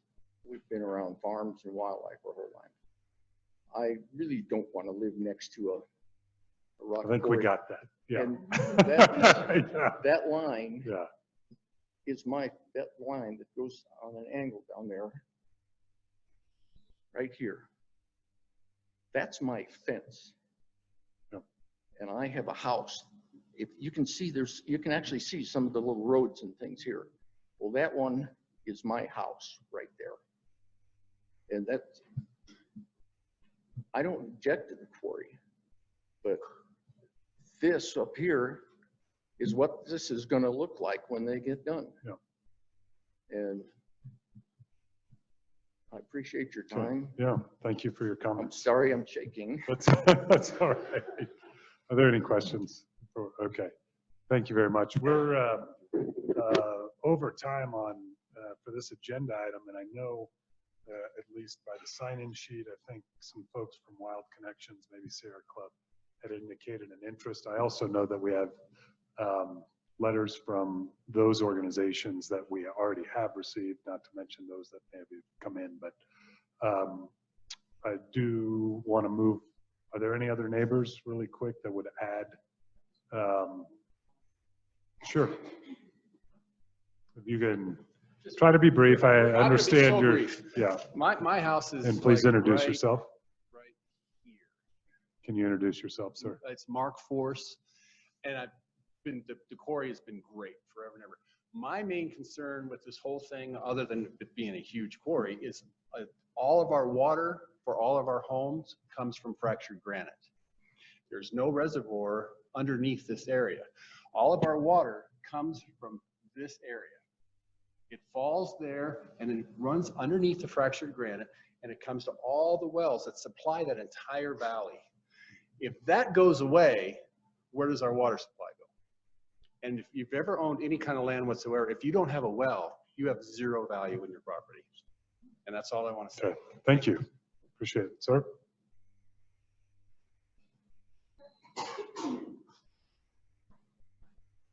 Hi. My name's Grant Guy. You know, my dad's the one that spoke earlier. I've grown up on that piece of land. I've hiked that area all the way to Beaver Creek many, many times. I've gone into all the fingers, you know, looking at the owl habitat earlier with the tall cliffs.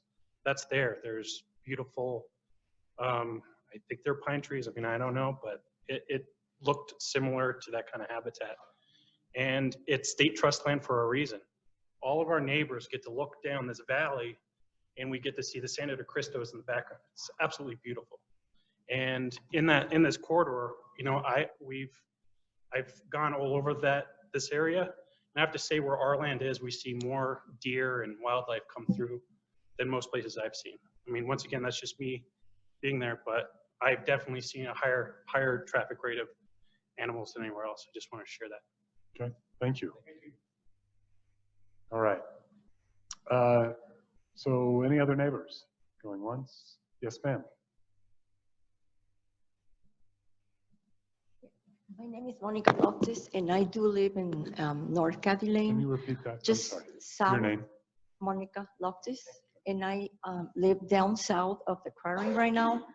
The water problems are not going to be something that is a possibility for us. It's a reality already.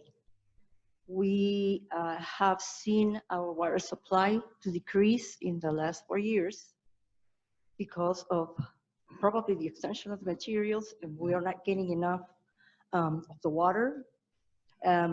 Before, we used to take normal showers, water our garden, which was an acre to water. Now we have to turn the water off in order to soap, turn the water back on in order to rinse. We have to be very careful to flush the toilets, and I am not the only one who has the problem. My neighbors that are down to the quarry, existing quarry right now, are already having problems. That's all I want to say. Okay, thank you. All right, any more neighbors? Going once, twice, okay. Were there any representatives from Wild Connections or Sierra who would like to?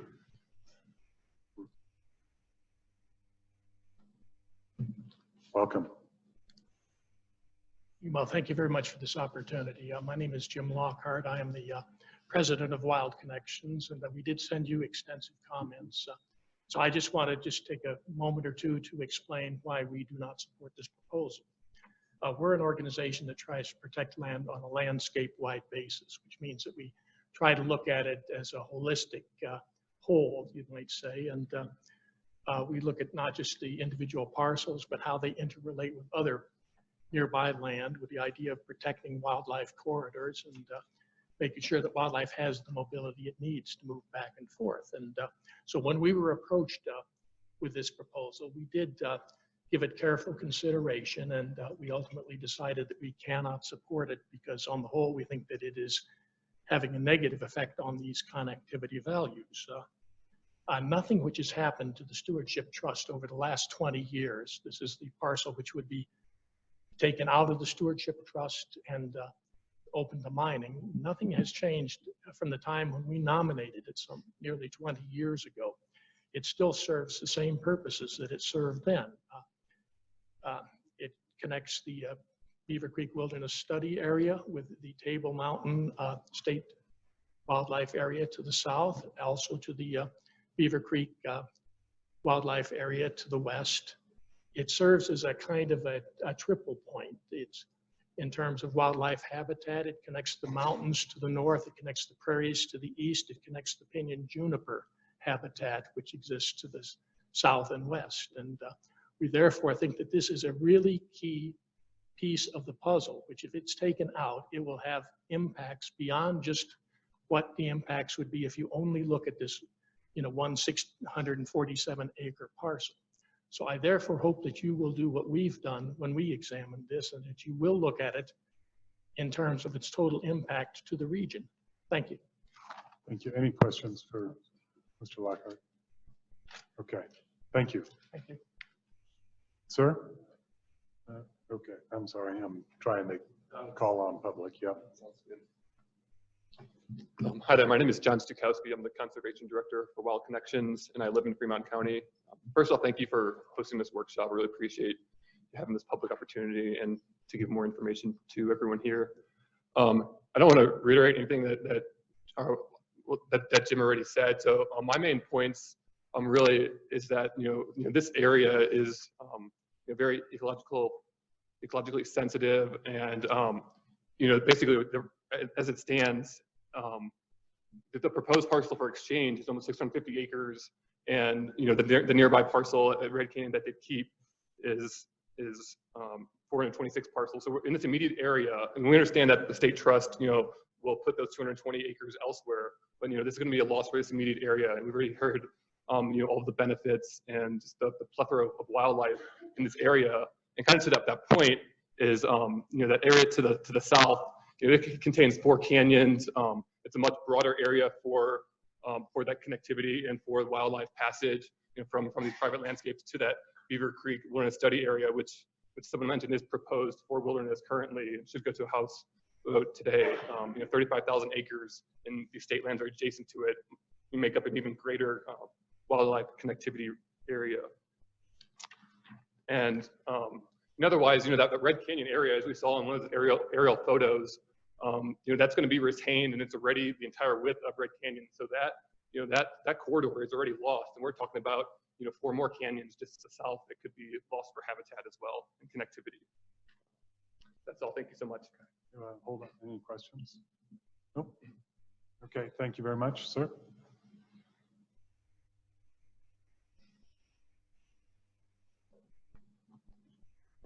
Thank you. My name is John Stansfield, and I'm representing the Pikes Peak group of Sierra Club. I'm the Wilderness Chair, and I'm also one of the nominators, as was Jim Lockhart, of this parcel and other parcels that are currently part of the Stewardship Trust. So we've been around a long time. I've been around, traipsing around Beaver Creek since 1971. And it's become my favorite place in the whole world. And that's not what you came here to listen to. But what I'd like to say, though, just so everybody knows, is that probably by this time in Washington, D.C., the House has passed a bill which will designate Beaver Creek Wilderness Study Area as Beaver Creek Wilderness. That's today. That's what we've been sitting here. That's, to me, very good news. So just thought I'd throw that out. Great. Little breaking news. It comes across. Heard it here Well, first. I was sitting there and I've been listening to people, and the neighbors, their expressions have been wonderful. And then Jim was very, very brief, and I wasn't going to be so brief. And I'm just going to give maybe I'll give it to Lindsay. Lindsay. Yeah. Just give you this copy. I've been crossing out my, oh, somebody said that. Whoops, No. somebody said that. Great. But just what you'll know if you read this that I'm going to hand to you is that this is just sort of a personal view of what's been going on there since I became associated with the Beaver Creek area. And just a couple of points. Let me just make a couple of points from this, and then we can, I'll go shut up. 1971, I was involved with some wonderful people, Eric and Marcy Kelly, who were State Land Board grazing lessees in East Beaver Creek for years and years and years, for decades. And they were the big proponents, and I joined them in the creation of, well, the purchase of the land that is now the Beaver Creek State Wildlife Area, which extends all the way from the south essentially at the trailhead and beyond in Beaver Creek, and all the way to the north. That's tangential to what you're doing here. Not long after that acquisition and planning by the state, the Bureau of Land Management was brought into the wilderness business, and they began an inventory process.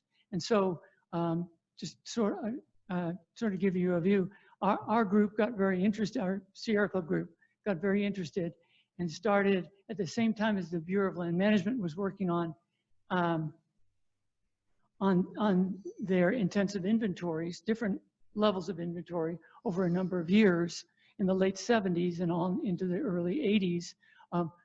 We and other organizations all around the state were going out on the BLM lands and doing our own mapping, doing our own inventory. And so in Diana DeGette's bill, which I said I hope is passed this afternoon, I think you'll see the work, not just of the BLM, which in Colorado was fantastic, but you'll also see the work of really hundreds, maybe even thousands of citizens who've been out on those lands. Now, as a part of doing that, what we came up against were, and if we had the other map up there that showed the BLM Wilderness Study Area, here are all these adjacent state trust lands. And so we started to get, hey, thanks. We started to get more and more information and become more knowledgeable. And sometimes that was our access point to go into these areas we were studying. And it was, yeah, that's great. So basically everything you see in light blue otherwise, those were the things that, because they were next to the areas we were studying, we had to learn about them. What are the natural values there? And so we did, and so we became interested in this process. And when 1998 rolled around, and we were looking at nominations for the State Land Trust, that's why we had the information in the background. So I just wanted you to understand, just even from a policy point of view, the connection between next door on the BLM, what's now the BLM Wilderness Study Area, and what the parcels that we're talking about today, because it's been history. And I wanted to just bring out a little bit of that personally. We've talked, Jim made a very brief, but a very, I think, effective connection to the ecological values here. This is the crossroads. You used another word, Jim, but this is the crossroads here between the grassland, between the hill, foothills with a shrub, quite often shrubland, between the montane forests. And it's all right there in that very short distance. And it's a remarkable thing. And just throw in, we were going back in there the last few weeks, and I hadn't been in there for a long, long time. But we took this hike, and we were looking, of course, for get ourselves familiarized with the Mexican spotted owl habitat, because we hadn't been in there for so long. We wanted to really reassociate that. But we were just big curious naturalists looking around at the animal sign that we might see, and we've heard from the woman from Colorado Parks and Wildlife, and the listing that she made with just a couple of two short hikes over the last month or two. We not only, well, we didn't see any Mexican spotted owls because they're down on Fort Carson right now, but we saw signs of bear, distinct signs of bear, mountain lion tracks in the snow, which are pretty hard to miss because there aren't any claws. Of course, elk, deer. We didn't see any bighorn sign, but that's been mentioned here. Turkey sign, coyote sign. We've talked about the golden eagle already, and of course ravens and several species of jays and winter songbirds. And so I just mentioned that to corroborate what people have been saying about corridor, but also residents in this area that is under question for leasing, for mineral leasing. So let me go back to my first paragraph and say that the Pikes Peak Group of Sierra Club requests that you retain Red Canyon, Beaver Creek, that's the official name, Red Canyon, Beaver Creek as stewardship trust land. Thank you. Any questions? All right, thank you. Thank you. Brief remark, like super brief, really short. Please, you need to reintroduce yourself. Ken Bishop, just wanted to explain to Ms. Heath on the quarry here. This is to who's going to be affected. I own 36 acres that abuts right to the quarry. There's only one neighbor to me north, which will be all up in this area, but there's 50 people down here that's going to be affected by blasting, which settles your house, destroys the water table. You had asked about where There's the impact. people are. So there's only one person north of me at the quarry right now, but there's all these people that are down there that's going to be affected by it. Thank you. Thank you. Ma'am?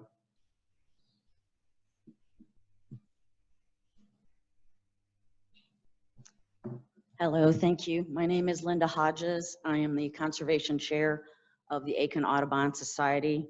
I appreciate your time today.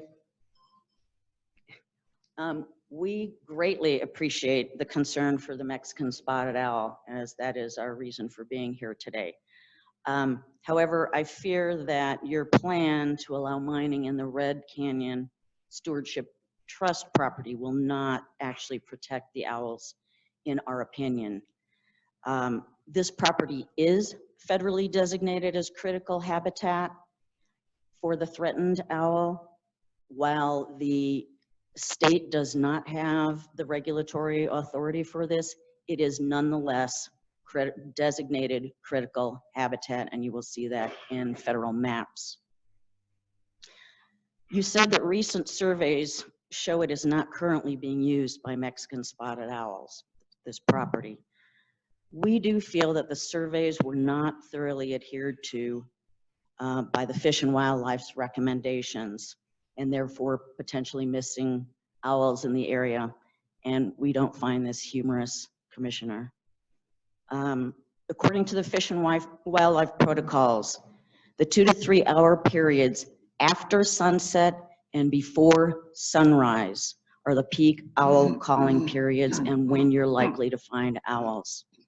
Yet in the entire month of March and April, less than 10 minutes of surveying were done after sunset.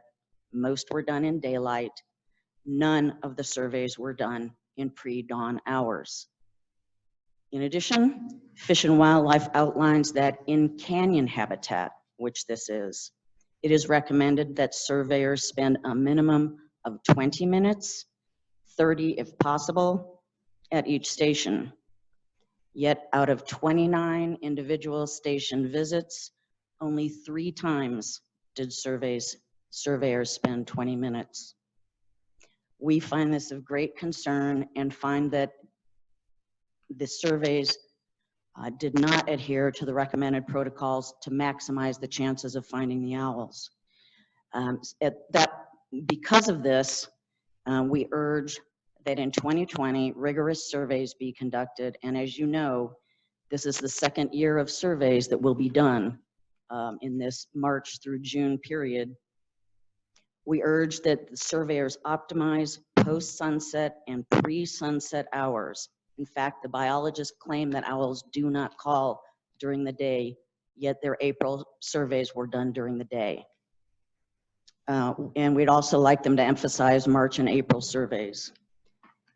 My question to you is, why are you considering going ahead with a vote on this when this year's surveys have not even begun? Would anyone answer that? This is part of our process, ma'am, and we're taking public comment to understand whether or not this moves forward as a final action item. So we've introduced an idea and we're collecting information. Okay, well, as the entire second year survey has yet to begin, we respectfully ask that you wait until all information is given, especially considering that we feel there were serious concerns with the first year surveys. We would ask that you wait until it would probably be June when the surveys are finished before you make a decision. Thank you. And just so you know, Commissioner Carney, I believe, was laughing because the gentleman's phone went off again. Risky business. My apologies. I don't think he was being disrespectful. We take this very seriously. So do we. Thank you so much for your time. Yeah. Thank you. Okay, are there other members who wish to make comment on this item? Okay, I'd like to invite staff back to, does she want to? Oh, I'm sorry. One more, sorry. Thank you, Commissioner. My name is Lisa Reynolds. I'm with the Colorado Attorney General's Office. I represent the Department of Natural Resources on Endangered Species Act issues. And I just wanted to come up because you've heard a couple of contradictory things, and I wanted to see if I could provide some clarity about whether or not either Section 36 or the proposed new lease area is critical habitat for the spotted owl. Critical habitat is used as a legal term under the Endangered Species Act. It's required to be formally designated by the Fish and Wildlife Service. Once it is designated, it conveys a certain set of requirements for federal agencies when they're taking actions that would impact the areas that are mapped as critical habitat. When Fish and Wildlife designated critical habitat for the Mexican spotted owl back in 2004, they elected not to designate any non-federal lands as critical habitat. So nothing that's owned by the State Land Board is designated critical habitat. Now, a number of people will be looking at maps that the Fish and Wildlife Service published that are based on polygons that cover large areas. Those polygons don't show the difference between landowners. So sometimes they will purport to cover things like state trust lands, but the text of the critical habitat rule is very clear that only federal lands are designated critical habitat. The significance of that, as I said, it has legal significance under the Endangered Species Act that pertains to federal agencies. It doesn't mean that lands that are not designated critical habitat are not important for the species. It just means that the federal government has not designated them as essential to the recovery of the species. Okay, thank you. Any questions for Ms. Reynolds? All right. Thank you. I appreciate that clarification. Sure. All right. What I'd like to do perhaps is open up to commissioners to identify questions or follow-up information or make comments, certainly, to give staff some guidance and share sort of where anything of import that you'd like to convey to them as we continue to evaluate this issue.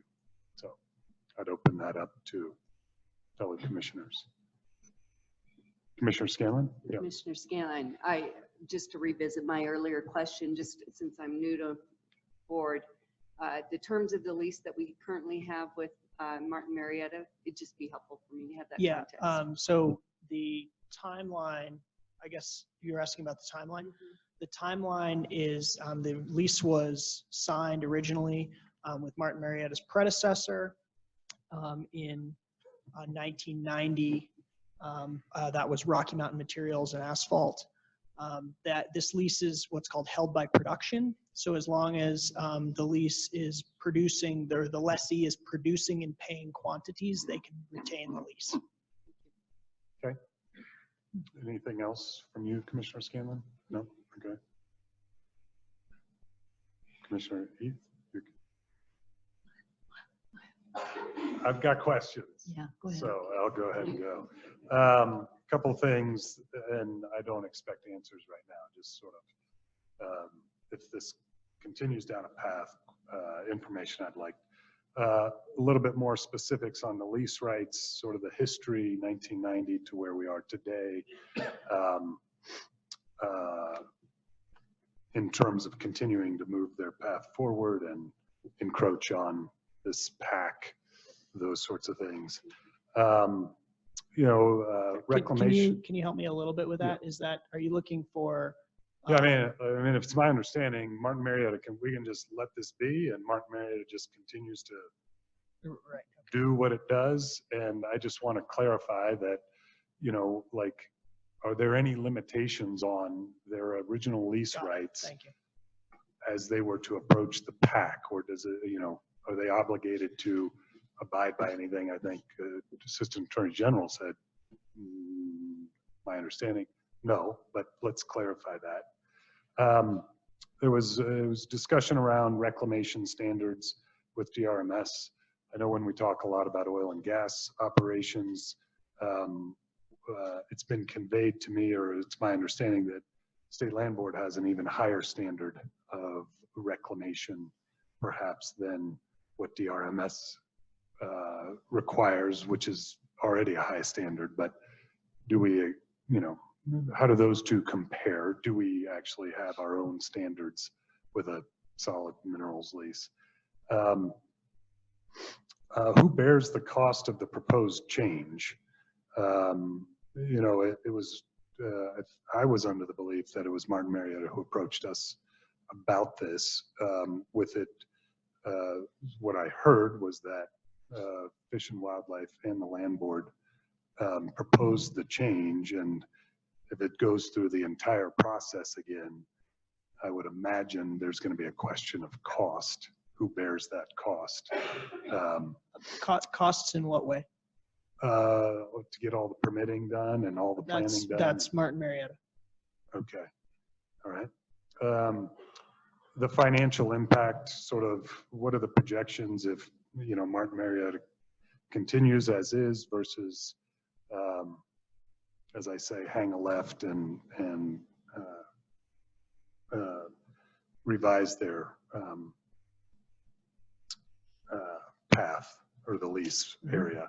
And then, just sort of following up on the question around our survey process. And, it's been raised by a couple of people whether our process was accurate, appropriate, would give us good information. So just an answer to sort of what we see and or if we need to improve that process or revise that process.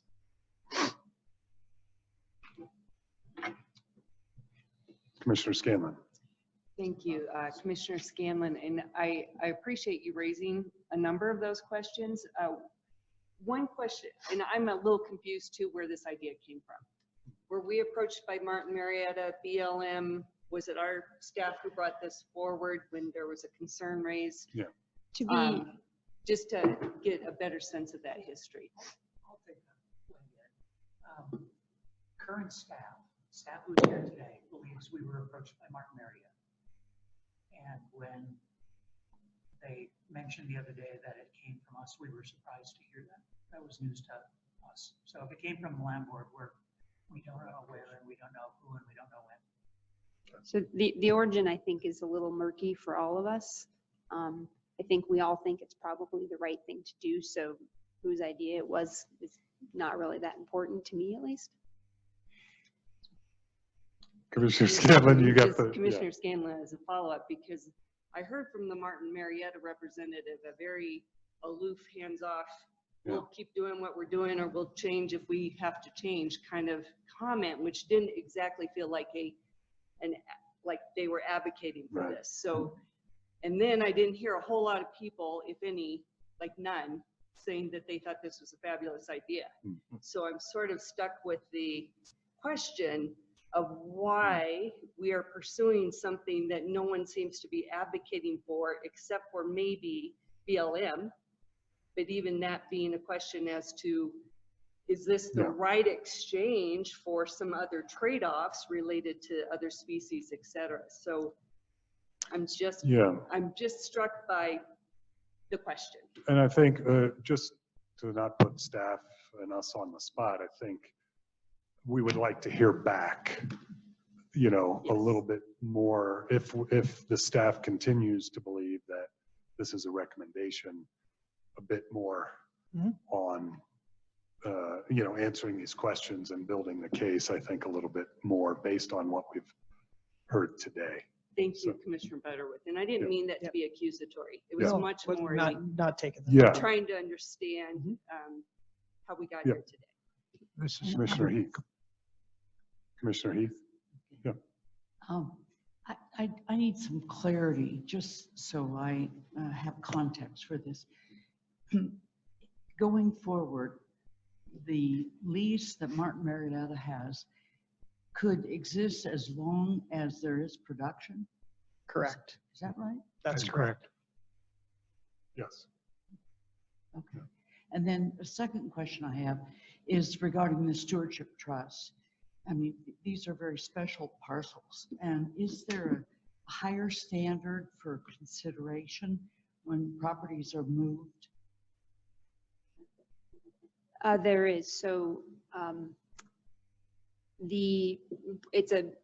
there's the standard of care that the stewardship trust properties are held to. In this instance, you know, we see that the future potential quarry is really not compatible with the stewardship trust property, which is why it would be removed.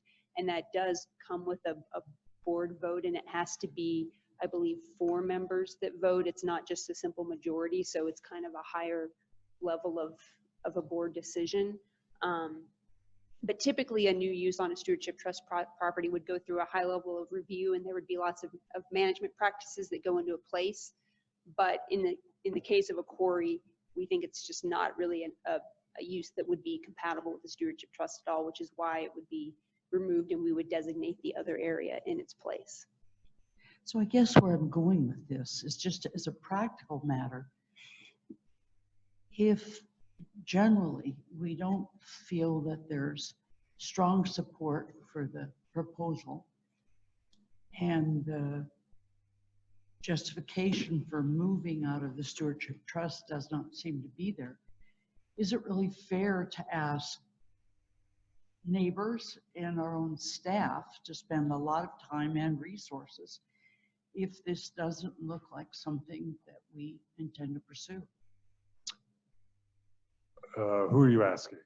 I guess maybe I might offer that I think there's been a lot, we've received a lot of input today. I guess I would ask Director Ryan to debrief in short order what he's heard with the team and make a determination whether to I should continue say to before invest we ask him resources. to answer, I'm a big advocate for preservation and habitat and critical wildlife migration patterns.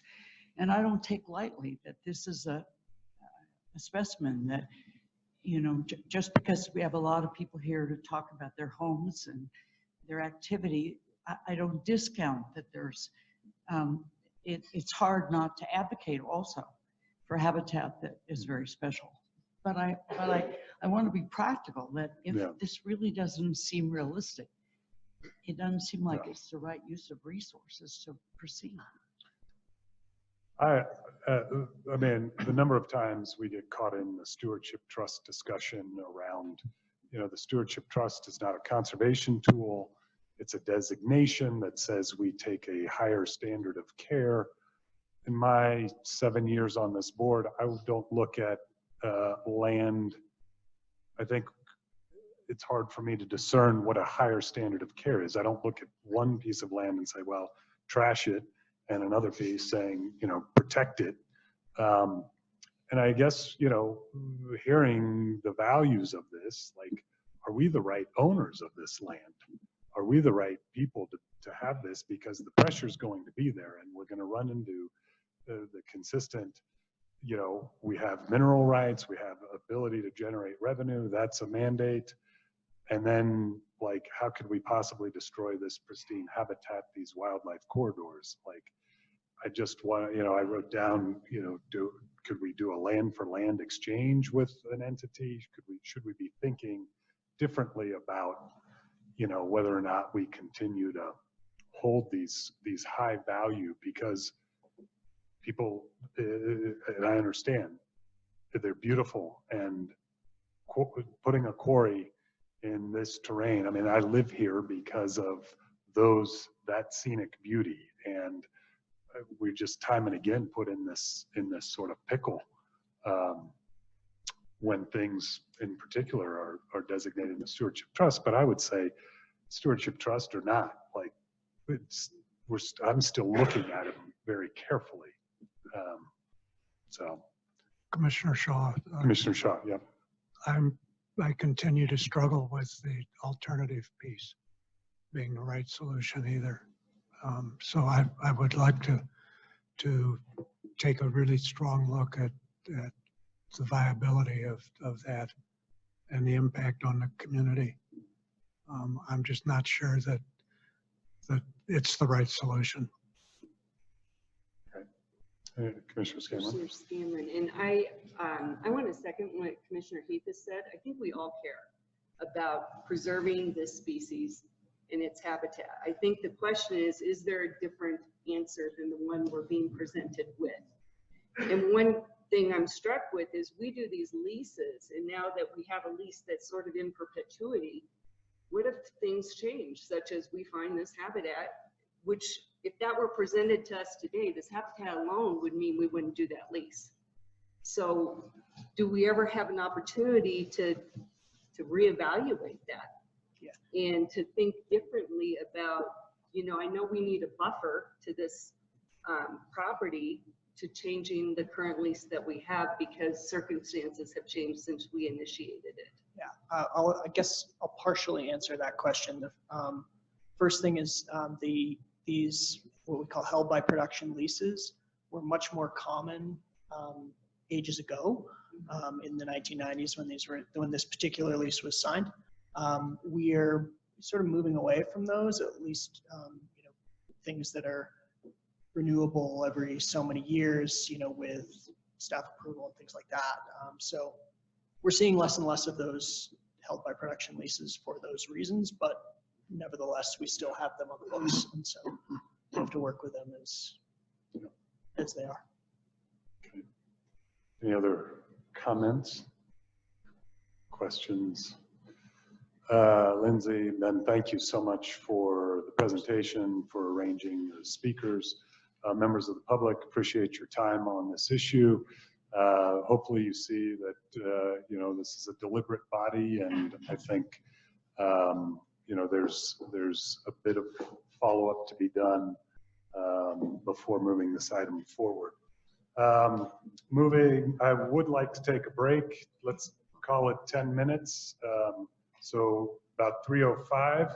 Well, let me just ask for clarification, because if I were in the audience, I would kind of be sitting there thinking, is this going forward or what's next? Or is there a time frame? And it feels like we.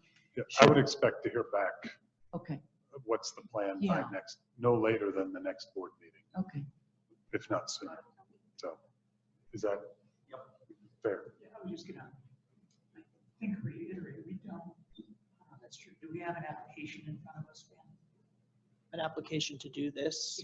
Yeah, it predates my, more and Lindsay's actually. We're kind of taking this over halfway, but yes, we do have one. It's sitting in Atlas. So, Mr. Williams? Just a quick question along what Commissioner Heath asked. If the neighbors, my clients, we need to know if we need to be spending money to Sure. get ready for Right. a hearing, or if your next meeting will simply be, do we go forward at all, and then we'll have a chance to prepare.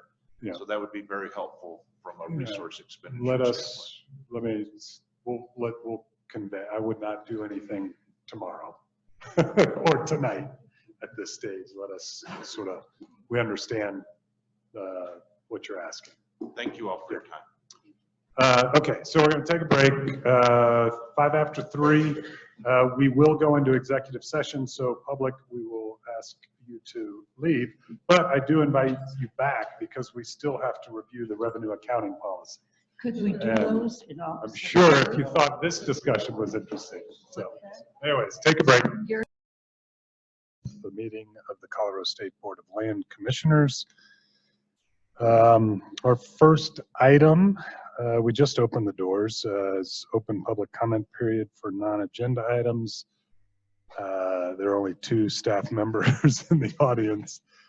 You're not allowed to make public comment.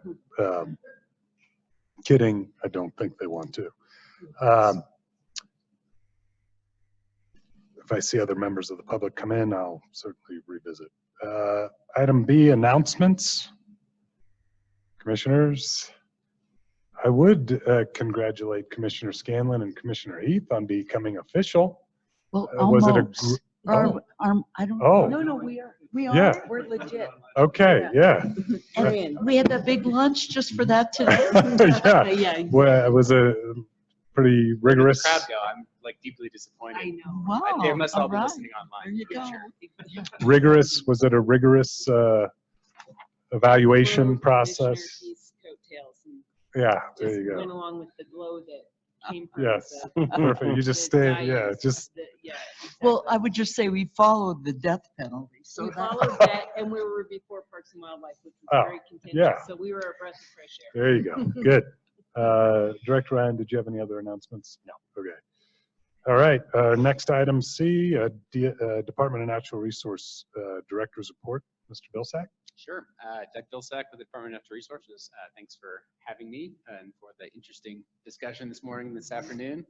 Lots going on at DNR these days. On the Parks and Wildlife side, a lot of work. I don't think I've talked about this before, but we're doing a study around the relevancy of the agency. So I've been enlisted a great kind of consultant agency, Cactus, that's kind of doing a study around perceptions or understandings of Colorado Parks and Wildlife around the state. And so just starting to get some of the results back from that and kind of working on some branding ideas for CPW. A lot of folks actually know about CPW in the state, kind of more than even our federal land management agencies, just in terms of awareness that CPW exists. Less so in terms of really understanding what we do in terms of our wildlife mission and kind of our parks and recreation mission. So the goal is to really kind of work on that and have that fold into work in the future about funding and kind of revenue issues that we need to address at CPW and kind of obviously all the recreation impacts that we're having today. So kind of interesting work there. CPW and DNR have also been very engaged in a lot of federal land management decisions these days, kind of working on resource management plans, the Uncompahgre field office and the Eastern Colorado, which impacts some BLM land or state land board lands in there as well. And then just kind of the daily work of CPW. I've had a lot of issues with people feeding wildlife. You may have seen on the news the last few days, people luring deer into their houses to feed them. So don't feed wildlife. Good thing to remember. Water Conservation Board, again, just continuing to work on demand management, thinking about kind of a structure to align with the Upper Basin Drought Contingency Plan, having meetings all over the state. I think there's a couple more at the beginning of March. Again, just thinking about how potentially to set up that program in the future. And then as well, January is always a big month for the Water Conservation Board and the Division of Water Resources with the Water Congress's annual meeting. So lots of kind of good conversations there. COGCC continuing to work on rulemaking for 181. I believe it's next week or in the next week or so. They have a rulemaking around wellbore integrity, which I think we've got some pretty good consensus on, kind of essentially downhole rules related to drilling. And then moving on, as we talked about at the last meeting in April and May, really focusing on the mission change, cumulative impacts, and alternative site analysis components of kind of the rulemakings that were required after 181. So they've been working diligently on those rules and put out a draft of a number of the series 3 weeks ago, I believe. And DNR has obviously been very involved in that as well, and CPW involved in the conversations around how wildlife gets weaved into all of that conversation as well. Division of Water Resources and Avalanche Information Center just dealing with snowpack. So I think our statewide, we're at 116% right now, which is great for DWR and challenging for the Avalanche Information Center. So our avalanche guys are running around all over the state. DRMS, the big news is that they have a new website with a bunch of good information up there. So I'm sure some of the folks that were here today could benefit from learning about DRMS on the new website. And then just kind of back at DNR and the Executive Director's Office, also a lot of work on federal land management, those processes that are moving through the federal administration. Also a lot of work, you may have seen the news yesterday about NEPA rules being changed, and a lot of concern, I think, at the DNR level, and with the administration about kind of rollback of requirements for public engagement, rollback of kind of an evaluation of cumulative impacts in NEPA, and just kind of all the work that the administration is doing right now. There was a big public hearing yesterday where Director Gibbs participated, as well as I think 3 or 4 other department heads just expressing concerns about some of those proposals to the Council on Environmental Quality. And then other than that, of course, moving through the legislative session, we talked about our money for parks bill that we're working through the process right now, and search and rescue bill. And then, of course, our new commissioners, old commissioners who've been around for a while, oldish, getting confirmed, easily confirmed, thankfully, last week. So happy to answer any other questions. Or be done with that. Glossed over Senate Bill 89. Yes, Senate Bill 89. Yes, of course. So I'm not in the day-to-day as much in the legislature anymore, but of course, Senate Bill 89, kind of, again, as we seem to do every few years, looking at how we find more money for education, or find the same money for a different piece of education. So that bill passed out of the Ed Committee, and as I was telling Director Ryan yesterday, will sit for a while because it's got a big fiscal note on it. And I imagine they'll wait for the budget before it moves through appropriations. So there is some additional time to kind of discuss, I think, with the bill sponsors. I think initially when the bill was introduced, we hadn't seen it. And so we are again trying to educate bill sponsors and kind of other folks involved in that effort about what the impact is to, kind of the funding formula, not only state land board resources, but, kind of some of the conversations we've had around the trust and the declining trust and things like that. So Bill is on the circuit trying to educate folks in the State House.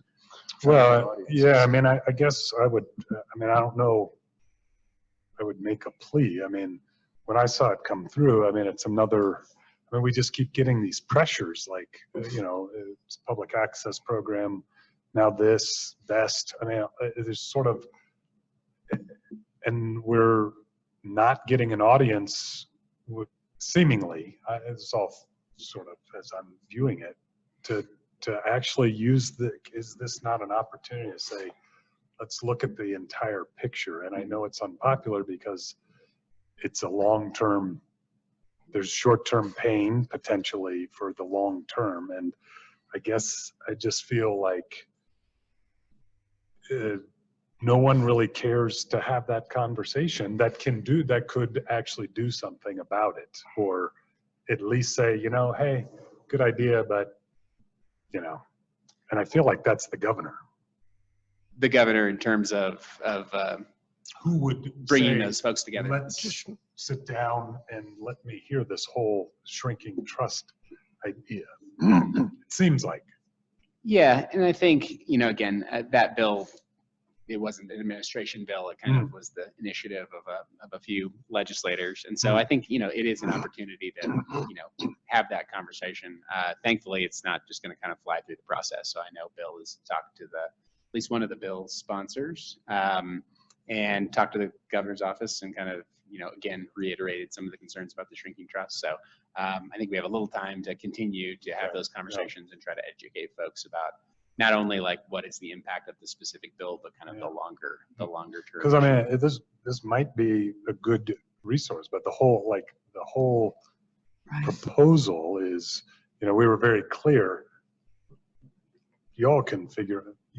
Legislature can figure out where the distribution goes, and if that is in fact, but to just sort of, it seems like it's like, yep, there's some money available there. We're going to just go ahead and make another commitment. And there are legitimate concerns that we can't fund it and best and more. I know you know. No, I know. And I think the bigger issue, Commissioner Heath, is that there isn't an understanding of what the big issue really is. And I think that's the place we need an audience to really talk about what's looming out there in terms of the bigger issue of a shrinking trust. Well, and I think, again, we've talked to a couple of the legislators that are involved, and of course, some other legislators that are interested in these types of things. And so maybe there's an opportunity to reach out to other folks or other legislators that have participated in the kind of school funding interim committee, those types of things, to make sure that they're aware. Because again, you know, I think this bill, the folks that introduced it weren't necessarily aware of this problem when they introduced it in terms of the declining trust and those types of things. And it's also delicate because if you come out against, I mean, it's not coming out against teachers and the fact that they might deserve, you know, the funding. So it's really sticky. This is Commissioner Scanlon, and I would hazard a guess that almost no one in the legislature understands the issue of as related to the trust. And I agree with you, Commissioner Butterworth. It isn't an evaluation of is this not a good idea? It's just that we're missing the larger picture. And what I fear will happen is someday someone will figure that out and then wonder why they weren't told. And that's never a good place for us to sit. So any kind of proactive approach we could be to a constructive conversation would be helpful. Curiously, the Treasurer's Office spoke up at the bill hearing the other day, and they have said that while educator funding is good, the source, if it's going to be the land board, ought to be interest from the permanent fund, not the operating revenues. And that may be politically unpalatable, but at least he said that on the mic. Now, you would either, as you all well know, you're either taking the 15 million from the 21 million that goes to the School Finance Act, and CEA immediately screams, that's a cut, that's a cut. And so that gets politically unpalatable. And above 21 million, the spillover today goes to BEST. And everybody says, well, hey, we need money to build schools. Can't take it away from BEST. That's the choice that's got to get made if in the scenario that the deputy treasurer proposed the other day.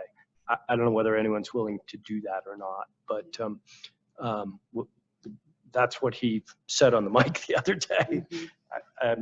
And he also has explained that to the bill drafter, although obviously her job is not to change the content of the bill, it's to clarify what it says now. So it would need to be a decision that got made by the bill sponsors to make that change. And I don't know if there's the political will to do it. But we won't know until we ask the question, make the case, and present the holistic issue. Yeah, I mean, I think there's an opportunity, certainly, you know, again, now that the bill is through committee and we are sitting in appropriations basically, to go back and maybe talk to the bill sponsor again, just again, ensure that they understand what they're doing. That's the best we can do, I think. And maybe, you know, in the other house as well. I actually am not even remembering who the house sponsors are or if there are even house sponsors on that bill yet. But, you know, we can chat about that as well and just make sure that, you know, I think the best we can do is just make sure that they're going into something like this with their eyes wide open, that they understand that there's still this long-term issue that needs to be solved. So, You know, I think Commissioner Scama, as you may recall, the governor certainly has an understanding of the permanent fund from his years on the state board. And in fact, was on the record some years ago as saying, I could manage it better than the treasurer, let me manage it. So there's a certain awareness. I just suspect that that's fallen off the radar. You know, there's a whole lot of other bills going through there, and I get it. But, and we've talked to two of his legislative folks, but I'm not sure that message trickles up. Well, and it's Commissioner Shaw, but you put together a very good comprehensive package to explain the problem, and we just need to have that prepared to be able to sit down with the right people. I'm ready to go on a moment's notice. Just need an invite. Well, Commissioner Heath, two questions here. First, the pace of a legislature it doesn't allow for time for education. I mean, things are just coming through so quickly. But we have to either head this off at the pass now and allow time for a broader, more in-depth conversation, or we have to have some modification on the legislation that's going through right now. So I guess I'm asking you, because I know you all are involved with, is that something that your lobbyists would be involved with? Should we all try to work with the legislators or other individuals who? I think it's something we can kind of take back to our legislative team and think it over. I think at the very beginning we were hesitant, and I just know we don't have a position on the bill from the governor's office right now. But that bill was introduced and it came up in committee very quickly. So we were hesitant to just kind of jump out in front of that bill, being the president of the Senate you know, kind of getting its way at that point in time. But certainly happy to kind of have that conversation with DNR and talk about, again, ways that we can educate, because we do at least have the benefit of having the bill. It's not moving, you know, until the end of March or so, when the forecast comes through and when the long bill moves through the process. So we do actually have a month, despite the many other things that legislators have on their plates, to sit down and maybe have a few more conversations. So you'll initiate that, but then keep us posted, because Friday meeting, Bill Ryan. Also because I'm not our legislative liaison anymore. But we can bring it up at our Friday meeting and kind of chat with Director Gibbs. I appreciate any help. I'm always willing to, you know, we're fiduciaries for trust. I'm happy to go tell that story. I just need the invitations. Invitation to the right people. To the right audience. Okay. Any other questions for Mr. Vilsack? Thank you for catching that omission. Yeah, just that issue. All right, thank you. Thank you. All right, moving on, information items, 1A, staff report. Any questions for Bill, or Bill, any highlights that you'd like to? I think we talked about page 1 right there. Page 2, William Woolston is going to speak about in just a few minutes. That's sort of a separate item. We are working on the public access program. That's page 3. We've sent out notices to our lessees. We're trying to be much farther ahead of it than we were last year at this time. What's the strategy for dealing with the lessees that come back very upset and concerned and legitimately concerned? Yeah, Greg Okish, Assistant Director. The strategy not sure I'd call it a strategy. I think the process is that our recreation manager and CPW will meet with them and talk about their concerns. Most of the concerns that are being raised exist, for instance, proximity to homes or the possibility of trash or our concerns consistently across the program. And the answer is generally that it's CPW's responsibility to manage the program in a way that those concerns don't come to fruition. And so I guess my point is I don't think any of those will result in saying, oh, okay, you were concerned, so your leased land won't go into the program. That has not been our approach. I think we found one so far where the objection was literally a lack of public access, and we verified that was correct. And so we said, fair enough, we won't enroll it, but we are not taking properties out as a result of the letters you've seen to date. So let me ask this, Commissioner Heath. How many people are accessing this? I mean, for all the brain damage that this program has been for the lessees, I mean, are very many hunters using it? I don't think we don't know the answer on the new properties. So we know historically CPW was here. I think they got tired and left. Brad Henley was here and he was going to see if there were any questions on this. Historically, the program, we are told the program is very important and that it provides access to many, many hunters who otherwise would have limited choices. So we've been told it's very important. They don't do counts per se. And I think we've had conversations with CPW about some of the lands that are being rolled possibly not being well used and that they may not want to pay for them a few years from now. So I don't think we know the answer about how many people are really going to be on these new properties. I would say speculatively, many more if it's in proximity to Colorado Springs and many fewer if it's way out in the Eastern Plains. But that's probably all I could speculate to. Commissioner Heath, if I had to generalize about the properties, CPW had the first pick at this for years, and they chose the properties that had the highest wildlife values. Now there are folks that want to see public access grow, and the properties that are left to pick from ours, by definition, have lower quality wildlife resources and less desirable hunting. Nevertheless, that is what CPW is charged with doing, and so we're working with them to help enroll the properties that they think may have some hunting interest, and they have the ability to take things in and out of the program based on use and funding. So I'm going to echo Greg's comment that the jury's still out on the stuff they're trying to put in. We'll see. We'll see what happens. Yeah. And maybe as a last point to the original question about what's our philosophy, it's we will work with CPW to create access plans. We will work with the lessee, and if there are issues, we give CPW time to try to address them. If they can't be addressed, we will take the property back out. But we want to do it based on facts, not fears, if you will. And so there is a process. I think we're going to see an enrollment, a period of time to see what's really happening. And then I think we might see some of these properties come back out through lack of use or conflicts. All right. Any more questions on the staff report? All right. Moving along. Next item, information item 1B, fiscal year 2019-20 mid-year financial update with Nick Massey, tab 10.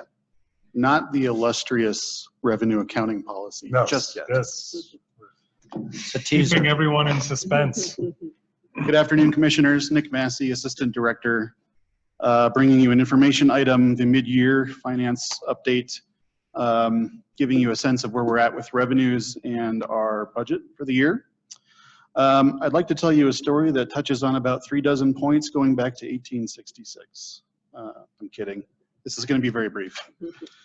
I don't have slides for anything I'm presenting today, so I'll just say that once. You've heard me speak to the challenges we have in precisely forecasting our revenue. And again, this mid-year update, that is the case. I have the good fortune of still being on the right side of that error where we're going to be bringing in more money than we thought. In the memo, you've got some details on places where we're exceeding forecast or falling short of forecast. I just wanted to highlight for the record the point that through 6 months of the year, we have seen about 70%, 75% of the oil and gas production that we saw for the entire year last year. So we're more than a quarter ahead in production, which is what's pushing oil royalty up so much. Gas, we've typically forecast as being sort of a mathematical relationship to oil royalty, and it has been fairly accurate, more or less, over the years, so we've stuck with that. And because of that, gas has been a little bit weak through half the year, so we're reducing the forecast on that. Through half the year, minerals, I'll point out, has been, in total, has been about 86% of all revenue. We've typically floated between 65 and 95%. So again, it's the big driver. We give all the credit to Crystal Coranda. I think she left the room. She's doing a great job with the minerals team. We've got a lot of balls in the air with our minerals program, and we'll expect a strong finish to the year. The revised forecast to 143 million, that's an increase of the previous forecast of about $16 million. It's still a slight dip from last year, but it's not kind of the beginning of the drop off that we assumed coming into the year. Touching on briefly on the operating budget, there are a couple of percentage changes that you see in various line items in the budget. I would say that they are not concerning, really, and that's usually what folks want to hear. Is there anything of special concern in there? There really isn't. I've made some notes on a few things where we hadn't budgeted really any spending at all. So some of those categories come up by 1,000%, but they're relatively small numbers. We do not typically have difficulty meeting our appropriation for our budget or staying within our appropriation, and we don't expect to have any troubles with that this year. Coming into the year, we were forecasting about $110,000, $111,000 surplus, which gives us some freedom to tackle projects across the year. We're revising that surplus down to about $66,000. And what you're seeing through the half the year is just the ebbs and flows of the budget as staff see opportunities to strategically pursue opportunities. Spending a little bit of money here in the field to do a certain project, spending some funds to engage consultants in one of the offices or in Denver to advise us on a particular topic. But again, nothing is really exceptional in the numbers that you're seeing. I wanted to share that, so in one of the pieces of the memo, you'll see that our mid-year revenue is at about $72 million. That means we've transferred about $35 million to the BEST program already this year. We don't budget what we transfer to BEST, but it's, given that it's half of our gross revenue, it's a number that I'll try to make sure to bring forward in my reporting as we go forward. The last thing I wanted to point out is in my memo, it had been traditionally only brought up in the annual forecast or the beginning of the year reporting and in the mid-year reporting how the I&D fund is doing. We made a change, I think last year or maybe in 2 years ago, where we now attach the I&D fund status to any request for I&D funds. So you'll see the same exhibit twice in the packet this month. But the short and the sweet of it on the I&D fund is that the board has in excess of $4.6 million with which to support I&D requests, significant capacity. As a reminder, and maybe as a fresh touch point for our newest commissioners, when you approve an IND project, we don't automatically go and transfer all the money to an account from which we spend it. We're very careful to keep an eye on anticipated spending coming up in the short term, so that we don't have excess funds that should otherwise go to the beneficiaries sitting around. We're real careful about that. So I'd be happy to entertain any questions. Nick, on that IND fund, you talk about the interest earned at 25,457 and that fund at 2,000,008. I mean, how is that invested? That's our interest earning. The interest earned is on the Treasury manages all of the funds in which we hold incoming money. So that's also part of this bigger issue. This interest is actually just like your bank interest. Yeah, it's just sitting in their checking account. Think of it that way. Yeah. So this isn't invested in any special way. It's just a kind of an earn based on the funds that are there. Commissioner, this needs to be highly liquid because we're spending it down as we're doing projects. So we set it aside because we have a specific project to pay for, and then we're spending it down as we pay those bills. So, but the good news is we have something to spend. Yeah, for sure. And do we have some projects in the pipeline that will come to us? For IND? Assistant Director Okish, do you have anything? We've got one on the agenda that's an extension of an ongoing project for this month. Yeah, but those funds have been allocated. I can't, off the top of my head, I'm not thinking of any. Doesn't mean there aren't some. I think there's probably a likelihood of some requests for some smaller amounts for ag improvements, wells and fences on some properties. Nothing major that I can think of. But let us give you feel the last page of this tab gives you an idea of what we do spend it on. So we had to do a bunch of agricultural improvements out of Brett Gray, right? And so it's, when you own this much real estate, stuff breaks, and this is our fund to grab money and, fix the roof for the rancher's house or put back up fences. Yep. So we do try and do it proactively occasionally, but I think we've done that with some of the big ranches already and taken care of a bunch of that. All right. Any other questions? Thank you. Keep it up. All right. Next item. As I had stated, we're going to move item 1C to a future board meeting, but we'll pick up item 1D, agriculture forum review with William and Justin. Good afternoon, Commissioners. William Woolston, Field Operations Team Lead. Justin Osborne, South Central District Manager. We again are happy to give you an update on our second annual Set of Ag Forum events. They went very well. We held them in Sterling, Colorado and Trinidad this year. Dallas Mount, the owner of Ranch Management Consultants, was our guest speaker, and also they put on the Ranching for Profit seminars that are so popular around the country. It was a very well attended workshop this year in both cases, and by the surveys that we got back, Dallas was very, very popular with the group overall. Excuse me. The expectations, again, out of these seminars, we hope to have just increased customer appreciation with our lessees, provide them information-based educational programs that will help them educate them and increase the stewardship that we see on our properties.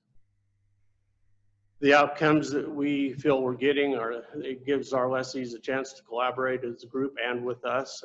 We have some good conversations. A lot of our district managers and staff participated again. Dallas focused on ranch profitability and the business side more than the ecological side this year, and which, as I say, again, that's very popular.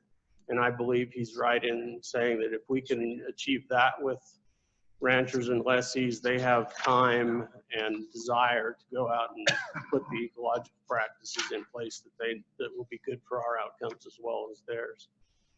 And succession planning was also a fairly healthy part of this process and was very well received by the group that was there. It was interesting to see and read some of the comments that we got back. And of course, grazing management is a big part of this as well. The attendance was up substantially this year. We had 185 people that attended. It was a large increase. We had 69 leases that were represented. 229,000 trust acres represented in those leases. And our costs were above last year on a per person basis. It was slightly higher, but very similar to last year. And as I said before, our responses were very, very positive. And I would like to say, before I forget to do so, it was just like Justin and I have been a great team. I've really enjoyed, we worked great together, and I really appreciate Justin, but I don't want to forget Kristen Kemp did a huge amount of work for us as part of the staff, and I don't want to not thank her for what she's done on this. She was a huge part of it.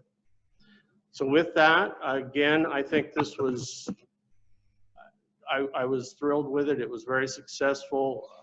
I loved the energy that our lessees had when they got up to leave. You know, it was a good event. I feel we had a good outcome. So with that, I'll open it for questions. Commissioner Shaw. Clearly, this is the kind of program that needs to be continued, but do you have a series of topics that engaging? Well, funny you should ask that. Yes, in a couple of ways. Depending on what the board and our leadership would like us to do, I would love to see this go forward and possibly branch out into some other ideas. Number one, to your question, I think we have an opportunity to push a little bit on maybe one of the two forums if we continue to do this going into soil ecology. Go do one of the 2 days topics on something like this, stay with the ranch management, grazing management, focus on the other one. That's in my mind at the moment, and we haven't had enough discussion about that, and I don't know what Justin's comments are. As far as basic topic areas, one of the questions in the outgoing survey after the seminars was future topics that our lessees would like to see, and all of the comments that came in pretty well revolved around either grazing management or finance, one of those two areas, which is the two topics that we have hit over the last 2 years. 2 years ago was more geared towards the grazing strategy, ecological side of things, and this year we focused more, Dallas focused more on the profitability side of it. So we're kind of in those two general topics. To William's point, I too feel we're at a point where we can maybe dive into this a little bit more and give our lessees an opportunity to get more than just a 6-hour day with us out of this and kind of really look at expanding this if possible, while still at the same time providing this opportunity to get more of our lessees engaged with staff. You just need to keep it fresh. Yeah, correct. I would agree. And we'd also, Bill, can I go ahead and please? Toss, I was going to if you don't. We've also tossed around an idea to possibly put together a 2 to 3 day seminar that would go in depth with about 10 to 15 lessees that we would provide for them. I've talked to Dallas about this, Dallas Mount about this, to see if he were interested and see what kind of, you know, number one, if he were interested in what it would cost to put it on, what his thoughts were. He was very excited about it. He thinks it's a great idea, and his costs would be the same as what he charges for the 2 days that he worked with us on this, about, in his case, about $6,000. So I think we'd figure out a way to couple him with somebody who is a little bit more ecological specific. And so maybe it's a 3 or 4 day seminar. We got to figure out what the right amount of time is, A, to convey the information, B, that ranchers are able to leave. And so there's a time of year issue. But if you could combine this to be a couple of days on the business of ranching and a couple of days about specific integrated management plans for those ranchers. And the impact, the leverage of this is huge for us, because not only do we end up with better stewardship outcomes on our own land, but also on the fee land. So it's a better outcome for, Colorado ecological health. And if you can get more profitable ranchers who can be better thriving customers for us, and I mean, it's just a huge win for us. And so these guys are working right now to see, how do we put together a program like this? What's the right amount of time? What's the right amount of lessees? How custom can it be? Can they show up with the layouts of all their own pastures? And we can talk about, hey, let's put the fencing here and let's figure out how to bring the water over there. And so I really think there's an opportunity to start doing a deeper dive, as Justin was saying, with a group of ranchers. And then the what's in it for us is better outcomes. The what's in it for them, I'd love to see this. I hope we don't have too many ranchers listening at home, or, we're in the initial stages. I'm going to issue the disclaimer that we haven't thought this through, but maybe on the score sheets where we evaluate leasing bids, maybe you get points for having gone through this seminar and having achieved some of the ecological outcomes that we mutually agree are the right ones for your particular piece of property and your ranch.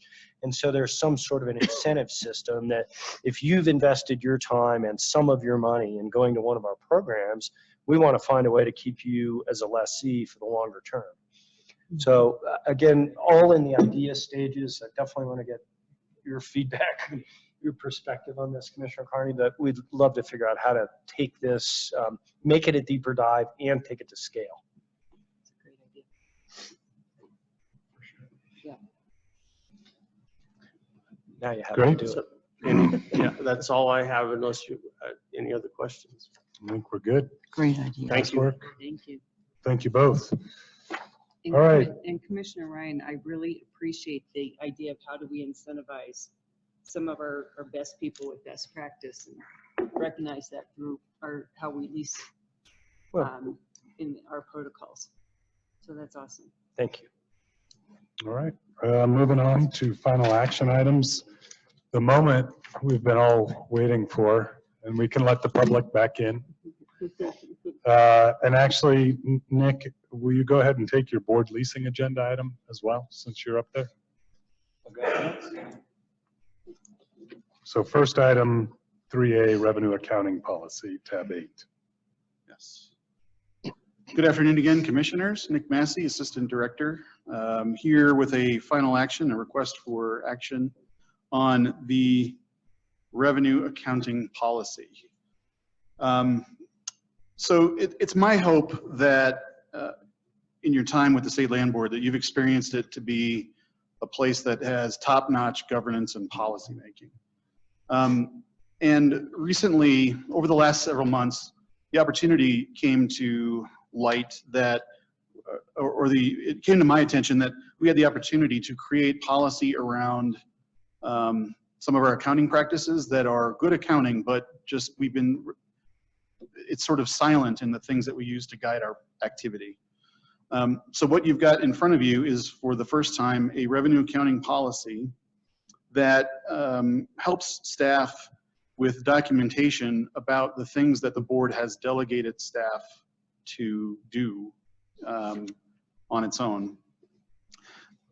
Staff already has established and maintains really strong accounting practices, audit practices, guidelines.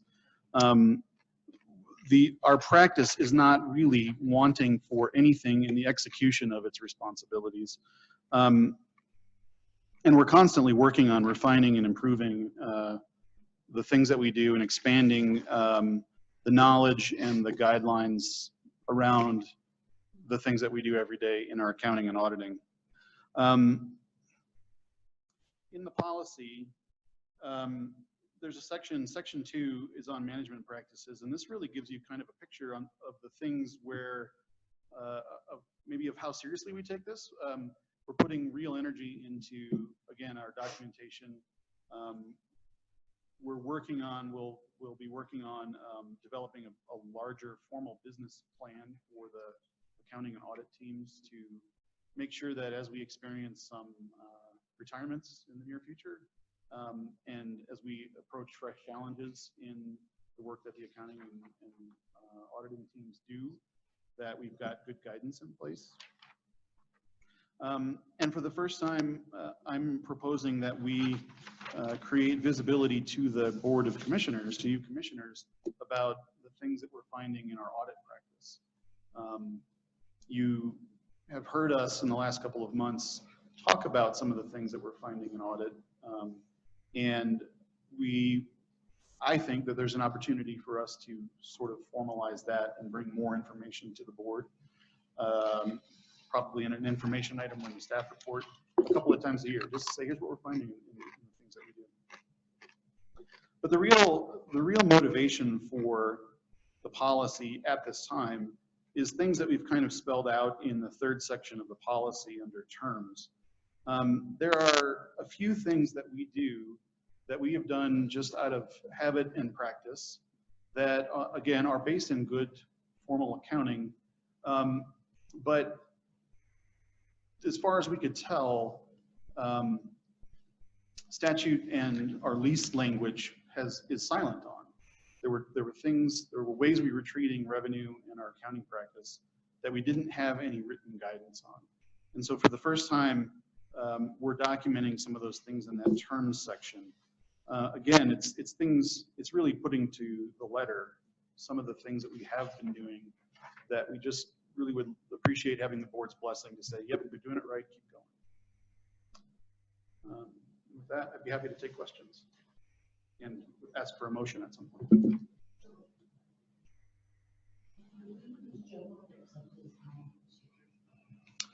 We do, yeah. Our accounting is, I think it's officially generally accepted government accounting practices. And there are our relationship with the Executive Director's Office of DNR. We have an audit relationship there. They keep an eye on the way we're and then in the past, we have been subject to a financial audit from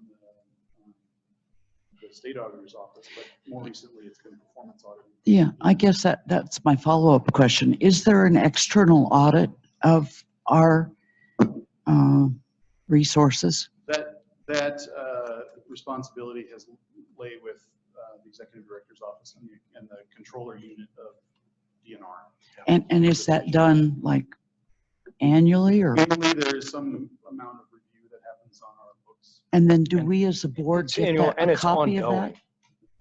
So no, they don't give an audit in the sense you're asking. I think you're used to seeing sort of a corporate financial audit. Right. We don't have that, but it's sort of ongoing. The controllers for DNR don't live within the land board, so they're clearing all our transactions. And then the whole state is audited by on a financial basis, but we don't do an independent audit in the way I think you're asking the question, like because it seems like as a board we should get either a report or copy or something that.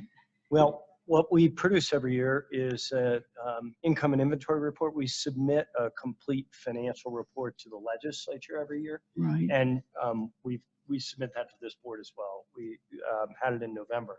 It is not independently verified by a third party, but I can tell you that we can't book or do anything without it going up through DNR and through the state controller's office.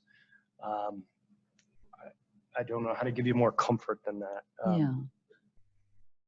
The degree to which there are layers of control on both spending and revenue, I think sort of in some way preclude the need for a more formal audit. But I'm familiar with deeper audits, financial audits and audit reporting from other work that I've done. And I get where you're coming from. I think if at any point you or any of the other commissioners would like really detailed dives on anything that we're doing, that might be a good way to kind of address some of the places where you want to make sure that controls are good and see some of the detail in our activity. I appreciate that interest on self-regulating, if you will. At the same time, I think many of us are accustomed to that external examination, and I'm curious that a budget this large doesn't have some kind of requirement for an external audit. I don't know how to respond to that. I mean, I suppose we could go hire a third-party firm to come in. Maybe we get the state controller's office to come in and try and give you the comfort. Yeah, well, none of us ever like the auditor to come. I mean, it's a pain. But, I know as a fiduciary. Absolutely. I'm trying to figure out, we need to put our heads together and figure out a way to get you the comfort that you're asking for. I will tell you, I can't figure out how we'd ever get a red dime out of here without it getting caught. But I don't know. Let us put our heads together and back to you with. And I should say, for the record, I have no cause to be concerned. As a new commissioner, it's typical, frankly, for some of us on boards to go on and look at the audit results before you would accept a board position. Sure. I've got some ideas brewing about a way to map out maybe layers of control that you can start with. We'll think about some other ideas. Well, there's layers of control, and then that's just the numbers, the actual. I think what I'm thinking of in layers of control is how many people review every transaction rather than wait to the end of the year to review transactions in bulk. It's the number of eyes that are on every transaction. You can lay some things out. Any questions, further questions about this policy? I don't. Any members of the public wish to comment on it? Seeing none, I'd entertain a motion. This is Commissioner Scanlon. After consideration of the materials presented at our regular meeting of February 12th, 2020, the board determines it's in the best interest of the trust to approve the following policy: revenue accounting policy number 200-009. The board delegates authority to the director to take appropriate action consistent with the board's decision. Been moved by Commissioner Scanlon. Second. Second by Commissioner Carney. Further discussion? Seeing none, all in favor indicate by saying aye. Aye. Chair votes in favor. Motion passes 5-0. This is important. I recognize it. I didn't mean to make light of it as an item. That's right. That's right. If we could jump, while we have Nick here, if we could jump to final action item 3D, the February board leasing agenda. For the record, Nick Massey, Assistant Director, reporting on the board leasing agenda on behalf of Alicia Hawthorne. On the board leasing agenda this month, you've got 2 agricultural competitive bids and 1 recreation competitive bid for your review and vote, and a new recreation lease and a new solar plant production lease, I believe. Yep. A planning lease that's moving to a production lease phase for your review. I've gathered a few notes, so I think I can answer questions if you have any. Otherwise, I would appreciate a motion at some point. Is there a motion to approve the February board leasing agenda? Let's move.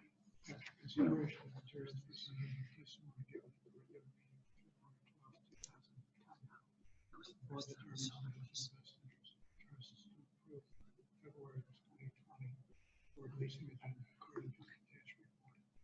The board delegates authority to the director to present an order and take appropriate action consistent with the board's decision. Been moved by Commissioner Shaw. Second. Second by Commissioner Scanlon. Further discussion, public comment. Seeing none, all in favor of the motion indicate by saying aye. Aye. Aye. Chair votes in favor, motion passes 5-0. Thank you, Mr. Massey. Next item, 3B, an IND fund extension request, tab 9.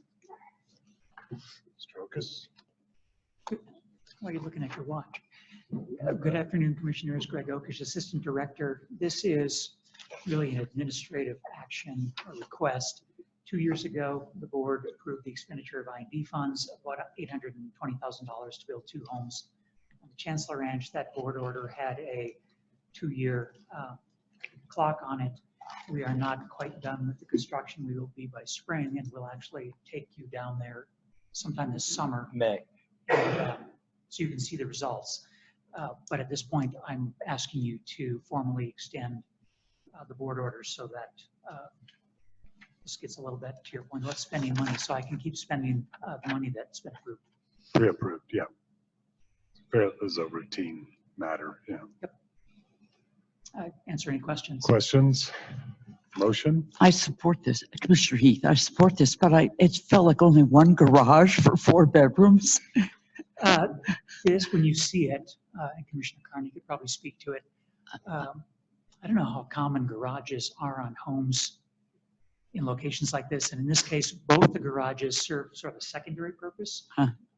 On one of the homes, I think it's really interesting. On the ranch headquarters home, it's been designed at a really large size. It's like a double deep. And not so much so they can park cars, but so when the ranch is so far from town, when they're doing cabbing and branding and they need a lot of people on the ranch, they'll set that up to feed people and to sleep people. And then the other one has been sized, the second home is really geared towards our recreation program, and it's been sized to accommodate a commercial freezer so that when people are hunting, they are successful with the animals that we put in a cool location. So yeah, I'm not actually sure they'll ever see cars. Really, I certainly don't want to micromanage. It just didn't seem like enough. Okay, any other questions?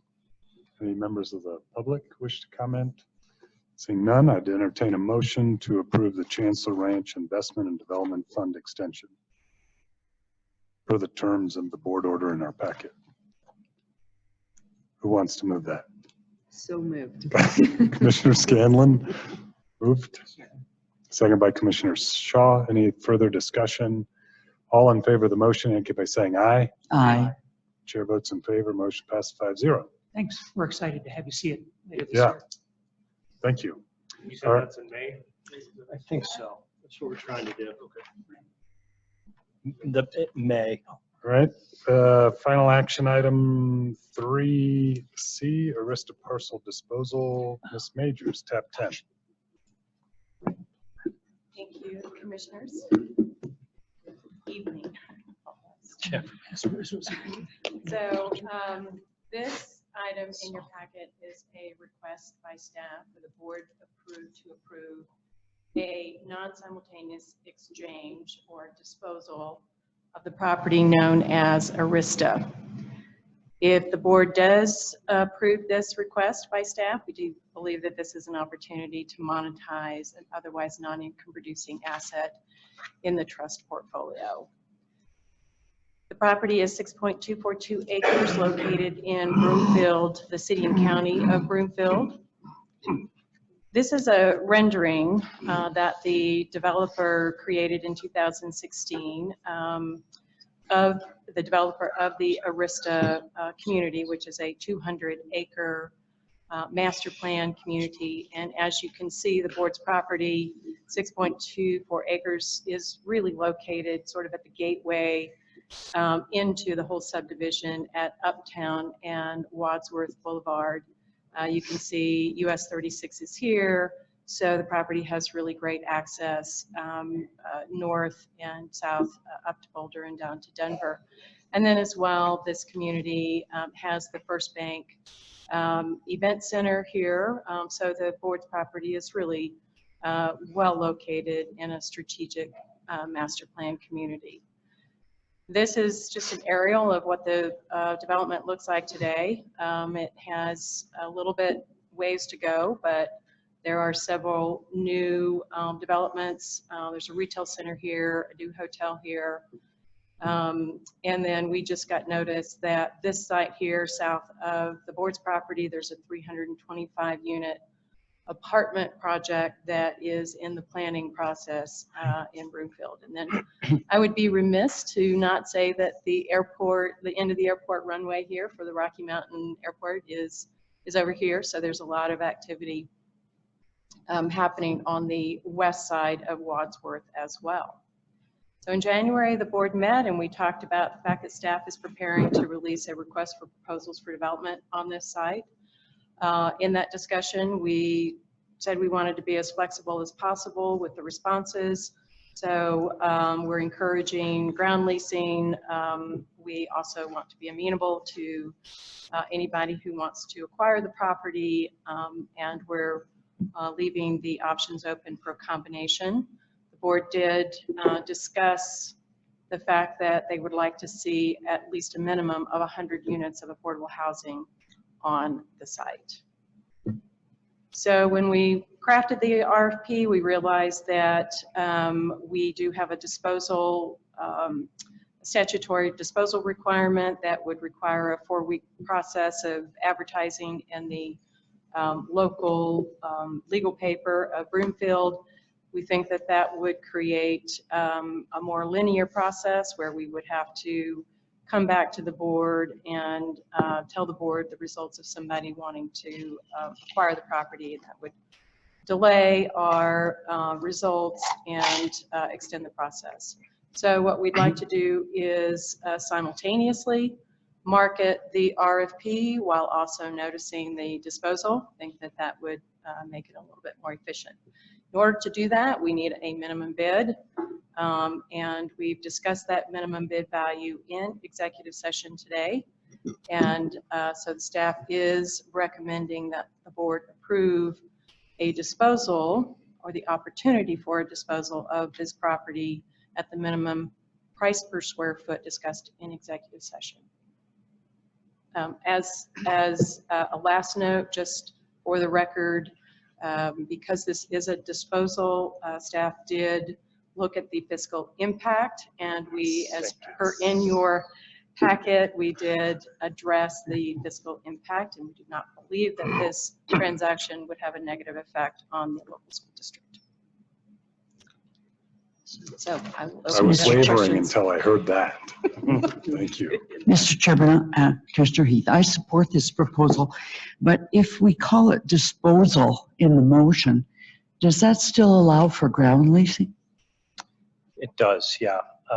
We aren't maintaining that you've got to dispose of the entire property. Just for whatever portion we sell, we're establishing the minimum price per square foot. We'll bring whatever the final proposal is back to you. We just didn't want to have to sit for a month during the public notice process and have the developer feel like we're shopping their deal. Right. But yeah, I think this, I think this works as written. Therefore, I would like to move that after consideration of the materials presented, and I'm going to not say testimony because I don't believe anyone is here to testify. Is that right? At our regular meeting on February 12th, 2020, we determined as a board that it's in the best interest of the trust to approve the disposal of all or a portion of the Arista parcel at the minimum price per square foot discussed in executive session. The board determines that the income from the proposed transaction can be reasonably anticipated to exceed the fiscal impact of such development on local school districts and state funding of education from increased school enrollment associated with such development.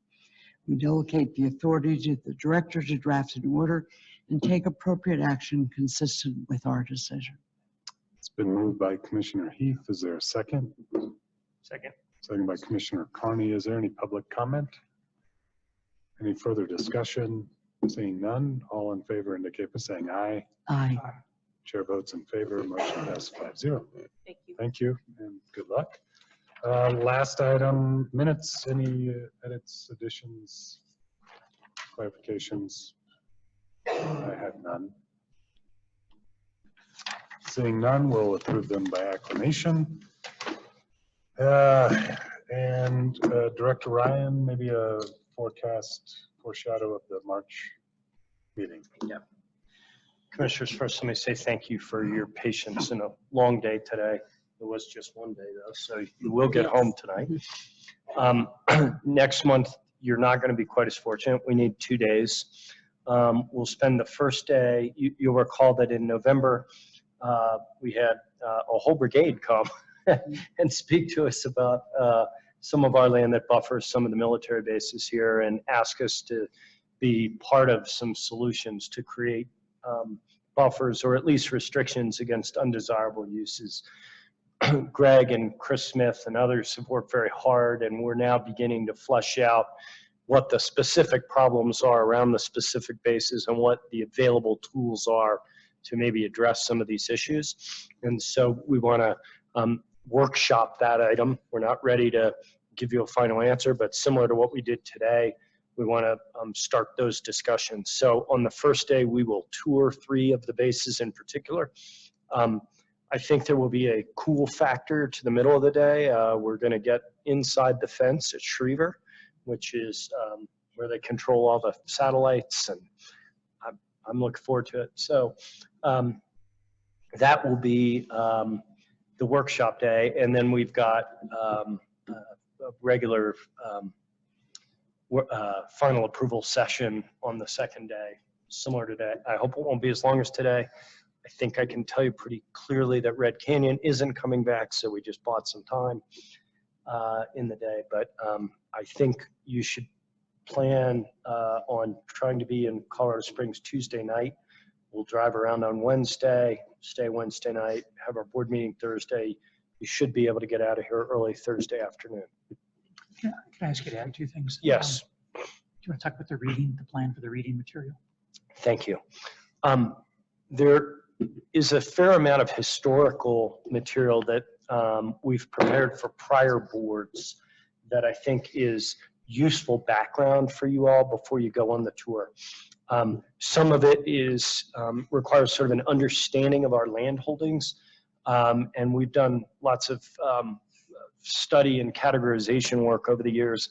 We have a lot of big land holdings, large ranches, and we have a lot of little land holdings, square mile. We don't have a lot in between. It's sort of barbells. We also have a high concentration in this part of the state and less in other parts of the state. And then finally, we have prepared a discussion of the revenues that our lands earn. And I think all of that is helpful background reading before we get engaged in these discussions. So, point Greg wanted me to make is we're going to send the reading out to you in 2 tranches. Rather than send you 200 pages 7 days in advance, we're going to get a chunk out in maybe 2 weeks from now, and then the other chunk 7 days in advance. So for those of you who want to spread out your reading, you'll have that opportunity. If you want to wait till the last minute, you can do that too. What was the second part? I was just going to say that grazing rates will be back. So one of the big items is the grazing rate. We will have the gentleman who authored the CSU grazing rate study that we discussed in January. You all had questions about that study. I think I mentioned last month we went to the Cattlemen's Conference. They had a lot of the same questions. I didn't hear a lot of opposition, just sort of, well, we want to understand it better. And so we have that gentleman coming to speak to us and answer questions about how we did the study. Is that on the 11th and 12th? Yes, sir. I'm Yes. gonna, whatever the Wednesday and Thursday are, yeah. If those are the numbers, it's the second week. So on Tuesday, just what would be the timing on Tuesday?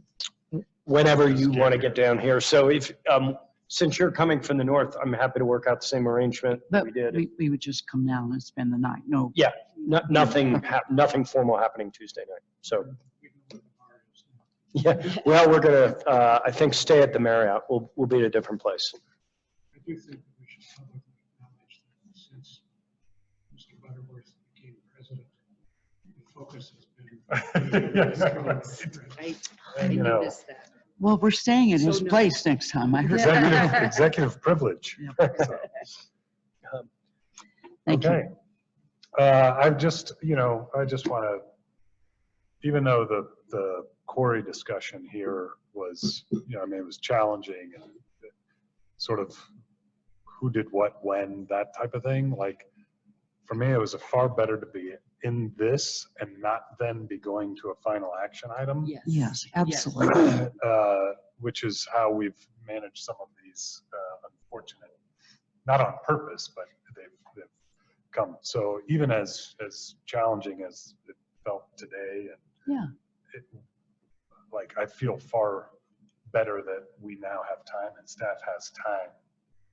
Even if this was something that, we were gonna, well, I don't know what we're gonna do, but so I wanted to comment to Lindsay and Ben. I don't want them to be feeling like, bad in any manner about how this turned out. I think It was good. It actually a good dialogue. worked the way it was supposed to. Yeah. And it was So- educational, I think, Yeah. for us and for people who attended. Yeah.